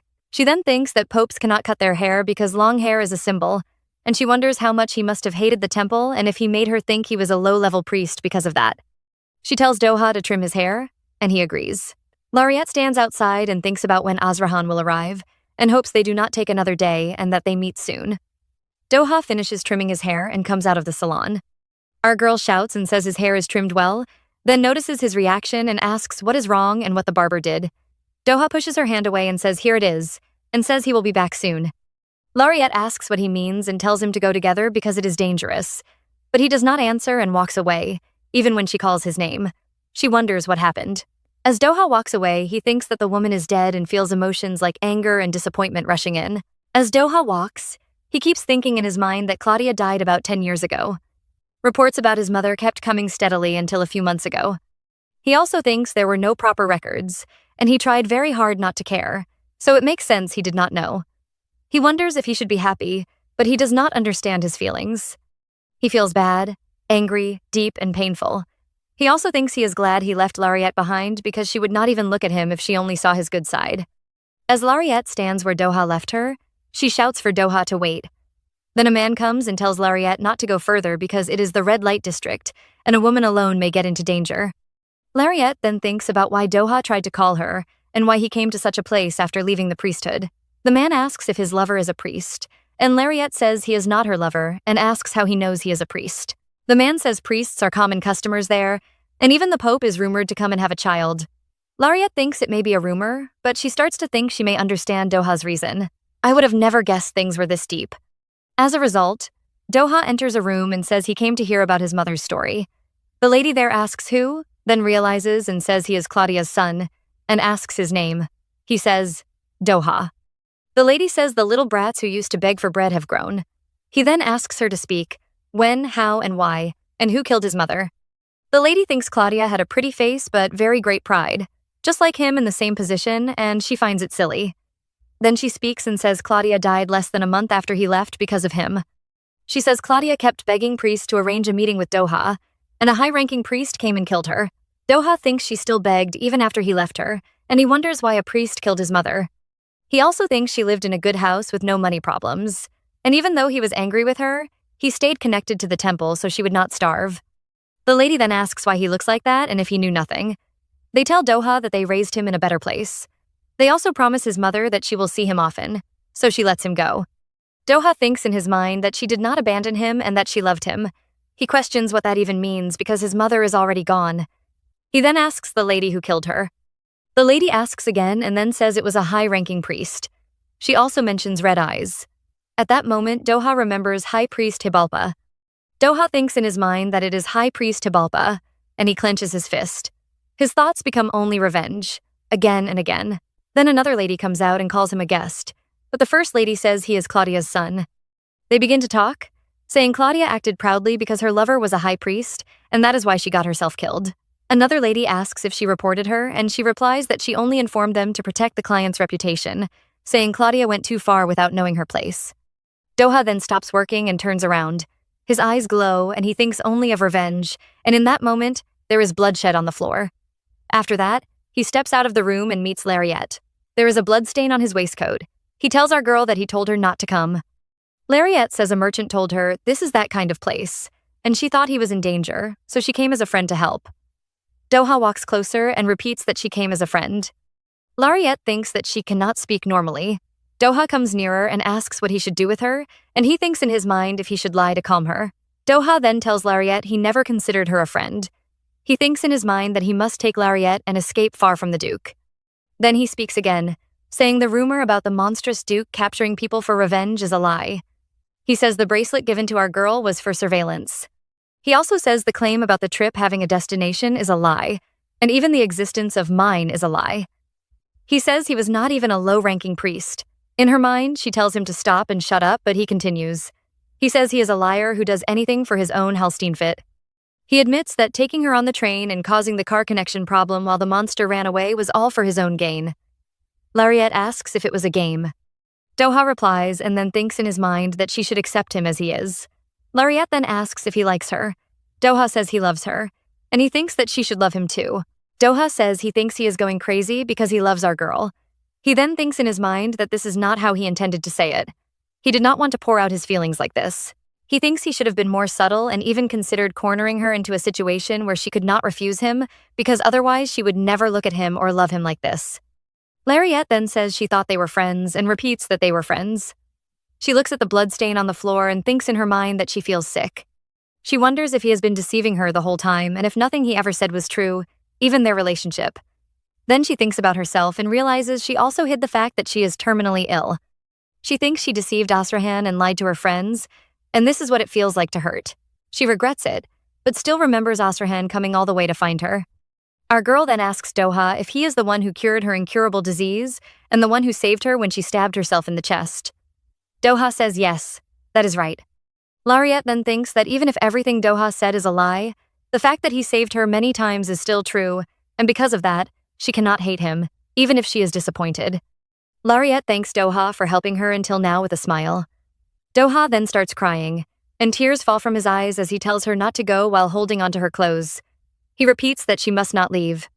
Lariette apologizes and says she was happy to have him as her first friend. She thinks of taking care and being happy, and says goodbye to Doha while crying.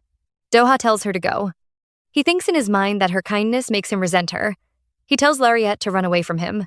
He also thinks that all his feelings are not resolved, and the one thing he wanted slips away like sand. Then a magical light appears behind him. He says that before he can no longer enjoy anything, and before he devours her. He thinks that nothing goes the way he wants, and maybe he was wrong from the start and unworthy of love or being loved. As our girl goes away, she thinks in her mind if she should have wished for nothing at all. She feels her mind is spinning and her memories are fading. She also thinks everyone in the alley is dead, and Doha warned her to run away before he hurt her. She believes the kindness he showed her was not friendship.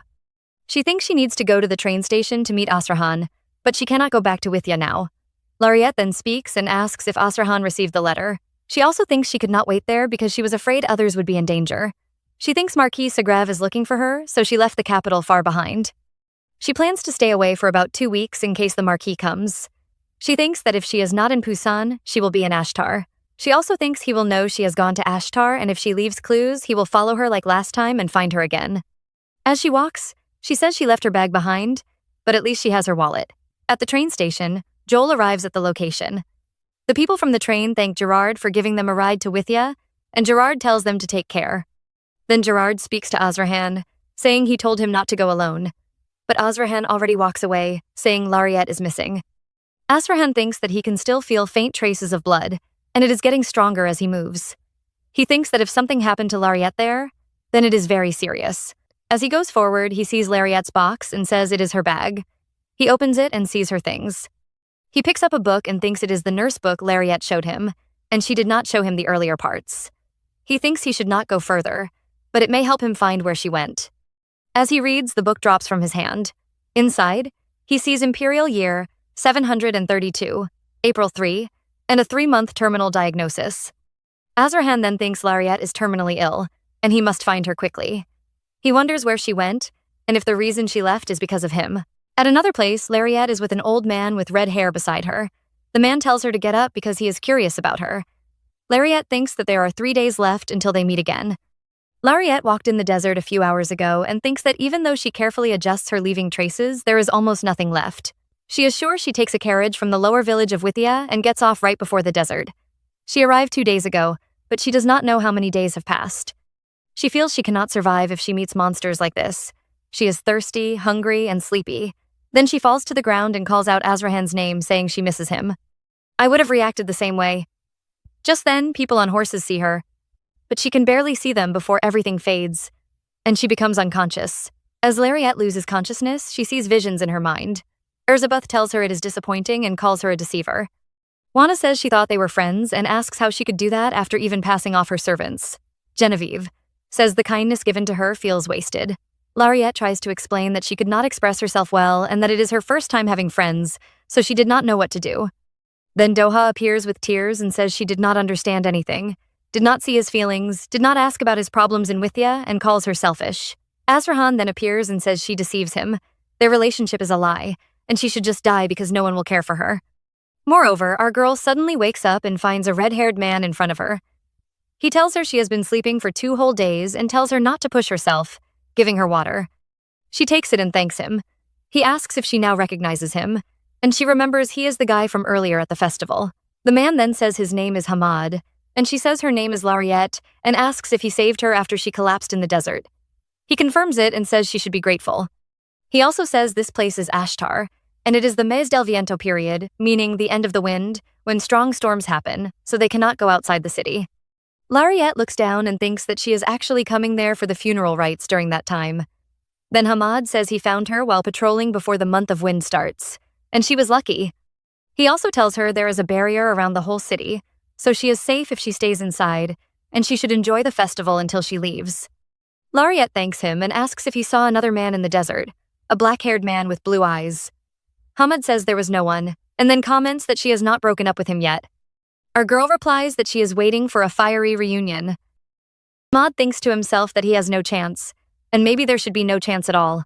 Lariette then asks if there is a way to contact the capital and says she should ask the Lord for help. Hamad then says he already has a meeting with him and reveals that he is Hamad Krishna, son of Ishtar, the Marquis and Lord of the Desert of Death, and he will try to contact the capital. Lariette is shocked and asks if it is true.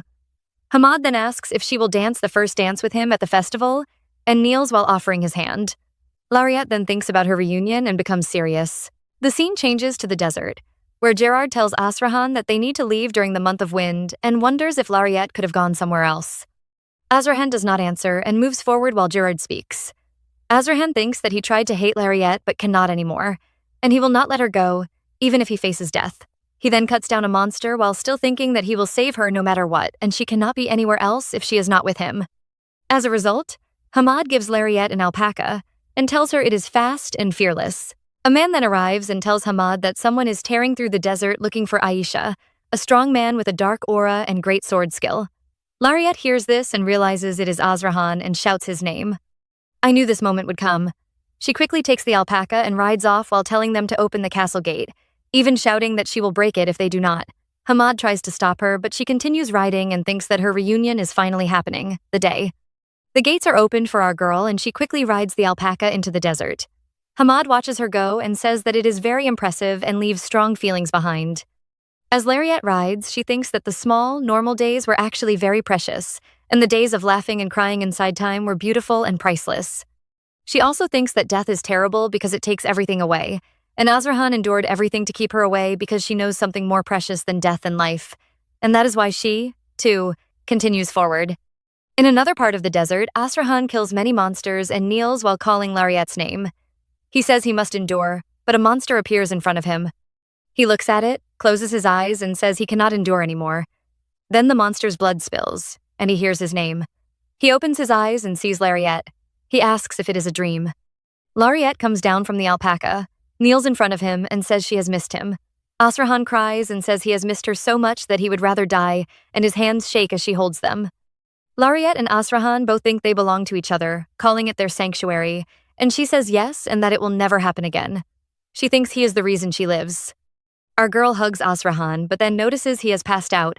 She calls his name and realizes he is badly injured and in a very bad state. She looks around and wonders how much mana she has left, and whether healing Azrahan will still let her return. Azrahan stretches out his hand and touches Lariet's chin and says she is injured. He repeats that she is injured. Our girl tells him that he is holding even more injuries than she. Azrahan then tells her to return quickly and receive treatment and says he will follow right away. Lariet hugs him and says they should go together, wherever it is, together. Lariet then thinks that there was a time she had no attachment to life, and a time she wanted to leave badly. And even now, it is not very different. She still wants to leave, but when she sees his eyes begging with blind love, she feels like she would throw everything away for him, and she wants to stay with him. Just then, Hamad and his people arrive, and Hamad says it is all melodrama and they should set aside the reunion and go back.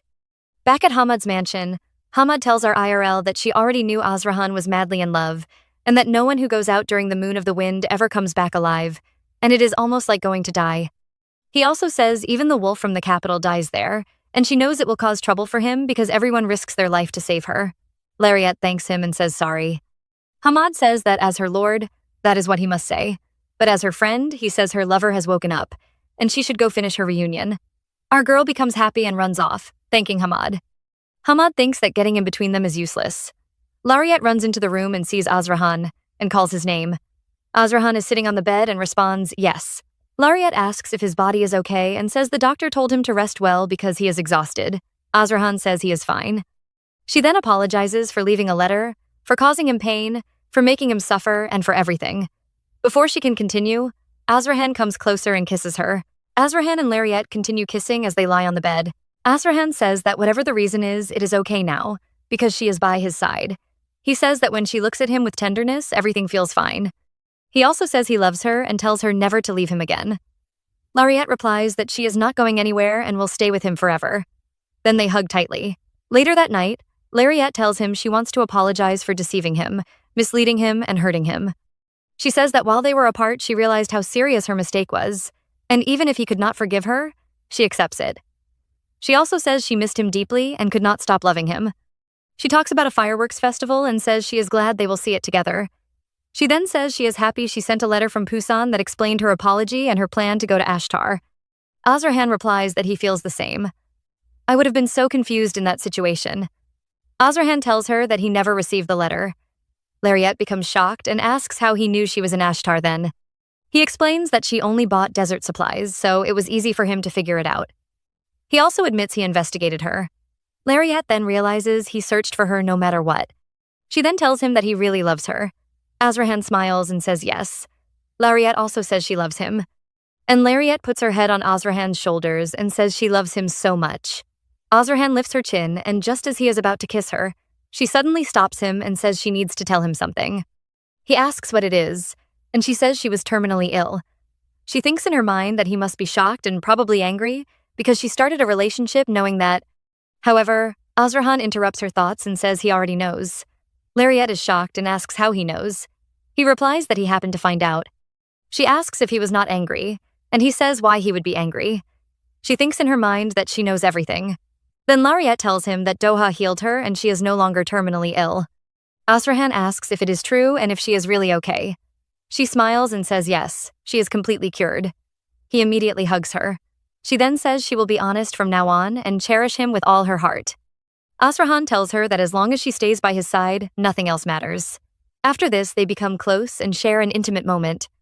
The next day, Hamad speaks to Azrahan and says they finally get to talk, and asks if he is in Kendel. Azrahan replies that he has been a great help, Lord of Ashtar. Lariet sits between them during the talk and feels awkward. Hamad says he was able to contact the capital, and they said Azrahan will come to meet them after the wind's moon period ends in Kendel. Azrahan thanks him. Lariet thinks in her mind that she cannot decide where to look. Azrahan also mentions that Ashtar bricks are of excellent quality, and Hamad agrees and says he wants to give a gift as a sign of goodwill. Lariet wonders why she is even there and sips her tea, thinking that listening to their conversation brings her back to reality and she still needs to make a living. Just then, Azrahan calls her, and she stutters. He then touches her lap and places his head there and asks if she would like to go watch the festival. Lariet asks Azrahan if the conversation with Hamad is over, and he says yes. She then holds his hand and asks if he is feeling all right, and he replies that, of course, he is fine. Hamad comes closer and tells them that Azrahan must not overexert himself because of the intense reunion. He says they warned that his condition could worsen, so he should rest and leave when the gates open. Lariet then pats Azrahan's head and says it actually worked out well, and there is no interruption now. Asrahan agrees and says just having her there is enough for him. Lariette thinks that ever since she left her family, she never imagined being loved like this, and Azrahan's gentle care makes her feel special, like she finally has a home and is truly loved. She also thinks that if she marries him, she would be truly happy. Hamad later stands outside with Asrahan and says it is an honor to have formed a connection and hopes he returns safely. Asrahan shakes his hand and thanks him for his hospitality. Lariette notices something strange about the guards but does not say anything, and they leave. Inside the carriage, Asrahan says the Lord of Ashtar seems like a competent ruler and is worth keeping ties with. Lariette tells Asrahan that he has made a friend, but he says it is not a friend. By nighttime, they arrive at the Candle Mansion, where maids and staff welcome them, and Halstein says, "Welcome back, my lord." Lariette notices the atmosphere feels different. Inside, the knights are resting and celebrating, and Melissa and others talk about being glad to return, how they will rest, sleep all day, or go to a pub at night. They also discuss being tired from war and long travel, and one of them complains that it was unnecessary work and speaks badly about women who leave lovers for soldiers going to battle. Something about that conversation felt really off to me. The knights continue talking and arguing, saying that maybe the woman did not want to take care of a crippled man for life, and others question if that is too harsh and suggest there may be another story behind it. One man says even he was told by his lover that she wanted to break up, so he understands in a way. Another man says it is strange that she came back after so long, and now that the man is a war hero and injured, she may have changed her mind. He adds that if she marries him now, she could become a duchess, and that might be tempting. He also says he understands why their lord might not take her back. Then Melissa gets angry, hits a cup of beer on the table, and says they are ruining the mood and criticizing the lord's decision. Gerard speaks up and tells everyone to calm down, says they all worked hard, and tells Melissa he is drunk and should go rest. Melissa denies being drunk and argues back. The knights start murmuring that maybe they went too far, but some still feel bitter. Melissa then says they should not forget the Lord gave them a good life and food, and now they complain after easy, unfair work, and she does not understand their attitude. Gerard then tells Melissa that not everyone is as strong as she is and says she did a good job while holding her. Melissa reacts strongly and tells him to stop holding her. Gerard then says he will keep her by his side forever, and Melissa threatens him and tells him to know his limits. Moreover, Halstein speaks to the maids and says Lariette has returned and that by the Lord's orders, her chambers will not be joined, and someone must attend to her, asking if anyone will do it. He then thinks in his mind that this is how it ends and wonders what she will do now. Lariette then thinks in her mind that she called out for so long, but no one came. Lariette thinks that she has forgotten she is more used to situations like this, and that it was even worse when she was in the Blanche, so she feels it is not a big problem. The next day, Asrahan enters the room and cannot find Lariette. He goes in and out searching for her, but still does not see her. He then opens the bathroom door and finds her lying in the bathtub with her eyes closed. He asks what is going on and sees that the room is in a bad state, with the water left until it becomes cold. He thinks that if it had stayed like that longer, it could have become serious, and he recalls everything they went through to bring her back. He also learns that no one volunteered to take care of our girl. Halstein says they need to discuss it properly, and that he will reassign the maid who was in charge before. Azrahan calls out Halstein's name and goes after him, but Halstein insists there is nothing more they can do. He walks away and says Lariette saved the master's life, and they are grateful, but he questions if it is necessary to welcome her back after she already left. He says he saw how much pain the master went through because of her and cannot accept seeing that again. He suggests that since the curse is lifted, Azrahan could find another match with better conditions. He also says he will do anything for the master's happiness and is willing to be dismissed if needed, but the care situation must be decided. Then a priest arrives and explains that our girl is weak from overworking and long stress, and now that she is relaxed, her body has given out, but she will recover with rest and should not be disturbed. Azrahan sits in his office and thinks deeply, realizing he did not notice how unwell Lariette was. He blames himself for being too busy and not checking on her. He also thinks that if Halstein feels this way, many people in the house may already be against her. He considers replacing all the staff, but worries she might not get proper care. He feels managing people is harder than expected, and wonders if he has ruined everything. He thinks about what he should do next. Azrahan thinks in his mind that if only he were as capable as the Lord of Ashtar. Then he gets an idea when he notices a magic communication device and thinks that maybe he can use it to manage things. Lariette is seen sitting on her bed and she thinks that her body feels refreshed, and a dedicated maid must have been assigned to her. She also thinks she believed the people in the house might not welcome her, but it is harder than she expected. Just then, Azrahan pulls her back into the bed and hugs her. Lariette looks at him and thinks he is adorable. She holds his face and asks when he arrived and why he is sleeping next to her. Azrahan replies and apologizes, calling her his lord, and Lariette thinks that even though he is like this, he still needs his own strength. Azrahan then calls her name with his eyes half open. She tells him to rest more, but he says he is already awake and asks if she is feeling all right. She says yes and thanks him. Azrahan apologizes again, saying he failed to notice she was unwell and neglected her, and that he will make things right if given time. Lariette tells him it is okay and not his fault, and that it is her problem to solve. Azrahan is shocked by her words. The next day, Lariette thinks she must handle things herself and not rely on Azrahan, or it will not be her own effort. She thinks she is not good at socializing, but is good at her work. She then goes to Hallstein's office and calls his name. Hallstein looks up, and Lariette thinks she will solve things by doing what she is best at, and she offers to help with reviewing letters. Later, Erzabuth speaks with Duke Azrahan and suggests he consider marrying the princess. However, Azrahan interrupts and says he already has someone. He then thinks about Lariette and that he does not know how she will handle things, and he refuses the proposal. He also thinks she must stay by his side. I didn't expect him to reject it so quickly. Azrahan remembers his earlier call with Hamad, where Hamad told him that the young lady is being ignored and that time will fix it, but for now, he has two choices. He said Azrahan should either show her usefulness while she stays in the mansion or secure her position through marriage. Back in the present, Azrahan speaks to the Emperor and asks why she was refused.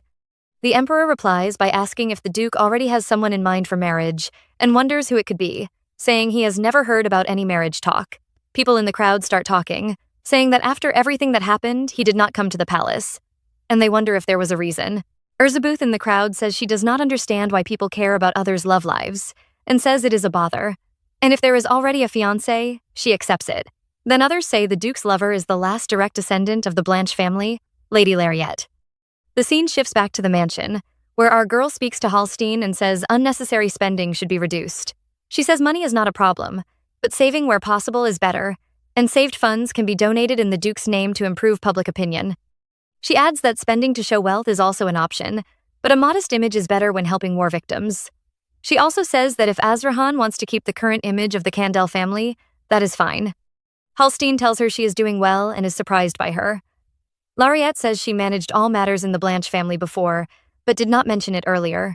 She adds that no matter how hard she tried in the Blanche, opinions and funds never improved, but she hopes Candel will succeed through effort. She also thanks Hallstein for his management and says she is only learning and observing. Hallstein replies that he is grateful for her help in areas he could not handle. He then thinks that the Duke is struggling and still holding pride as his family falls apart, while the Duchess spends money carelessly at social events.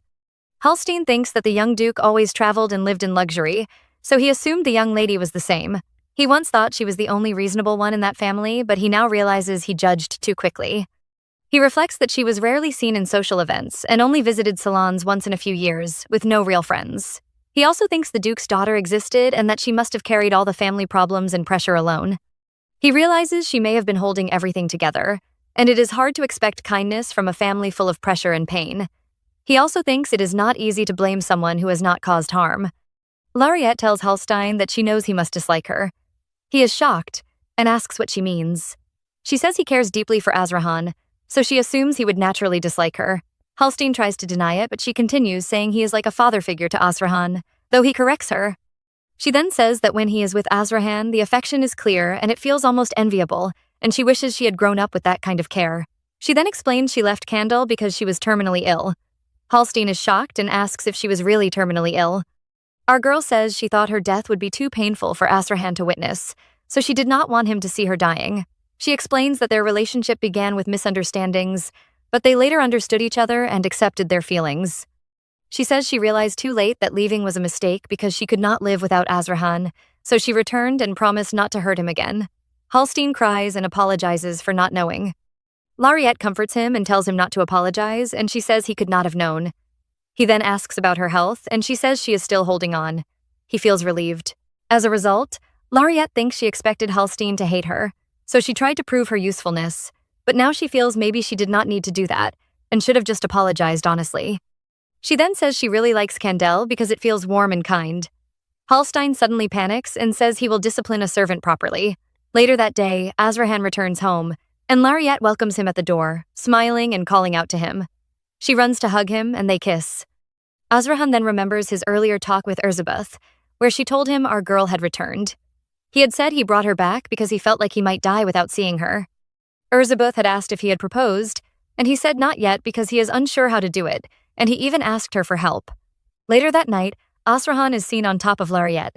Azrahan and Lariette are exchanging kisses when Azrahan suddenly stops and asks if she is feeling okay, saying that if she is still not well, they should wait for next time. Lariette tells him she is fine and explains that the priest checked her and said she is very healthy, even healthy enough to have a child right away. Azrahan blushes on hearing this and says he will keep it in mind, and then they become intimate. The next day, Lariette meets her friends, and they all greet her happily and say she is back. Genevieve asks if she enjoyed her trip, and Lariette says yes, and thanks them. She then says she has something to tell them about the trip, but Erzabeth asks her to keep it brief. Lariette says she went because she was terminally ill. Erzabeth is shocked, and immediately asks her to explain in detail. Lariette explains everything, and they all hug her. Erzabeth says she had no idea she went through such hardship. Juana says it is unforgivable that she only said it now, but she is glad Lariette is healthy. Genevieve says it must have been very hard for her. Lariette asks if they are forgiving her, and Genevieve says there is nothing to forgive and that she understands it was hard to speak about. Juana agrees and says it was not easy to say. Juana also mentions rumors connected to Blanche and a worse situation, but Erzabeth covers her mouth and stops her, then suddenly asks Lariette if she plans to marry Duke Candel. Lariette and the others blush at the question. Lariette says, of course, she wants to. Erzabeth then asks how she wants to be proposed to. Lariette says she does not have a specific romantic preference, but she has some things she dislikes. She then asks about the Blanche situation. After they explain, she thinks that she knew the Blanche family would continue. In another scene, Erzabeth says to Azrahan that Lariette doesn't like overly extravagant things like filling a carriage with flowers or using very large jewels, and she asks if Azrahan has prepared something like that. She then realizes why Azrahan asked for help and says it makes sense. Azrahan then asks what kind of proposal Lariette likes best. Erzabeth replies that she cannot believe she is having this conversation with him and says Lariette would prefer something simple, like a proposal, during time spent in a nice place. Erzabeth remembers Joel and Anna and mentions that the wizard Joel they recommended and Anna, the servant sent to the Juana residence, are doing well. She then suggests that Candel should have a dedicated wizard and that Lariette should have a familiar maid instead of someone she is not close to. Azrahan agrees and says he understands. Erzabeth tells him he is quick to understand, but Azrahan asks if that is really okay and says he still needs a wizard. He also mentions that the princess has been acting strange lately and says he is only guessing. Erzabeth reacts and asks if it is that obvious, then feels relieved when Azrahan says it is not. She then asks if he intends to help, but Azrahan stands up and says it is too early to decide because he has many duties from His Majesty, and leaves. Erzabeth sits back, smiles, and says he must be careful because it involves the throne succession. Later that night, our girl sits on the bed holding roses with more roses around her. Lariette sits alone, thinking that she cannot stop thinking. She then says that Azrahan is late again today. She picks up the roses, pulls them apart, and spreads them around. After that, she lies down on the bed in frustration and thinks in her mind that she does not understand why she feels like this. Later that night, Azrahan returns home and finds Lariette already asleep. He carries her and places her properly on the bed. He looks at her, smiles, and says she prepared everything for him, and he apologizes for being late. He says once his busy work is over, he will stay with her. He kisses her on the cheek and tells her to wait for him, then holds her hands and calls her, my Lariette. The next day, Lariette wakes up and sees that Azrahan is not there. She wonders if he did not come back at all and feels confused. She clenches her bedsheet tightly, then stands up and walks away. Inside the house, Lariette meets Hallstein, who tells her that after following her advice and cutting expenses, they have saved a lot. He proposes using the remaining budget for relief supplies. Lariette agrees and says it is better if the supplies are not consumables, so people will remember Candel's help less directly. Hallstein praises the idea. She also suggests sending a gift to the Emperor, so Candel is not seen as opposing the Imperial Palace. Hallstein agrees to prepare it. Some maids overhear their conversation and say Lariette might really become the Duchess and is already managing the household. They question if the Duke even approved it and call it shameless. Another maid says Lariette has everyone under her influence and may not even need permission, and they think she will surely become Duchess. They also note she is not incompetent or overly strict, and even the butler follows her, making one of them consider aligning with her. Lariette later meets her uncle Victor. He says he was surprised to hear she came and asks how she has been. Lariette replies that she is fine and congratulates him on becoming head of the family. Victor says it is only temporary, and he does not deserve congratulations. Our girl thinks in her mind that she wonders what his intention is and believes he may want to pass leadership to his child, noting she has little information since her father cut ties with the Branch family. She thinks she should not overthink it. Victor then asks when she plans to take over as head of the family. Lariette is shocked and asks what he means. Victor says it is natural for her to become the head since the firstborn is absent. Lariette thinks in her mind that by tradition, the second should lead and even considers that she could do better than Ryan, imagining herself as head. Victor continues speaking, saying there was worry when she suddenly disappeared from Candel. Victor tells Lariette that he was waiting for her because the situation was not good, and he has already paid off urgent debts for now. He says he is not asking for money, only that she should know because she will manage the family. He also says he understands why she left the Blanche and takes her hand, saying he only realized it after coming to the mansion.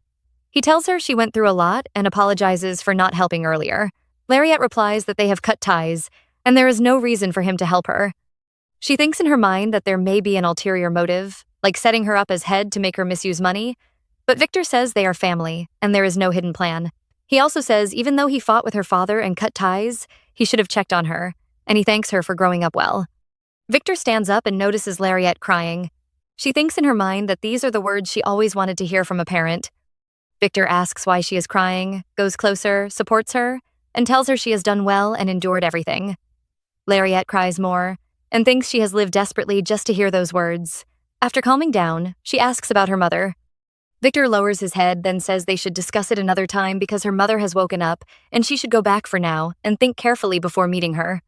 Lariette thinks in her mind that there were rumors her mother went mad, and she wonders if she can handle it, but also thinks she should be satisfied to have another place to return to. She also thinks that even if she does not marry Asrahan, becoming head of the Blanche family would be better in many ways. Our girl returns in the carriage, thinking she has always wanted this, and decides she should talk to Asrahan because they have not had a proper conversation lately. Later, she stands in front of Asrahan and tells him she has something to say, then complains that he is always busy and she has not seen him properly for days. Asrahan apologizes and says the crown prince is inexperienced and needs his help, and tells her to go to bed first. Lariette responds and then suddenly pulls all the papers from his hands and throws them away, including the ink bottle. I didn't expect her to snap like that. Asrahan is shocked as Lariette throws the papers and ink away, and then she looks at him with a straight face and says they need to talk because she has a lot to say. After calming down, Lariette arranges the papers again and checks them. She explains that after the war ended, there was much more work, and even though it may sound like an excuse, people's treatment of her and the respect she received changed after the cause disappeared, even though the victory stayed the same. She says she began helping the crown prince and that the emperor will likely step down soon. She adds that the crown prince is still inexperienced, so there is a lot of work, and even though she was trained for it, she still feels she is not enough. She apologizes for making Asrahan feel lonely and says she will finish work quickly and stay by his side. Our girl looks at Asrahan quietly, then speaks and says she understands that he is busy and has no time for her, and that it was hard for him to ask her for help. Asrahan tries to speak, but she interrupts him and says he could still have been by her side and spent time with her while she worked. She says she never asked for anything big, only to be with him. Asrahan stays silent and thinks her eyes look red, and wonders if she cried. Lariette then tells him she went to the Blanche today. Asrahan is shocked and asks when and if she is all right. She then says she wants to become the head of the Blanche family. She says she came to ask for his opinion. Asrahan replies that he must oppose it. Lariette asks why, and after a pause, Asrahan says that a reason is necessary. Lariette accepts this, but thinks about whether he wants to marry her or stop her from gaining power. She thinks she knows loneliness and that without power, she would lose everything. She also thinks that if Asrahan truly wanted to marry her and told her not to become head, she would have given up the title, and that one word from him would have been enough. But he did not say it, making her question his true intention. Our girl stands up and says she understands and will consider it. She says the conversation is over, and apologizes for disturbing Asrahan while he is busy. As she walks away, Asrahan calls her name and tells her that Joel, the one she connected to the royal family, said he would teach him magic, and Anna also confirmed she will come to serve her. Lariette, still facing away, says that it's good to hear. She leaves the room and says she is very tired and will go to bed first, telling him not to overwork himself, then slams the door. Asrahan sits down, frustrated, and holds his face. Lariette lies on the bed thinking she should not have spoken like that and that she acted too emotionally and rushed for a proposal. She feels she could have had a more mature conversation and wonders why she is like this. Then Asrahan sits beside her on the bed and tries to touch her, but pulls his hand back. He lies behind her and apologizes, asking about what happened in the Blanche, saying he was not attentive enough and will make time for her and stay by her side. Lariette then speaks about her mother being sick and losing her mind. Azrahan is shocked. She explains that her uncle paid the debts and took responsibility temporarily and has been taking care of her mother, and also told her she has endured a lot but has grown up well. Lariette says recently she has felt like she has no one on her side in the mansion and nothing left, and she compares herself to Ryan, who received love, support, and expectations. She says she thought becoming head of the family would help her prove her worth and show she deserves love. Azrahan hugs her and tells her she deserves love, and asks how anyone could not love her. He apologizes for leaving her alone and not sharing her pain. He explains that he opposed her becoming head because he did not want her to suffer from duties, gossip, and scrutiny, and he did not want to burden her with those realities. He then tells her that if it is her wish, she can become the Duke of Blanche, and he will support her happiness. Lariette says that if she becomes the Duke, she cannot marry him. Azrahan says he will find a way. Lariette then tells him to leave the work behind and focus on her. He kisses her, and Azrahan thinks in his mind that there must be a way. Everything is getting more complicated, but also more emotional at the same time. Lariette and Azrahan finally become intimate, and our girl is overwhelmed by everything she has buried for so long. All her life, she has feared being alone, so she hides her greed, pretends not to notice discrimination, and even conceals her talents because she believes that is the only way anyone will ever love her. But the cruel truth hits hard. No matter how much she sacrifices, no matter how much she endures, love never comes, and that despair nearly swallows her whole. After all, how is someone supposed to understand unconditional love when they have never received it? How could she ask for affection when she feels she has nothing left to give? So she buries those feelings deep inside. But everything changes because of Azrahan. Through him, she learns that love is not supposed to demand endless sacrifice. It is not supposed to hurt all the time. With him, she feels like she can become anything. So she looks at him and confesses, "I love you. Tell me you love me." And when he answers that he loves her so much that nothing he gives could ever feel wasted, that is all she needs. Just 3 simple words. Yeah, that is enough for her. The next morning, Lariette helps Azrahan get dressed and carefully fixes his tie. She tells him to take care, and he promises he will return early before giving her a kiss. She reminds him not to overwork himself, waves goodbye as he leaves, and then immediately turns serious. Calling for Ben, she reveals there is something she needs to investigate. Meanwhile, the Crown Prince is busy proving exactly why people lose sleep over the future of the Empire. Sitting on his throne, he complains that granting a noble title to a certain lady would only make her arrogant. Just imagining her attending council meetings is enough to disgust him. I mean, come on, this man is worried about perfume and voices while running an empire. He then asks Duke Candel about an assignment given the previous day. Azrahan instantly realizes what happened. The Emperor wanted to test the prince's abilities, but the task was dumped onto him instead. The same task that even caused an argument with Lariette. Naturally, he starts questioning whether this man can really become emperor. When he explains that the work cannot be completed so quickly, the prince mocks him, claiming that a swordsman becomes incompetent the moment thinking is required, and demands it be finished by the day after tomorrow. And this pisses him off.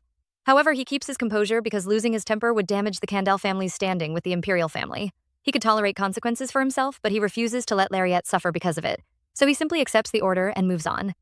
Anyway, elsewhere, Joseph is carrying supplies intended for war victims, while Hallstein orders everyone to handle them carefully.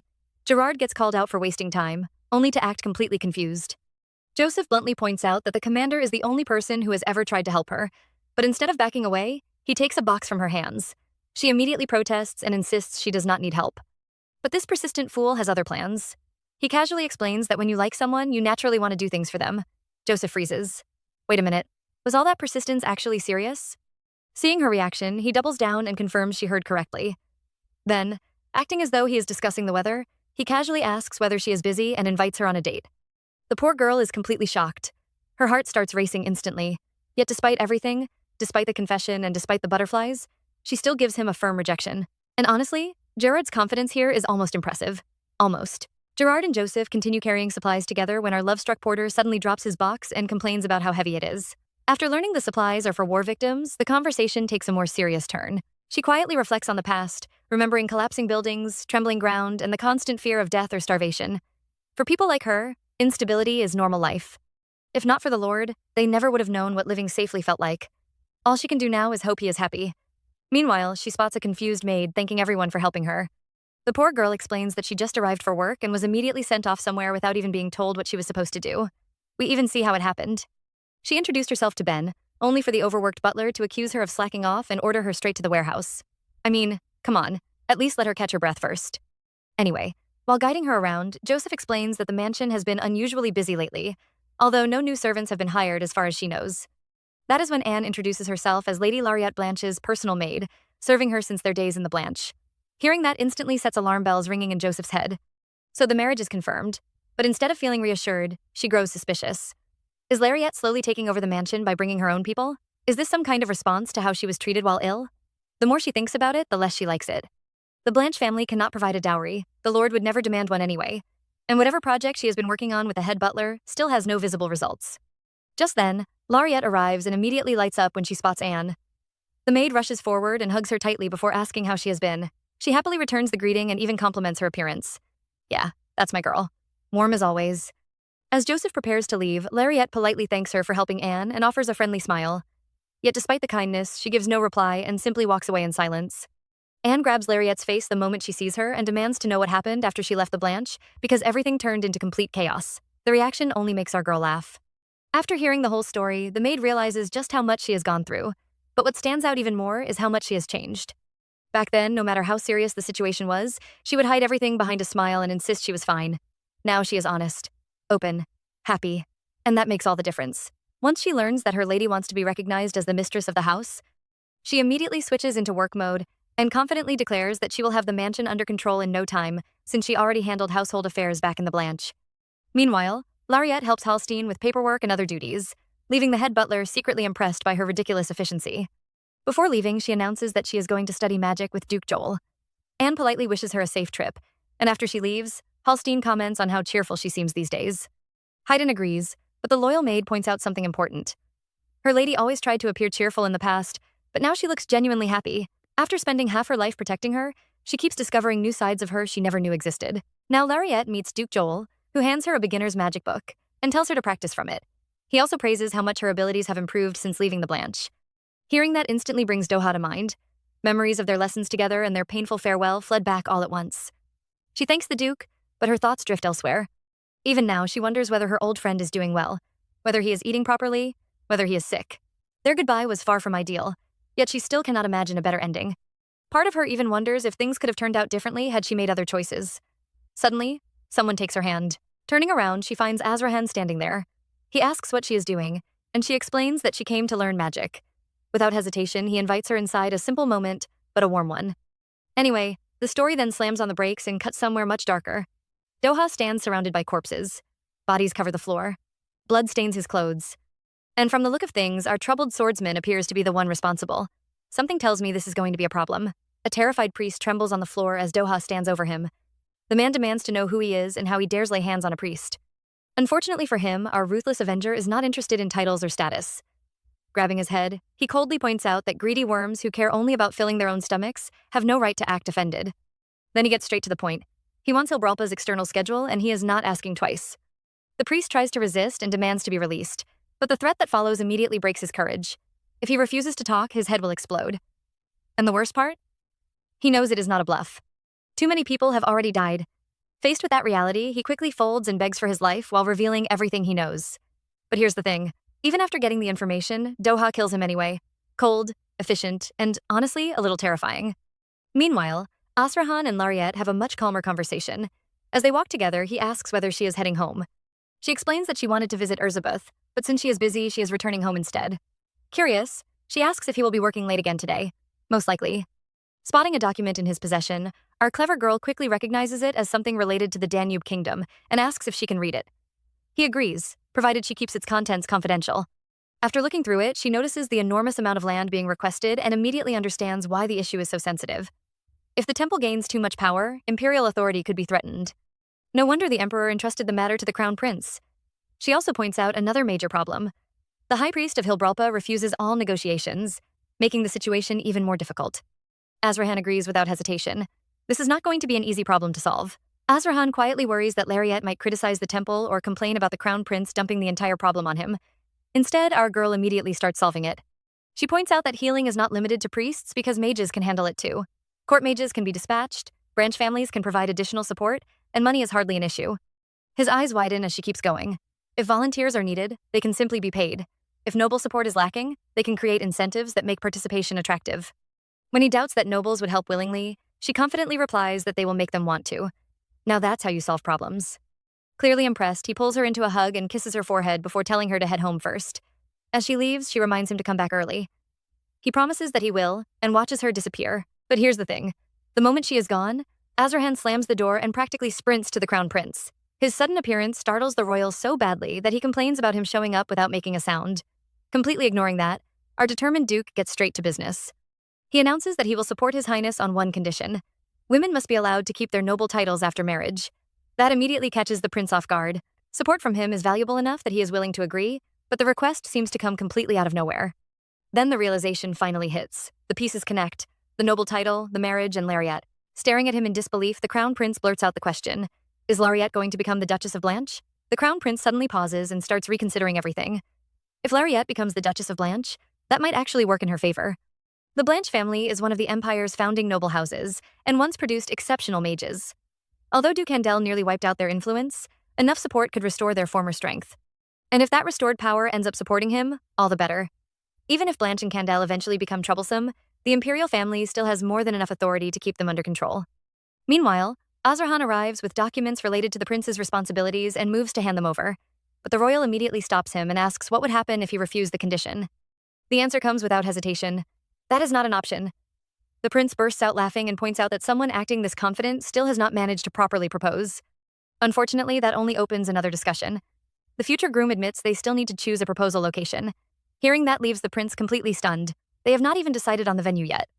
Naturally, the next question is the ring. Surely he bought the ring, right? After demanding to see the catalog, he is shown the chosen design and immediately declares it awful. Meanwhile, Joseph stands outside, surrounded by memories she would rather forget. Looking at Lariat's relief project, she remains unconvinced. In her eyes, people need food more than anything. Paying survivors to rebuild homes and care for the sick sounds ridiculous, when many are barely avoiding starvation. She is certain this noble lady will eventually regret wasting so much money. But here's the thing. Two men suddenly approach and ask whether the workers will really be paid. One wants to help rebuild houses because he knows construction work. Another wants to care for orphan children. The plan is already attracting volunteers. Even so, she stubbornly assumes the whole thing will fail. Later that night, Halstein presents Azarhan with a document. The moment he reads it, he is visibly surprised. Before he can finish speaking, the butler proudly explains that this system was Lariat's idea all along. In fact, it is the exact aid program she once wanted to introduce in the Blanche territory. Our girl has been planning much further ahead than anyone realizes. While Lariat is away from Candel, she gains first-hand experience, discovers what people actually need, and keeps refining her ideas. Now, seeing those relief efforts finally being carried out under the Candel name makes her genuinely happy, because she can finally put those plans into action. Meanwhile, Azarhan starts connecting the dots. The support system she created, the aid she organized, and even her earlier suggestion about using mages instead of relying entirely on priests all fit together perfectly. The more he thinks about it, the clearer it becomes. Massive supplies are necessary now, but this system is designed to sustain itself in the future. The emperor and crown prince probably would not love it because it creates extra work and reduces dependence on the throne.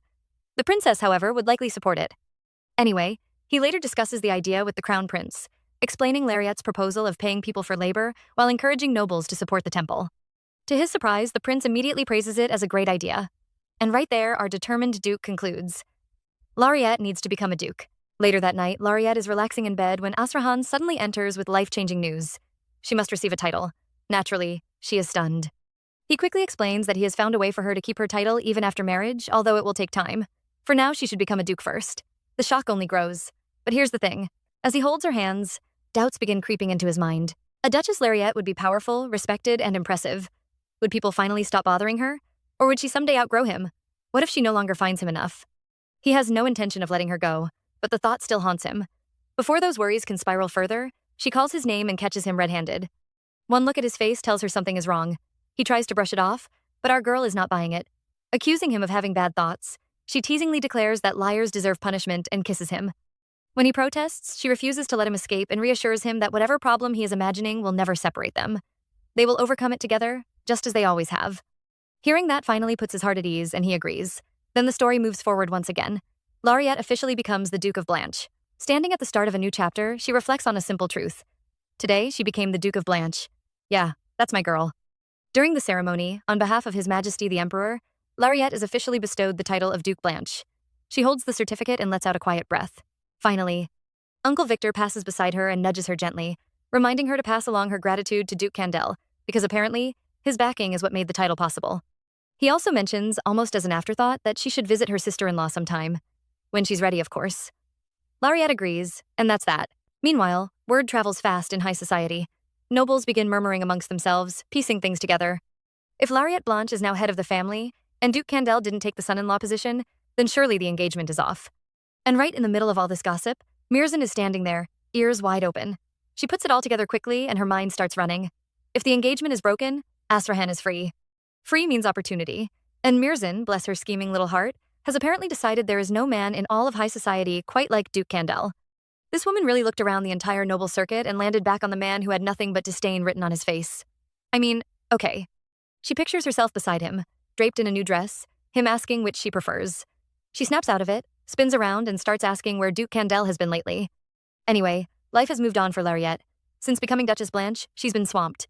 She's riding in her carriage, trying to work, when her pen slips and falls. She barely reacts. Clearly, Asrahan's schedule has been just as packed, probably buried in his own new responsibilities. Then the carriage door opens and Asrahan steps in, pulling her into an embrace. He welcomes her properly, Duchess Blanche and all. She tells him she's been dealing with Blanche territory matters and that her uncle has agreed to help sort things out. Asrahan, in his usual way, says he can't help but be impressed. Lariat simply smiles and tells him she's grateful. Now, walking into the building, Lariat tells Asrahan they're going to need a serious amount of money for whatever they're planning. He asks how much. She grins and says she'll take whatever he's offering because she will never say no to free money. Fair enough, honestly. But she notices something. He doesn't look well. She asks if he's tired, and he pivots straight into business, bringing up the proposal they discussed earlier. Apparently, he refined it based on her suggestion, and the princess is now involved in the process. The emperor and empress are opposed, but the people are still on board. Lariat is surprised and asks about Erzabeth specifically. Azrahan plays dumb. She presses. He admits it's a secret. She softens a little and says if it's Erzabeth, she's sure it'll work out. Then, almost casually, she asks if something is going on between him and the princess. He looks at her and says there's absolutely nothing to worry about. So what does she do? She grabs food off the table and shoves it straight into his mouth. And just like that, the conversation is over. Azrahan, chewing whatever just got forced into him, thinks to himself that he wishes, just a little, she'd gotten jealous. Just a little. Meanwhile, the two of them are in the shower, and Lariat is washing Azrahan's hair while he quietly wrestles with his own thoughts. He's been trying to find the right moment to bring something up, but they're both always busy, always running. How is he supposed to propose like this? But before he can spiral further, she speaks first. She tells him she wants to meet her mother. He says simply that when she's ready, they'll go, and that opens something in her. She thinks about how complicated it all felt when she first arrived at the mansion, how lost and invisible she sometimes felt, how Asrahan was always somewhere else. But things shifted. Anne showed up. Halstein looked after her. And Azrahan, even at his busiest, always made time. And now I'm the Duchess. She wonders if she can face her mother without falling apart, without losing herself in the process. Azrahan catches the silence and says her name softly. She turns around and looks at him. She's ready. As long as he's beside her, she thinks she'll be okay. She asks him to come with her. He's the only one who can do this with her. He kisses her and asks if she's happy. Then he lifts her, and well, that's where we leave them. Lariat sits quietly in the carriage as it pulls up, nerves clearly getting the better of her. Uncle Victor steps out and calls her name warmly. Azrahan pulls her out, takes her hand, and you can see it immediately. Her hand is trembling. Victor speaks gently, telling her he never said this would be easy, and that it's perfectly fine if she wants to stop right now. He's just worried about her getting hurt. But our girl squares her shoulders and says she's prepared herself. The door opens and Victor steps aside. Before she can walk in alone, Azrahan catches her hand. He's going with her. She smiles and tells him that just knowing he's in the same place gives her strength. She asks him to wait right there, and then with the softest kind of honesty, tells him that if she comes back crying, he has to do his absolute best to comfort her. Then she lets go and walks through the door alone. Inside, Lariat goes completely still. Her mother is on the floor. She calls out, voice cracking, "Mother, mother, mother!" And her mother looks up, already in tears, already talking. She pulls her into her arms and says she never believed it for a second, not when everyone was screaming that she was dead. She calls her her sweet child, her good son who would never just disappear. Lariat holds her anyway, tears sliding silently down her face, and then, through everything, through all of it, she manages to ask the one question that has been sitting in her chest all along. "Did you know? Did you know I am your daughter?" But then the mother's warmth evaporates in an instant. She pulls back, looks at Lariat properly, and her entire face changes. She starts shouting. That girl abandoned this family and left. Why should anyone care about her? Always selfish. Always acting like she was the only one who ever sacrificed anything. The only one who ever suffered. She doesn't worry about Lariat. Not one bit. Never. Her only concern has always been her Roan. And the gut punch is that she still thinks Lariat is Roan. Still holding on to him. Still hoping. I don't even have words for this. This woman looked her own daughter in the face and used that same face to tear her apart. Meanwhile, Azrahan is in a hallway, and something stirs deep in him. The hostility in this mansion is suffocating and familiar. He knows this feeling. The despair with no exit. The sorrow. The anger that convinces you that everything is somehow your fault. He's lived it. Then a sound cuts through his thoughts, and he's running, shoving the door open, calling her name. He finds Lariette curled on the floor in the corner, crying. She tells him, voice barely holding together, that it was the first time her mother ever looked at her like a beloved child, and then she called her Roan. Said she never worried about Lariette at all. Never once. Our girl already knew deep down, but knowing and hearing it out loud are two completely different things. Azarhan pulls her into his arms without a word. She keeps talking through the tears. She didn't choose this family. She didn't choose any of it. And he listens, and then he pulls back, reaches into his pocket, gets down on one knee, holds the ring out toward her, and says it clearly. Lariette, choose me. Let him show her what love from a chosen family actually feels like. Marry him. And just like that, Azarhan finally goes through with the proposal, even if it is messy in the most human way possible. Lariette is caught off guard, covering her eyes as he struggles through the moment, clearly frustrated with himself for not making it perfect. He apologizes, saying he wanted it to be proper, but it came out clumsy, and Lariette simply softens the tension by accepting him anyway. She offers her hand, he places the ring on her finger with trembling hands, and as soon as it fits, everything changes. She lights up, jumps into his arms, and in pure excitement drags him down with her as they both fall onto the floor. Azarhan panics about how dangerous it is, but Lariette is completely beyond calm at this point, pulling him into a deep kiss right there, then blurting out that she wants him to stay the night. The mood shifts to something warmer and more grounded as Uncle Victor welcomes them, already treating Azarhan like family and congratulating Lariette for the engagement. Nina joins in with her own congratulations, and Azarhan calmly mentions that once the law gets revised, the wedding will follow. Victor is visibly excited, already hoping it happens sooner rather than later, and the whole place feels oddly peaceful, like everything is falling into place. Later that night, though, things slow down into something more intimate and reflective as Lariette lies in bed, saying it was the best day of her life. She opens up about sending her mother to the hospital and finally closing that painful chapter, admitting she feels no lingering attachment anymore, and thanking Azarhan for standing by her through it.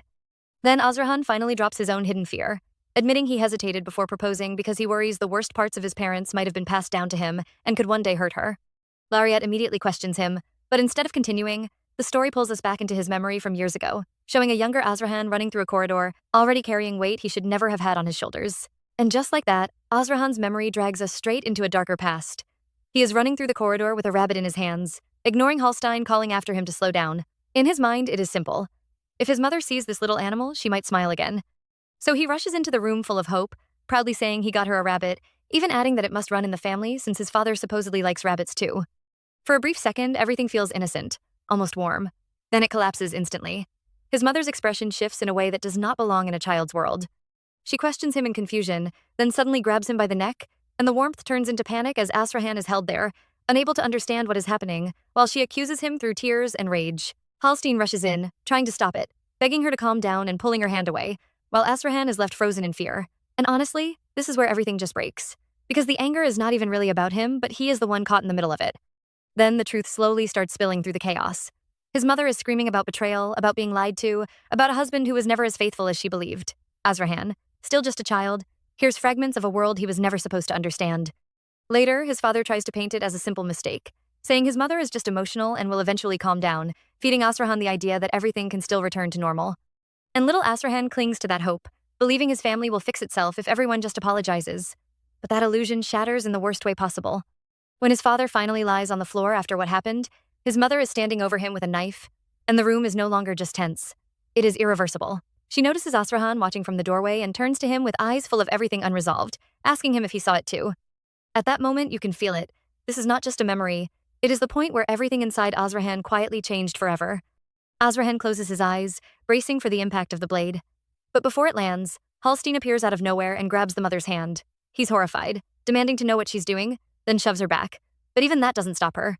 She looks straight at Azarhan and says he should have died too, that his face disgusts her, and then, in the most shocking moment of all, she turns the knife on herself. Even as she's bleeding out on the floor, her last words to her own son are that he should have rotted away. She collapses, blood spreading across the ground, and Azarhan crawls toward her, his hand touching it. That's when the curse activates. The pain of the curse was nothing compared to what he felt knowing his mother resented him until her very last breath. Hallstein rushes to hold him as his body gives way, calling out to him, heartbroken. And that's the weight Azarhan has been carrying all this time. So when he tells Lariette he's scared of becoming a father, of not being enough, it finally makes sense. But Lariette holds him close and tells him he already overcame it, that it was hard, and he still made it through. She touches his face and reminds him that even though they both lived under the shadows of their parents, They found each other, loved each other, and pulled one another out of the dark. They lace their fingers together, and she tells him there will be more shadows ahead, but they'll be okay because they're family now, the family they chose. Azrahan agrees, and they seal it with a kiss. The next day at the camp, we see a tender moment of someone helping a little child, asking if they feel better, and the child says, much better. The camp residents are buzzing. Someone pulls Gerard aside and starts filling him in. The sorcerer's friends sent by the princess have arrived. Blanche backed them. The temple refused to send priests unless they were paid, which has everyone raising an eyebrow at how shameless they are. But the bigger surprise? People are starting to change their minds about the Blanche family. They seemed selfish, but maybe they aren't after all. Then another man comes running in with even more news. The princess sent more supplies. Everyone rushes to line up. And as all of this unfolds, Joseph is standing there doing some serious reflection. She has to admit it. Lady Lariette Blanche is brilliant. She didn't bow to the temple. She found another way. She kept them in check, shifted public opinion, brought attention to Blanche, and maximized the princess's political presence all at once. A village that looked completely lost after the war is now attracting merchants and showing signs of life again. Joseph concludes that Lady Blanche is more than fit to be the mistress of Candel and would personally beg the Lord to marry her. She was wrong about her, plain and simple. Meanwhile, the Crown Prince is fired up in a council meeting, pushing to expand support and allow women to retain their titles after marriage. The council falls in line, and just like that, the bill gets approved. Honestly, a lot happened in 1 week. The Crown Prince notes that the Duke of Candel stabbed him in the back, but with the princess handling everything so cleanly, there's nothing to do but accept it and move on. And with all of that finally settled, we cut to Azrahan and Lariette standing at the beach together, with Lariette looking out at the sea and saying it's beautiful. These two really deserve this trip. Lariette has never seen the ocean before, and the wonder on her face says everything. She tells Azrahan she feels like she could stare at it forever. Azrahan admits that he's seen it before, but back then, he didn't find it beautiful. Now he does. And honestly, standing there with her, it's easy to understand why. Then Lariette gets a burst of energy, kicks off into a run, and shouts for Azrahan to try and catch her. She looks back, expecting him to be lagging, but her jaw probably drops because Azrahan is already sprinting after her at full speed, grinning and telling her to go ahead and run. After all, he's catching her no matter what. She screams and pushes harder, but he tells her she's too slow. This is just so adorable. She's laughing and blaming karma as he finally grabs her, and she immediately tries to argue that it doesn't count. Azrahan tells her to just accept the defeat. They're both laughing, and it's the most carefree we've ever seen either of them. They kick off their sandals and wade into the water together, and Lariette finds herself thinking back to the very first time they met. She never imagined they'd end up this close. Back then, she didn't even know if she'd survive, let alone picture a future. But now she can see one clearly, with him, and she loves that more than words. Later that night, relaxing together in the bath, she wonders out loud how much happier they'll be once they have a child. Azrahan asks if she really wants one, and when she says, of course, he starts to answer but trails off. Lariette catches it immediately. She turns, holds his face in her hands, and calls him out gently, reminding him of the promise they made to always be honest with each other. Azrahan finally says it out loud. He's not sure he can be a good father, but Lariette has heard this before, and she's not letting him spiral. She tells him they'll be fine, that they'll definitely be happy, and he pulls her into a hug. Then she goes further and tells him that if anything goes wrong, she'll fix it. That he can lean on her. He tells her he trusts her, that he loves her so much, and just like that, the weight lifts. They get out of the bath, and one thing leads to another. Lariette even tells him with full confidence that her body is in perfect condition to conceive. Azrahan is caught off guard, but she reminds him she's never lied to him, and that's all he needs to hear. But the mood shifts completely at the next scene. A group of priests shuttled around a table, furious about the imperial family's latest move, debating how to quietly stir up resistance. One of them is mid-sentence when he's suddenly killed. The room erupts in shock. Before anyone can react, the attacker moves through them and wraps a hand around Hilbralpa's throat. Hilbralpa is trembling but still manages to spit out that the killer has lost his mind, warning him that his grace will never let this slide. Then the attacker speaks, and it's Doha. Doha's response is chilling. He asks whether his grace even knows he's his own blood. Hilbralpa freezes. Apparently, Doha knows the secret Hilbralpa worked so hard to bury that Doha's mother threw him away for pocket change, and Hilbralpa was the one who kept that buried all along. As the memories keep flooding back, we see just how twisted Doha's childhood really was. Young Doha desperately begs Hilbralpa to let him see his mother because there is no way she abandoned him. Unfortunately, Hilbralpa crushes that hope without hesitation. According to him, Doha's mother sold him, took the money, and went off to enjoy her life. Worse still, he keeps hammering the point home, calling him unwanted and insisting nobody ever loved him. Doha refuses to accept it and demands to be let out, but Hilbralpa only gets closer with that cruel smile of his. He mocks him for wanting freedom, reminding him of the beatings and misery waiting outside before whipping him again. To Hilbralpa, Doha is nothing more than a beast who cannot understand his place. It is absolutely horrifying to watch because this is not discipline. This is years of calculated abuse designed to break a child completely. Meanwhile, after the beating, Hilbralpa leaves the room and reveals what is really bothering him. He curses the woman who bragged about carrying a holy child and worries that Doha is starting to resemble his holiness a little too much. Yeah, that is a massive red flag. Just then, another priest arrives and confirms that nobody knows the truth. The church believes Doha was brought in because of his divine talent, while the Pope and the other priests remain completely unaware. Satisfied, Hilbralpa coldly declares that all that remains is to snuff out the boy's vicious spirit. Back in the present, that same cruelty comes back to haunt him as Doha grabs him by the throat. Even now, Hilbralpa cannot stop spewing venom. He screams that Doha will never become Pope, that he belongs on the streets, and cruelly twists the knife by mocking his desire for love and recognition. But this time, Doha does not endure it. He snaps Hilbralpa's neck, ending everything in an instant. Then comes the truly heartbreaking part. Standing among the bodies, he quietly admits that he already knows nobody loves him. He says he begged for love until he was sick of it, yet he is still cold, still trapped in the darkness, and still terrified. His hands begin shaking, and he has to steady one with the other. At this point, I do not even know how anyone survives what he went through. Lost and broken, he can only ask himself what he is supposed to do now. Just when the atmosphere could not feel any heavier, the scene shifts away from all that pain. Lariat stands quietly beneath the night sky, lost in thought, when Azrahan suddenly wraps his arms around her from behind and gently asks if she cannot sleep. The contrast is almost shocking, but after everything we just witnessed, that small moment of warmth feels more important than ever. Back under the night sky, Lariat admits she cannot sleep, and before long, she brings up something Azrahan said a long time ago about traveling together. The moment he mentions finding her notebook while searching for her, our girl practically launches into panic mode. Not the notebook. Anything but the notebook. Realizing he read her bucket list, she turns completely red from embarrassment and starts listing all the things he saw. The travel plans, the engagement breakup, and yes, even the part about dating a handsome guy. Azrahan casually confirms that he saw everything, which somehow makes the situation even worse. But instead of teasing her, he thanks her. Despite all those dreams and plans, she still chose to meet him and stay by his side. Hearing that, Lariat simply rests against his chest and admits that the bucket list does not matter anymore. Those old wishes have already led her to what she truly wanted. Azrahan immediately takes that opening and tells her they can just do everything on the list together from now on. Honestly, that is probably the smoothest thing he has said all series. Their conversation drifts toward Lord Isha, whose business is apparently thriving thanks to frequent dealings with the princess. Azrahan even praises his skills before abruptly deciding that, now that all the major crises are over, they should return to high society. Lariat worries they do not even have suitable clothes anymore, while Azrahan, being Azrahan, casually suggests buying an entire salon instead. Naturally, she shuts down that ridiculous idea immediately. Meanwhile, after returning from their 5-day, 4-night trip, Lariat reflects on how much has changed. The Crown Prince's desperate attempt to prove himself completely backfired, costing him both the Emperor's trust and the support of the people. On top of that, news of her broken engagement with Azrahan had already spread everywhere.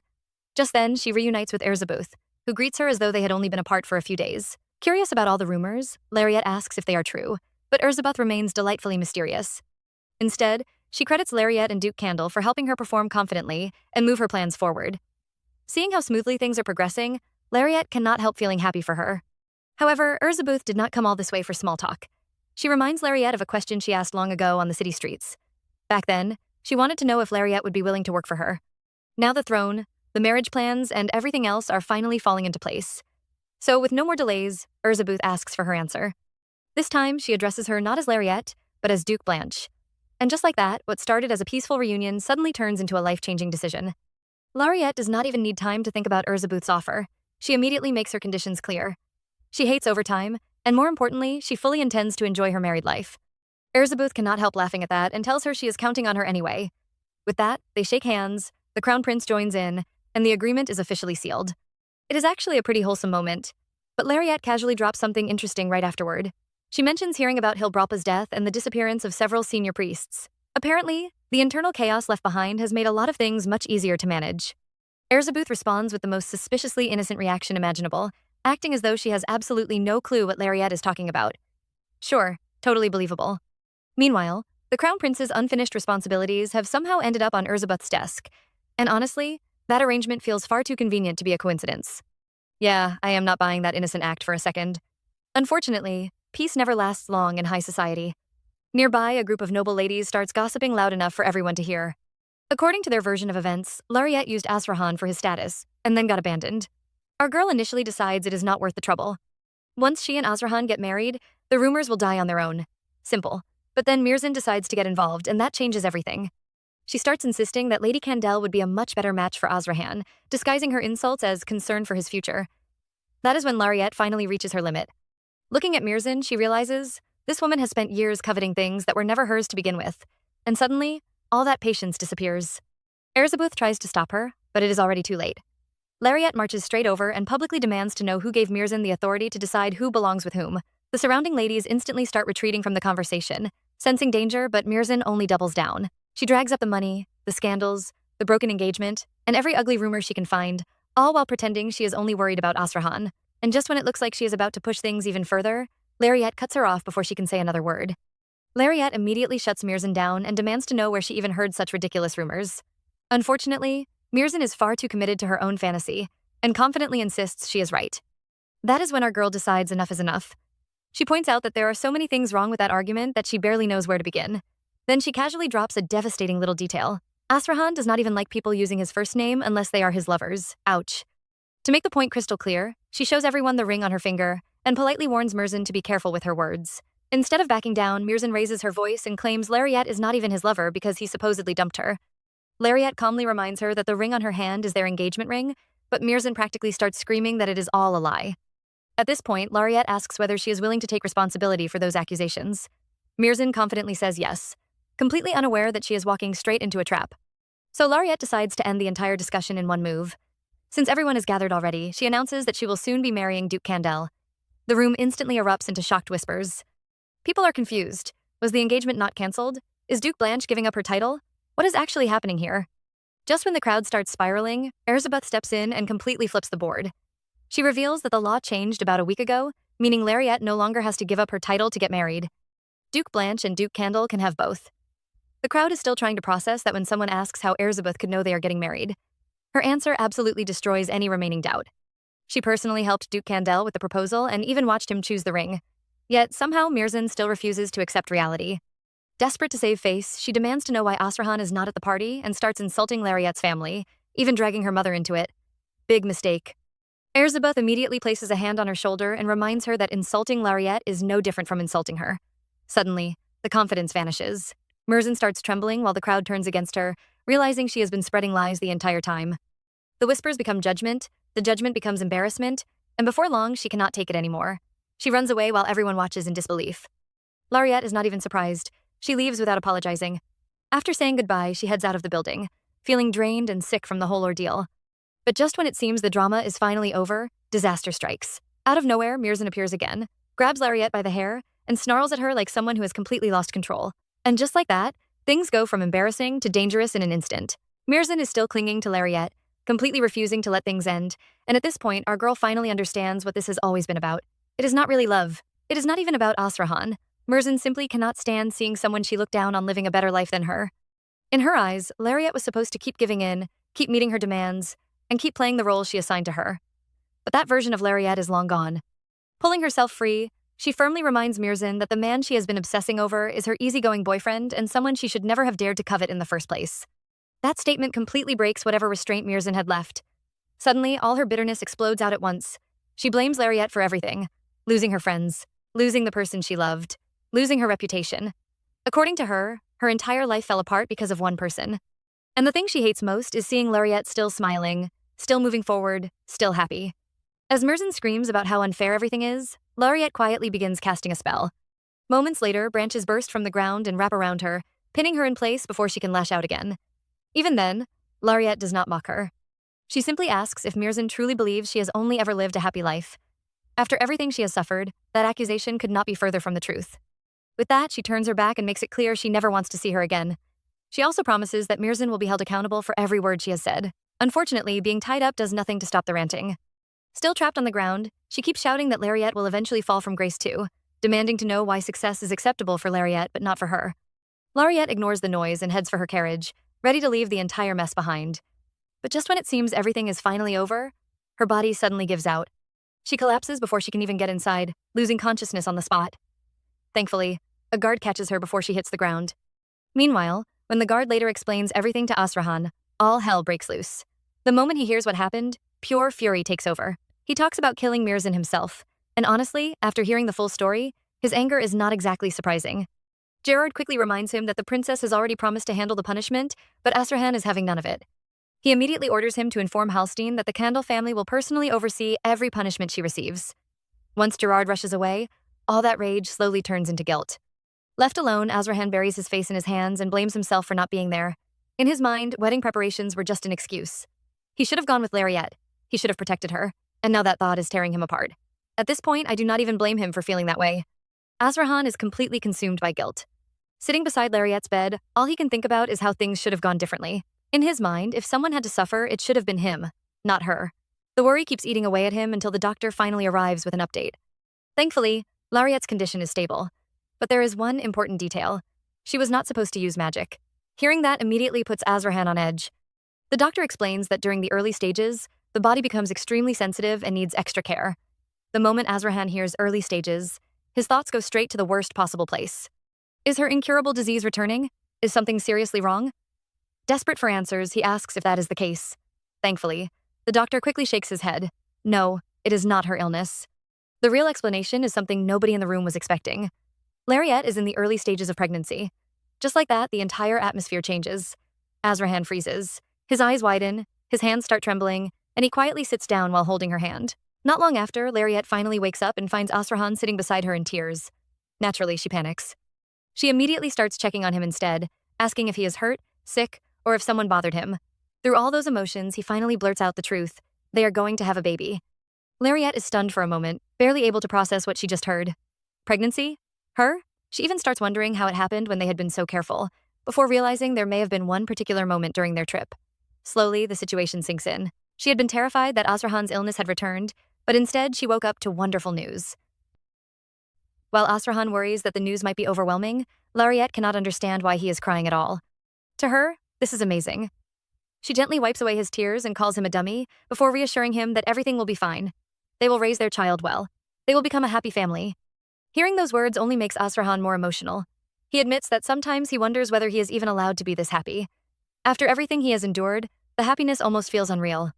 Lariette immediately calls him a fool and pulls him into a hug. Honestly, after everything these two have survived together, this moment feels incredibly earned. Before long, they make a decision.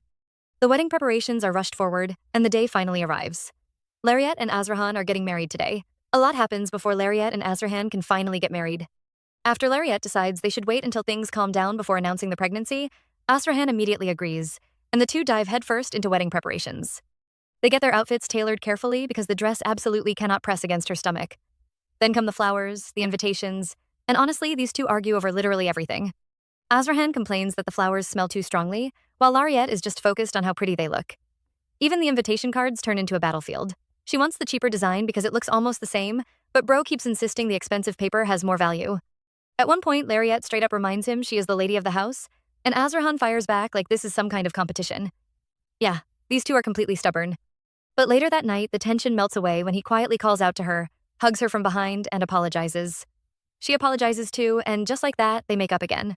Meanwhile, while they are busy building their future together, Saria Mirzan's life completely falls apart. She gets ostracized from high society, her family collapses over some mysterious issue, and eventually she disappears without a trace. Just gone. Unfortunately, things get harder for Lariette after that because the pregnancy sickness hits her badly.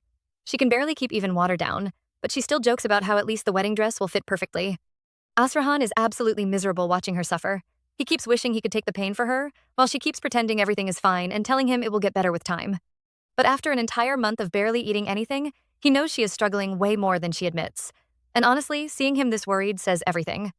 He kisses her, completely desperate to help somehow, and then suddenly Lariette blurts out that she wants peaches from the market. The man does not even hesitate. He rushes out immediately and comes back with an absurd amount of them. Lariette looks at the pile like there is no way she can finish all that, but she still smiles and starts picking through them one by one, grateful he tried so hard for her. And just when things finally feel warm and peaceful again, Azrahan reveals he has been hiding something behind his back. Azrahan suddenly pulls out a bouquet of pink cosmos flowers, and our girl is literally in the middle of stuffing her face when he starts asking if she knows what they mean. Lariette just looks at him, confused, mouth full of food, and Azrahan proudly explains that pink cosmos symbolize a girl's pure love and sincerity, but this man really commits to the bit. He puts one behind his ear and casually announces that he is the girl in this situation. Lariette immediately bursts out laughing because Bro is standing there with a full beard, talking about being a pure maiden in love. But instead of getting embarrassed, he doubles down and tells her his love is just that sincere. And honestly, the way he looks at her here is so genuine that it actually hits. Azrahan goes on to explain that cosmos flowers were supposedly the first flowers the gods made to beautify the world. And to him, Lariette is exactly like that. The very first flower that made his world beautiful. Yeah, this man is deeply in love. Lariette gets emotional too and tells him he is that person for her as well, and you can already feel the wedding approaching with all this sweetness building up. Anyway, after everything these two survived together, the wedding day finally arrives. Azrahan reaches out his hand to Lariette in front of everyone and asks her to walk with him, and she promises to stay by his side for the rest of their lives. Even at that moment, neither of them can fully believe this is real. As they walk down the aisle together, all their friends and family start reacting from the crowd. Erzabuth jokingly asks Lariette if she is being forced into the marriage, while Juana reminds everyone that people always gossip, no matter what. Genevieve is completely stunned by how beautiful Lariette looks. Uncle Hallstein is emotional, and even the Crown Prince throws in a little comment about how difficult the trip from the desert must have been for Hamad. Meanwhile, Hallstein is literally crying because his master is finally getting married. Uncle Victor is already demanding at least 2 children, and Gerard randomly asks Joseph when they are getting married too, only for Joseph to look at him like he has completely lost his mind. Through all the laughter and teasing, Lariette keeps walking forward with Azrahan, knowing nobody can predict what kind of future waits ahead of them. There will probably be difficult days, steep hills, and moments where life feels overwhelming, but as long as they stay together, they can handle it. And standing there at the altar, the two finally kiss, ready to treasure every joy, every hardship, and every moment still waiting for them because their story is far from over. Azrahan and Lariette stand together for their wedding photos while the cameraman keeps telling them to stay still and smile, and honestly, these two barely even need directions because they already look ridiculously happy together. Later, they stare at the finished picture, and Lariette immediately starts admiring how handsome her husband looks while Azrahan casually agrees with her, like, yeah, obviously. 3 months pass after the wedding, and life gets busy fast. Erzabuth keeps working toward becoming the crown prince, while Azrahan supports him from behind the scenes. Meanwhile, Lariette fully steps into her role as the mistress of Candel and head of Blanche. Once the hectic social season finally ends, the couple heads to the Candel estate, and our girl instantly gets nervous seeing how massive the place is. She starts wondering if the people there will truly accept her as the lady of the house, but Azrahan immediately pulls her into a hug and reminds her she already belongs there. This is her home now.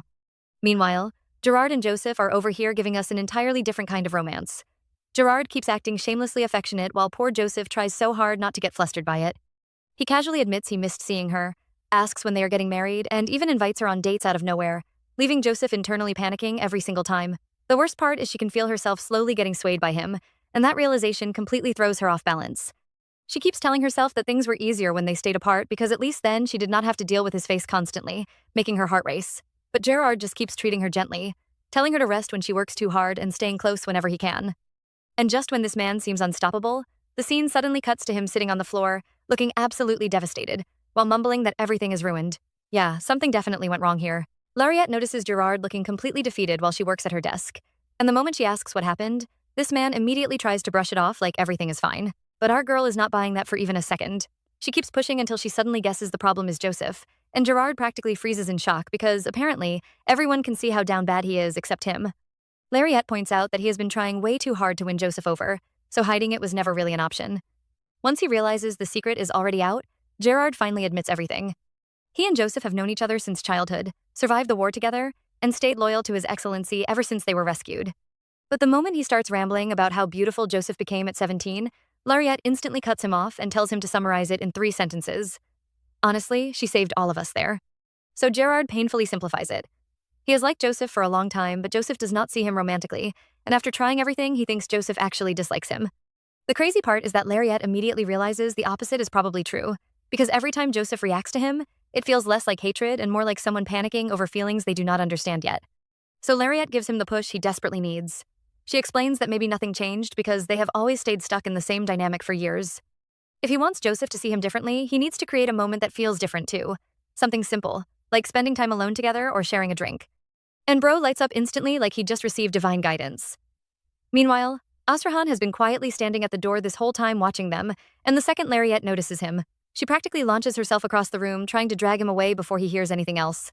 She quickly asks him to show her around the mansion again, even though they already toured it before, while secretly giving Gerard a thumbs up for encouragement behind Azrahan's back. Later that day, the two finally get some time alone outside, and Azrahan completely loses all restraint. Lariette tries telling him to slow down, but this man is already kissing her nonstop because, apparently, being alone with his wife after all the chaos is too much for him to handle. Azrahan and Lariette keep making out outside as they have completely forgotten the rest of the world exists. Eventually, Lariette has to remind this man that they probably never got proper alone time because both of them have been so busy lately. Azrahan agrees while fixing his tie, but the second she points out they are literally outside and that the doctor warned her to be more careful during the pregnancy, he immediately starts ignoring the actual conversation. Instead, this man leans in closer and keeps talking about how swollen her lips look. Lariette keeps trying to stay serious, but Asrahan is clearly not listening anymore. He just pulls her closer again while she complains that he cannot keep changing the topic every 5 seconds. In the end, she gives up and lets him off with a warning this time only. She was fighting a losing battle there. Meanwhile, Gerard finally gathers the courage to ask Joseph out for drinks, and our girl is so shocked she immediately reminds him he cannot even handle alcohol properly. But after a little hesitation, she still agrees to meet him at the Joramasher bar that night, and Bro nearly celebrates on the spot because he actually did it. Unfortunately for him, the moment he arrives, thinking this might finally be his chance, Joseph casually reveals she invited the rest of the knights too. You can literally feel this man's soul leave his body. During the drinking party, one of the knights starts talking about retiring to get married someday, and after a while, Joseph gets dizzy enough to step outside for fresh air. That is where she runs into Gerard again, and suddenly the atmosphere turns painfully awkward. The two just stand there in silence until she quietly brings up the knight planning to retire and marry soon. Gerard responds carefully, clearly trying to figure out what she really means. Outside the bar, Joseph suddenly asks Gerard if he plans to retire too, and this man instantly starts teasing her by asking if she is indirectly telling him not to get married. He laughs it off and admits he has always dreamed of having a family someday, especially because they both grew up as orphans. But while Gerard talks about marriage so sincerely, Joseph keeps getting weirdly defensive for no reason. She starts acting like it should not matter who he marries as long as he gets his dream, and even she realizes she sounds unnecessarily harsh. Gerard immediately shuts that down though. To him, it absolutely matters who he ends up with. More than anything, he wants someone who understands him. And somehow the conversation slowly shifts toward Lariette, with Gerard praising Joseph for admitting she had been wrong about her before. He tells her he trusts her judgment more than anyone because he has known her for so long, and honestly, that completely catches her off guard. Bro accidentally became smooth for a second there. Joseph starts blushing hard because she suddenly realizes Gerard is not acting like the childish idiot she always pictured him as. Then this man casually places his hand on her cheek and points out that she does not seem as drunk anymore, and that is basically the final hit. Joseph immediately panics, turns around, and rushes back inside while pretending the entire conversation was nonsense. Meanwhile, Gerard is left standing there completely confused because he genuinely cannot tell what she is thinking anymore. But the funniest part is Joseph is walking away with her heart pounding so hard she feels sick, desperately trying to understand why he suddenly feels different to her now. Unfortunately for Gerard, while she is internally having a full romantic crisis, he is outside, convincing himself he should probably give up because she clearly does not see him as a man at all. The next day, Gerard is already crying in front of Lariette, talking about how hopeless he is at love and how he does not deserve to be in a relationship at all. Our girl is completely confused at first, but she still tries to cheer him up by forcing him to repeat, "I'm great, I'm awesome. I'm the best." Like some kind of emotional recovery exercise. Gerard repeats it, only to immediately collapse back to the floor again. Eventually, he explains what happened. He invited Joseph out for drinks, and she brought the entire night division with her. Now this man is convinced she already knows about his feelings and avoids being alone with him on purpose. Lariette, however, clearly does not agree with that conclusion, but Gerard is too busy spiraling, even saying Joseph does not see him as a man at all, and his manhood is basically useless. Yeah, he is completely losing it. Lariette instantly grabs him by the hair and tells him to stop being ridiculous. Instead, she reminds him about the festival in the Blanche region next week and suggests he ask Joseph out on a proper date there instead. Gerard immediately worries she might bring the whole division back, but Lariette promises to help create some alone time for them. She even tells him to plan something impressive, because women appreciate thoughtful dates. Lariette has become this man's full-time relationship coach. That alone revives Gerard instantly, and before running off, he loudly repeats the affirmations with actual confidence this time. Unfortunately for Lariette, Asrahan has been standing there listening the entire time. The moment Gerard leaves, Asrahan starts pouting and teasing her for caring more about another couple's love life than her own husband's. He even complains that she does not seem excited about their festival date anymore, even though he had really been looking forward to it. Lariette tries defending herself by reminding him she is pregnant and cannot even walk around that much, but suddenly she freezes because the baby finally kicks. Asrahan immediately rushes over in shock and excitement, placing his head against her stomach, trying to feel it too. But somehow, every single time he listens, the baby stops moving completely. The second he pulls away, kick. He tries again, but nothing. At this point, Asrahan genuinely starts wondering if the baby already hates him, and honestly, who could blame him? Lariette laughs it off as a coincidence, but deep down, even she starts doubting that because for the next 3 months, Asrahan still cannot feel a single kick. Anyway, a week later, everyone finally arrives at the Blanche Region Festival, and while standing beside Joseph, Gerard quietly decides this is his final chance. If she still does not return his feelings after today, he is finally giving up. Gerard is fully locked in for what he calls his first and possibly last chance at love. Bro is treating this festival date like the final mission of his life. He asks Joseph if they should grab some street food and walk around together, but she immediately reminds him they are technically there on patrol duty. Unfortunately for him, Lariette suddenly appears and asks Joseph for help moving supplies around the mansion because the region is short on workers. Joseph instantly realizes Lariette is obviously trying to give them alone time, and honestly, that was smooth. Still, she decides to work extra hard so the rest of the night division does not get the wrong idea. Anyway, Once they finally start walking around together, Gerard secretly pulls out his romantic checklist, visits the stalls, plays games together, watches performances, and ends the night with a confession in the perfect romantic spot. Yeah, this man planned everything, but the date immediately starts falling apart. He shows Joseph jewelry, and she does not care. He points at a clown performance, and she casually says she could probably do better. Even the dart game fails because she is tired of throwing sharp objects at targets all day. Things somehow get even worse when Joseph spots a drunk man harassing a terrified woman and her child.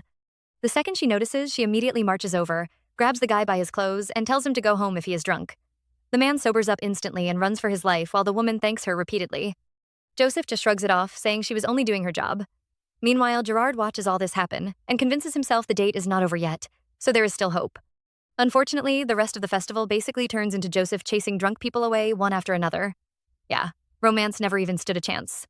Still, when evening finally comes, she suggests they grab something to eat, and Gerard immediately brightens up because he has already picked the perfect romantic location.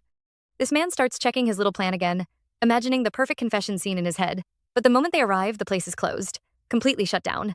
Joseph casually suggests getting grilled sandwiches from a street stall instead, while Gerard silently questions every life decision that brought him here. As they sit down with simple grilled sandwiches, Gerard is already dying inside. In his head, the perfect date has completely collapsed. Cheap street food instead of a fancy meal. A random bench instead of some romantic rooftop view. And to make things worse, some drunk guy basically destroyed the entire mood earlier. Meanwhile, Joseph is just casually eating her sandwich and teasing him for somehow picking only closed restaurants. Gerard nearly loses his mind, blurting out that he worked so hard to make today perfect. But instead of laughing at him, Joseph quietly leans closer and asks if all those places were written on the paper he kept hiding earlier. Gerard immediately panics and denies it, but she already knows.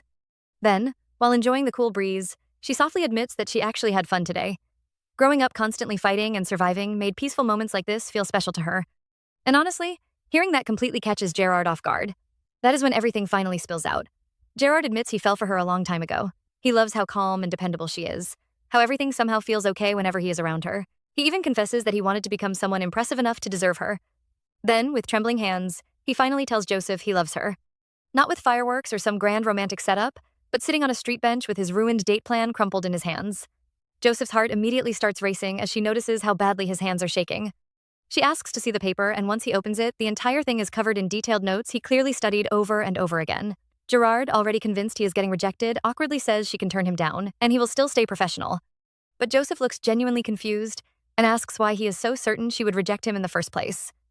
This man instantly calls himself an idiot, who cannot even plan a proper date. And that is when Joseph finally hits him with the line that changes everything. She tells him she did not even realize today was supposed to be a date, so they should do it properly next time. Joseph finally tells Gerard they should do the date over properly this time, and bro completely freezes. His eyes widen instantly while she casually explains that he never even told her it was supposed to be a real date in the first place. To her, it just looked like another patrol day together. She even teases him, saying this is not some secret assassination mission. A date is supposed to be enjoyed by both people. The moment those words sink in, tears immediately start falling from Gerard's eyes. Yeah, this man is crying in the middle of the street from pure happiness. Joseph starts laughing at him, asking why he is suddenly so emotional, and he wipes his tears while admitting he is just unbelievably happy right now. Then she softly tells him it is better late than never. Gerard thanks her, completely overwhelmed, while Joseph secretly looks at him and starts thinking maybe she should just marry this man already. Honestly, after all that suffering, he deserved this win. Meanwhile, 5 years later, spring arrives and chaos has officially taken over the Candle household. Two little twins are running around the mansion, arguing about sword fights and magic battles.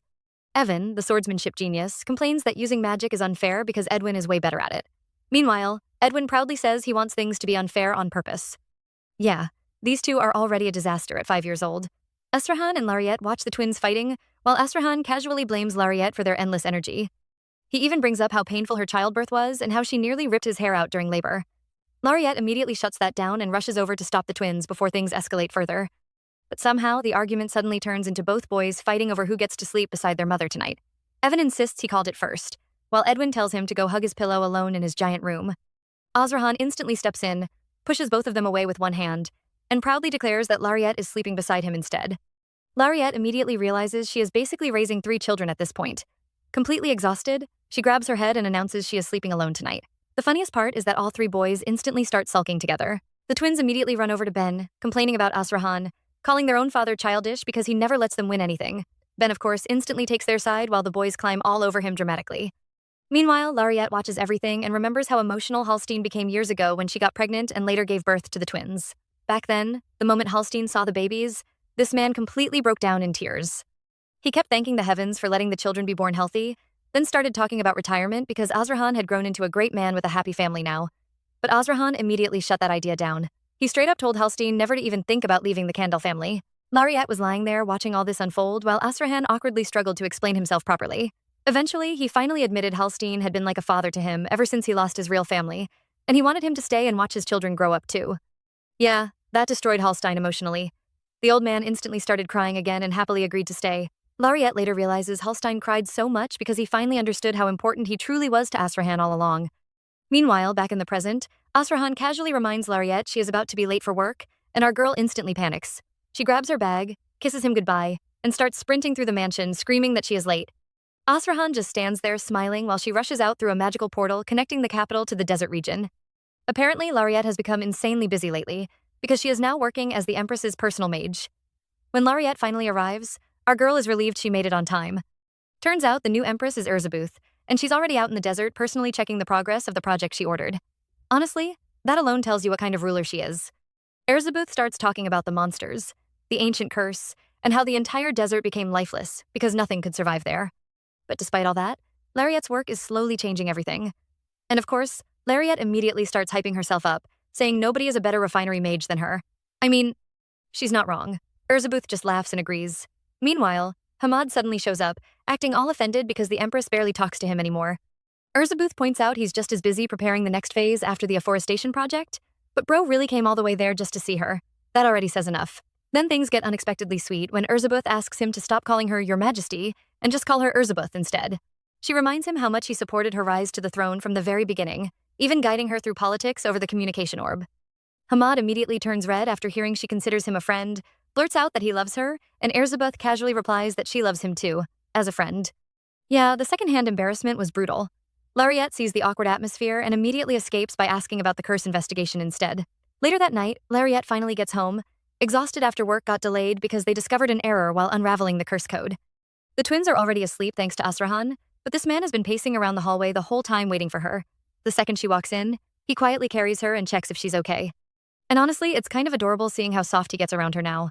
Lariat apologizes for being late, asks about the kids, and once she hears they're asleep, she suddenly leans closer with that dangerous smile and suggests they spend some adult time together since it's been a while. Azrahan instantly turns red while she keeps teasing him, calling him babe and moving even closer. But right when things are about to get spicy, Azrahan suddenly stops her and says no. Wait, what?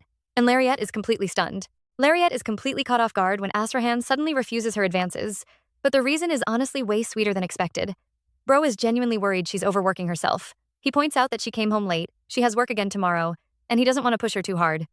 Meanwhile, Lariat is already trying to negotiate, saying she can just show up to work later since Erzabuth will cover things anyway. Big mistake. The second Azrahan hears that, this man immediately helps her out of the bath, starts kissing her, and admits he probably won't be able to hold himself back tonight. Yeah, our boy folded instantly. Anyway, the next morning, Edwin is sitting there eating breakfast while internally roasting his entire family. First, he's convinced he inherited all the intelligence between him and Evan. Second, he genuinely believes Azrahan is bullying Lariat because she's always exhausted, while his father somehow looks healthier every single day. And honestly, the misunderstanding gets even crazier when Azrahan casually asks Lariat if she wants to spend her day off alone with him at home. Before he can even finish dreaming about their little date, Lariat suddenly remembers that Hamad invited her to the desert region and immediately decides the whole family should go instead. Azrahan is absolutely devastated, while Lariat pretends not to hear him at all.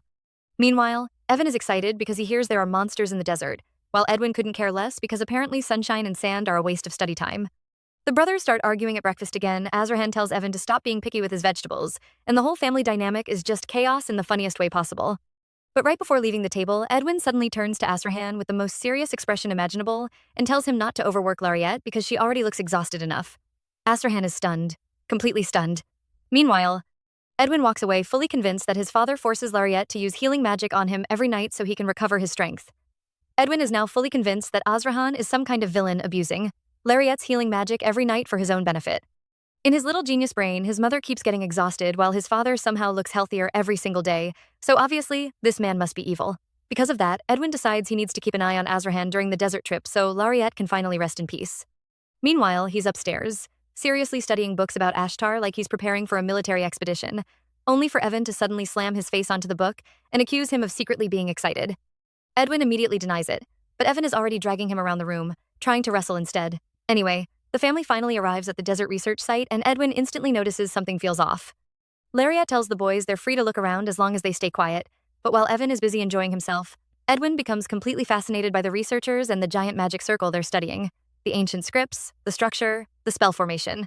Bro is basically having the time of his life just staring at it. Lariat is trying very hard not to work on her day off. One researcher begs her to inspect the magic circle because the spell keeps glitching somewhere, and she firmly refuses at first. Only to immediately start correcting the mistakes anyway, because she literally cannot help herself.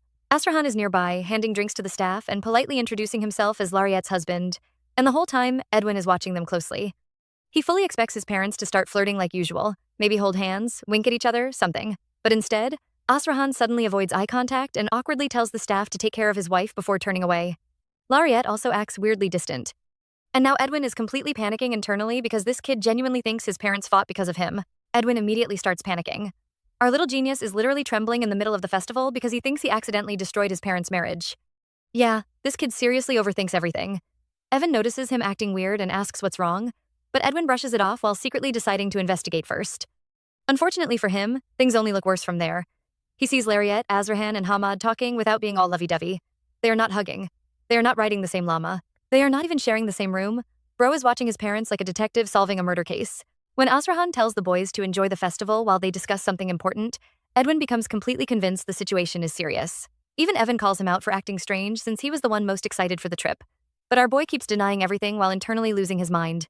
Meanwhile, Lariat shows up with snacks and tries reassuring him that Azrahan treats her well and that she has only been feeling tired lately. Evan immediately steals Edwin's cactus fruit. The brothers start fighting again, and honestly, the chaos feels normal compared to what Edwin has been imagining all day. But later that night, things get even more suspicious.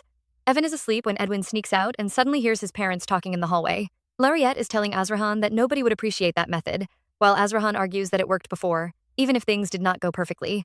The way they're talking sounds weirdly serious, and Edwin quietly listens from afar while his imagination starts running wild again. Lariat and Azrahan suddenly notice Edwin standing there crying, and our little genius finally breaks down. He thought the whole family was falling apart because of him.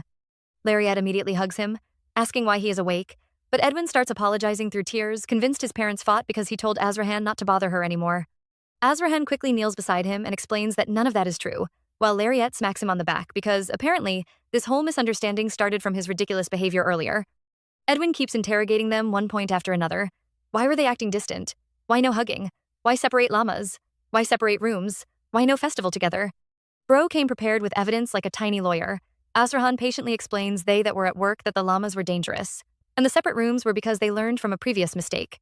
Lariat admits she was only scolding Azrahan for trying to make a terrible decision, and Azrahan immediately complains that she is being unfair. The moment Edwin realizes his parents are not fighting and Azrahan is not secretly tormenting Lariat, the relief on his face is priceless. Both of them kiss him on the cheeks and apologize for scaring him, but when Azrahan leans in for another kiss, Edwin instantly jumps away and marches back to bed, acting all grown up. Lariat watches him leave and starts gushing about how adorable he is, and honestly, she is right. But before things calm down, she reminds Azrahan that his ridiculous plan is still rejected because he has been trying to interfere in Hamad and Erzabut's relationship. Apparently, this man got so invested in their love life that he started making plans for them before Hamad even confessed. Anyway, Azrahan suddenly drags Lariat aside and shamelessly asks for a kiss because he was emotionally shaken too, and our girl just sighs before kissing him anyway. Today, the whole family visits the relic site under Lariat's authority, and Azrahan immediately notices she feels warmer than usual. Of course, our girl casually blames it on him sticking too close to her. Meanwhile, Edwin finally relaxes after realizing his parents are perfectly fine, and Evan smugly reminds him that all his worrying was for nothing.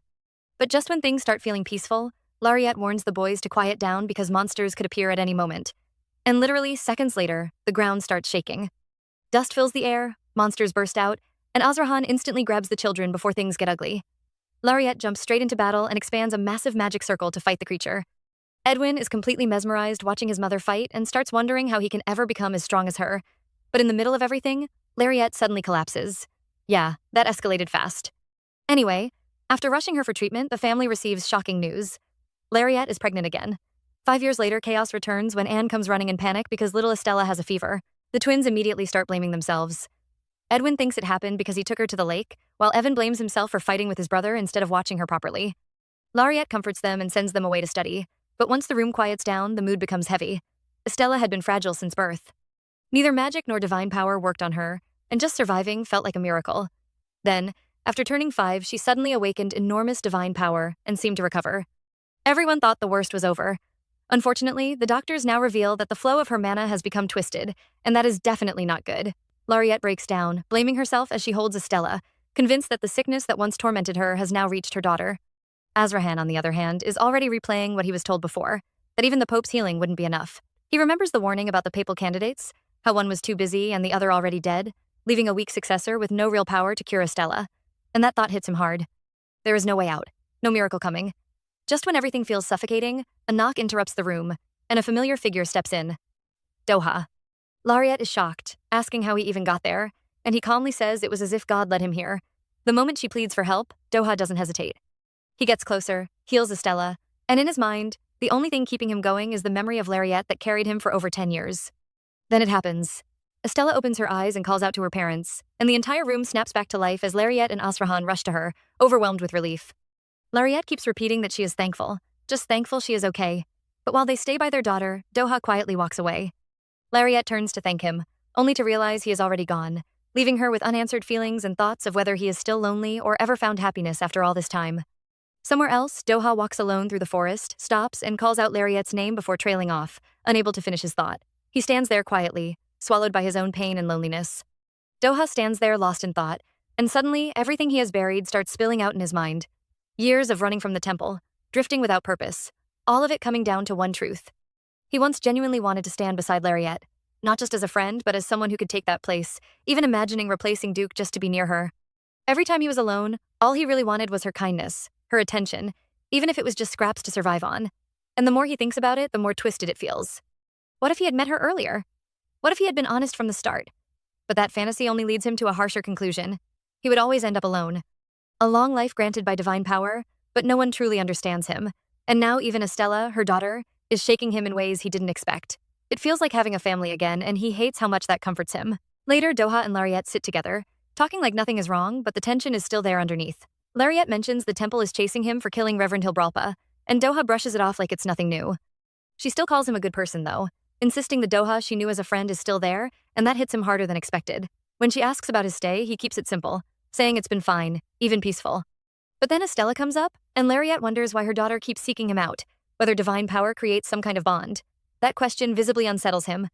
He almost admits he doesn't know and that it bothers him, even thinking he should distance himself from the child completely, but something stops him. Then Estella smiles at him, and that small moment breaks his resolve. Instead, he explains that she carries similar divine power, likely drawn from what was left after protecting Lariette, and that's why she feels connected to him. He adds that she needs control over it, but gently reminds Lariette she likely has no intention of sending her to the temple, especially since magic and divine power don't mix. I don't think he even believes his own words anymore. Doha almost casually mentions that he might be the only one who can heal Estella when she gets sick, like it's just another fact in the middle of everything. But before he can even continue, Lariette cuts in, softening the moment completely as she talks about how sweet Estella is. Yeah, she's a little troublemaker, but she's kind, lovely, and always thoughtful. And honestly, you can hear the love in every word she says. Just then, Estella runs in, all excited, holding up her drawing like she just achieved something huge. She calls out for her mom, proudly asking if she did a good job. Lariette melts instantly, patting her head with so much warmth, like this child is her entire world. Doha just watches all of it unfold. And before he knows it, Lariette turns to him and makes a shocking decision. She wants him to become Estella's godfather. Doha is stunned, completely caught off guard, but Lariette doesn't hesitate. He saved her life, she owes him this, and she wants him safe from the temple's reach. All she asks is that he live freely now, however he wants. And then everything shifts. Estella suddenly asks if she can see him every day, and Doha freezes at the question. Because deep down, that hits something he's been avoiding for so long. Do I want the same thing? A family? Someone on my side? His thoughts start breaking him down, and for once, he doesn't hide it. Tears fall as he finally admits it. He just wants to be happy. And that moment changes everything. Estella immediately lights up, saying she'll help him and even brings out cookies as if it's a celebration. Lariette, still being the responsible one, limits her to 5, of course. Estella then starts bargaining with Doha for more cookies, and in that silly little moment, he asks her to just call him Godfather, then immediately softens it to Uncle instead. Later, Lariette mentions possibly moving somewhere safer, and Doha surprisingly agrees, saying he's fine with it. He even jokes that all he really needs are desserts. Estella then happily asks what they'll eat tomorrow, and just like that, Doha lets her decide. And as he stays, there surrounded by them, something finally clicks inside him. Maybe this is what happiness actually feels like. And with that, this beautiful story finally comes to an end. If you enjoyed it, please leave a comment below. Until next time, ciao!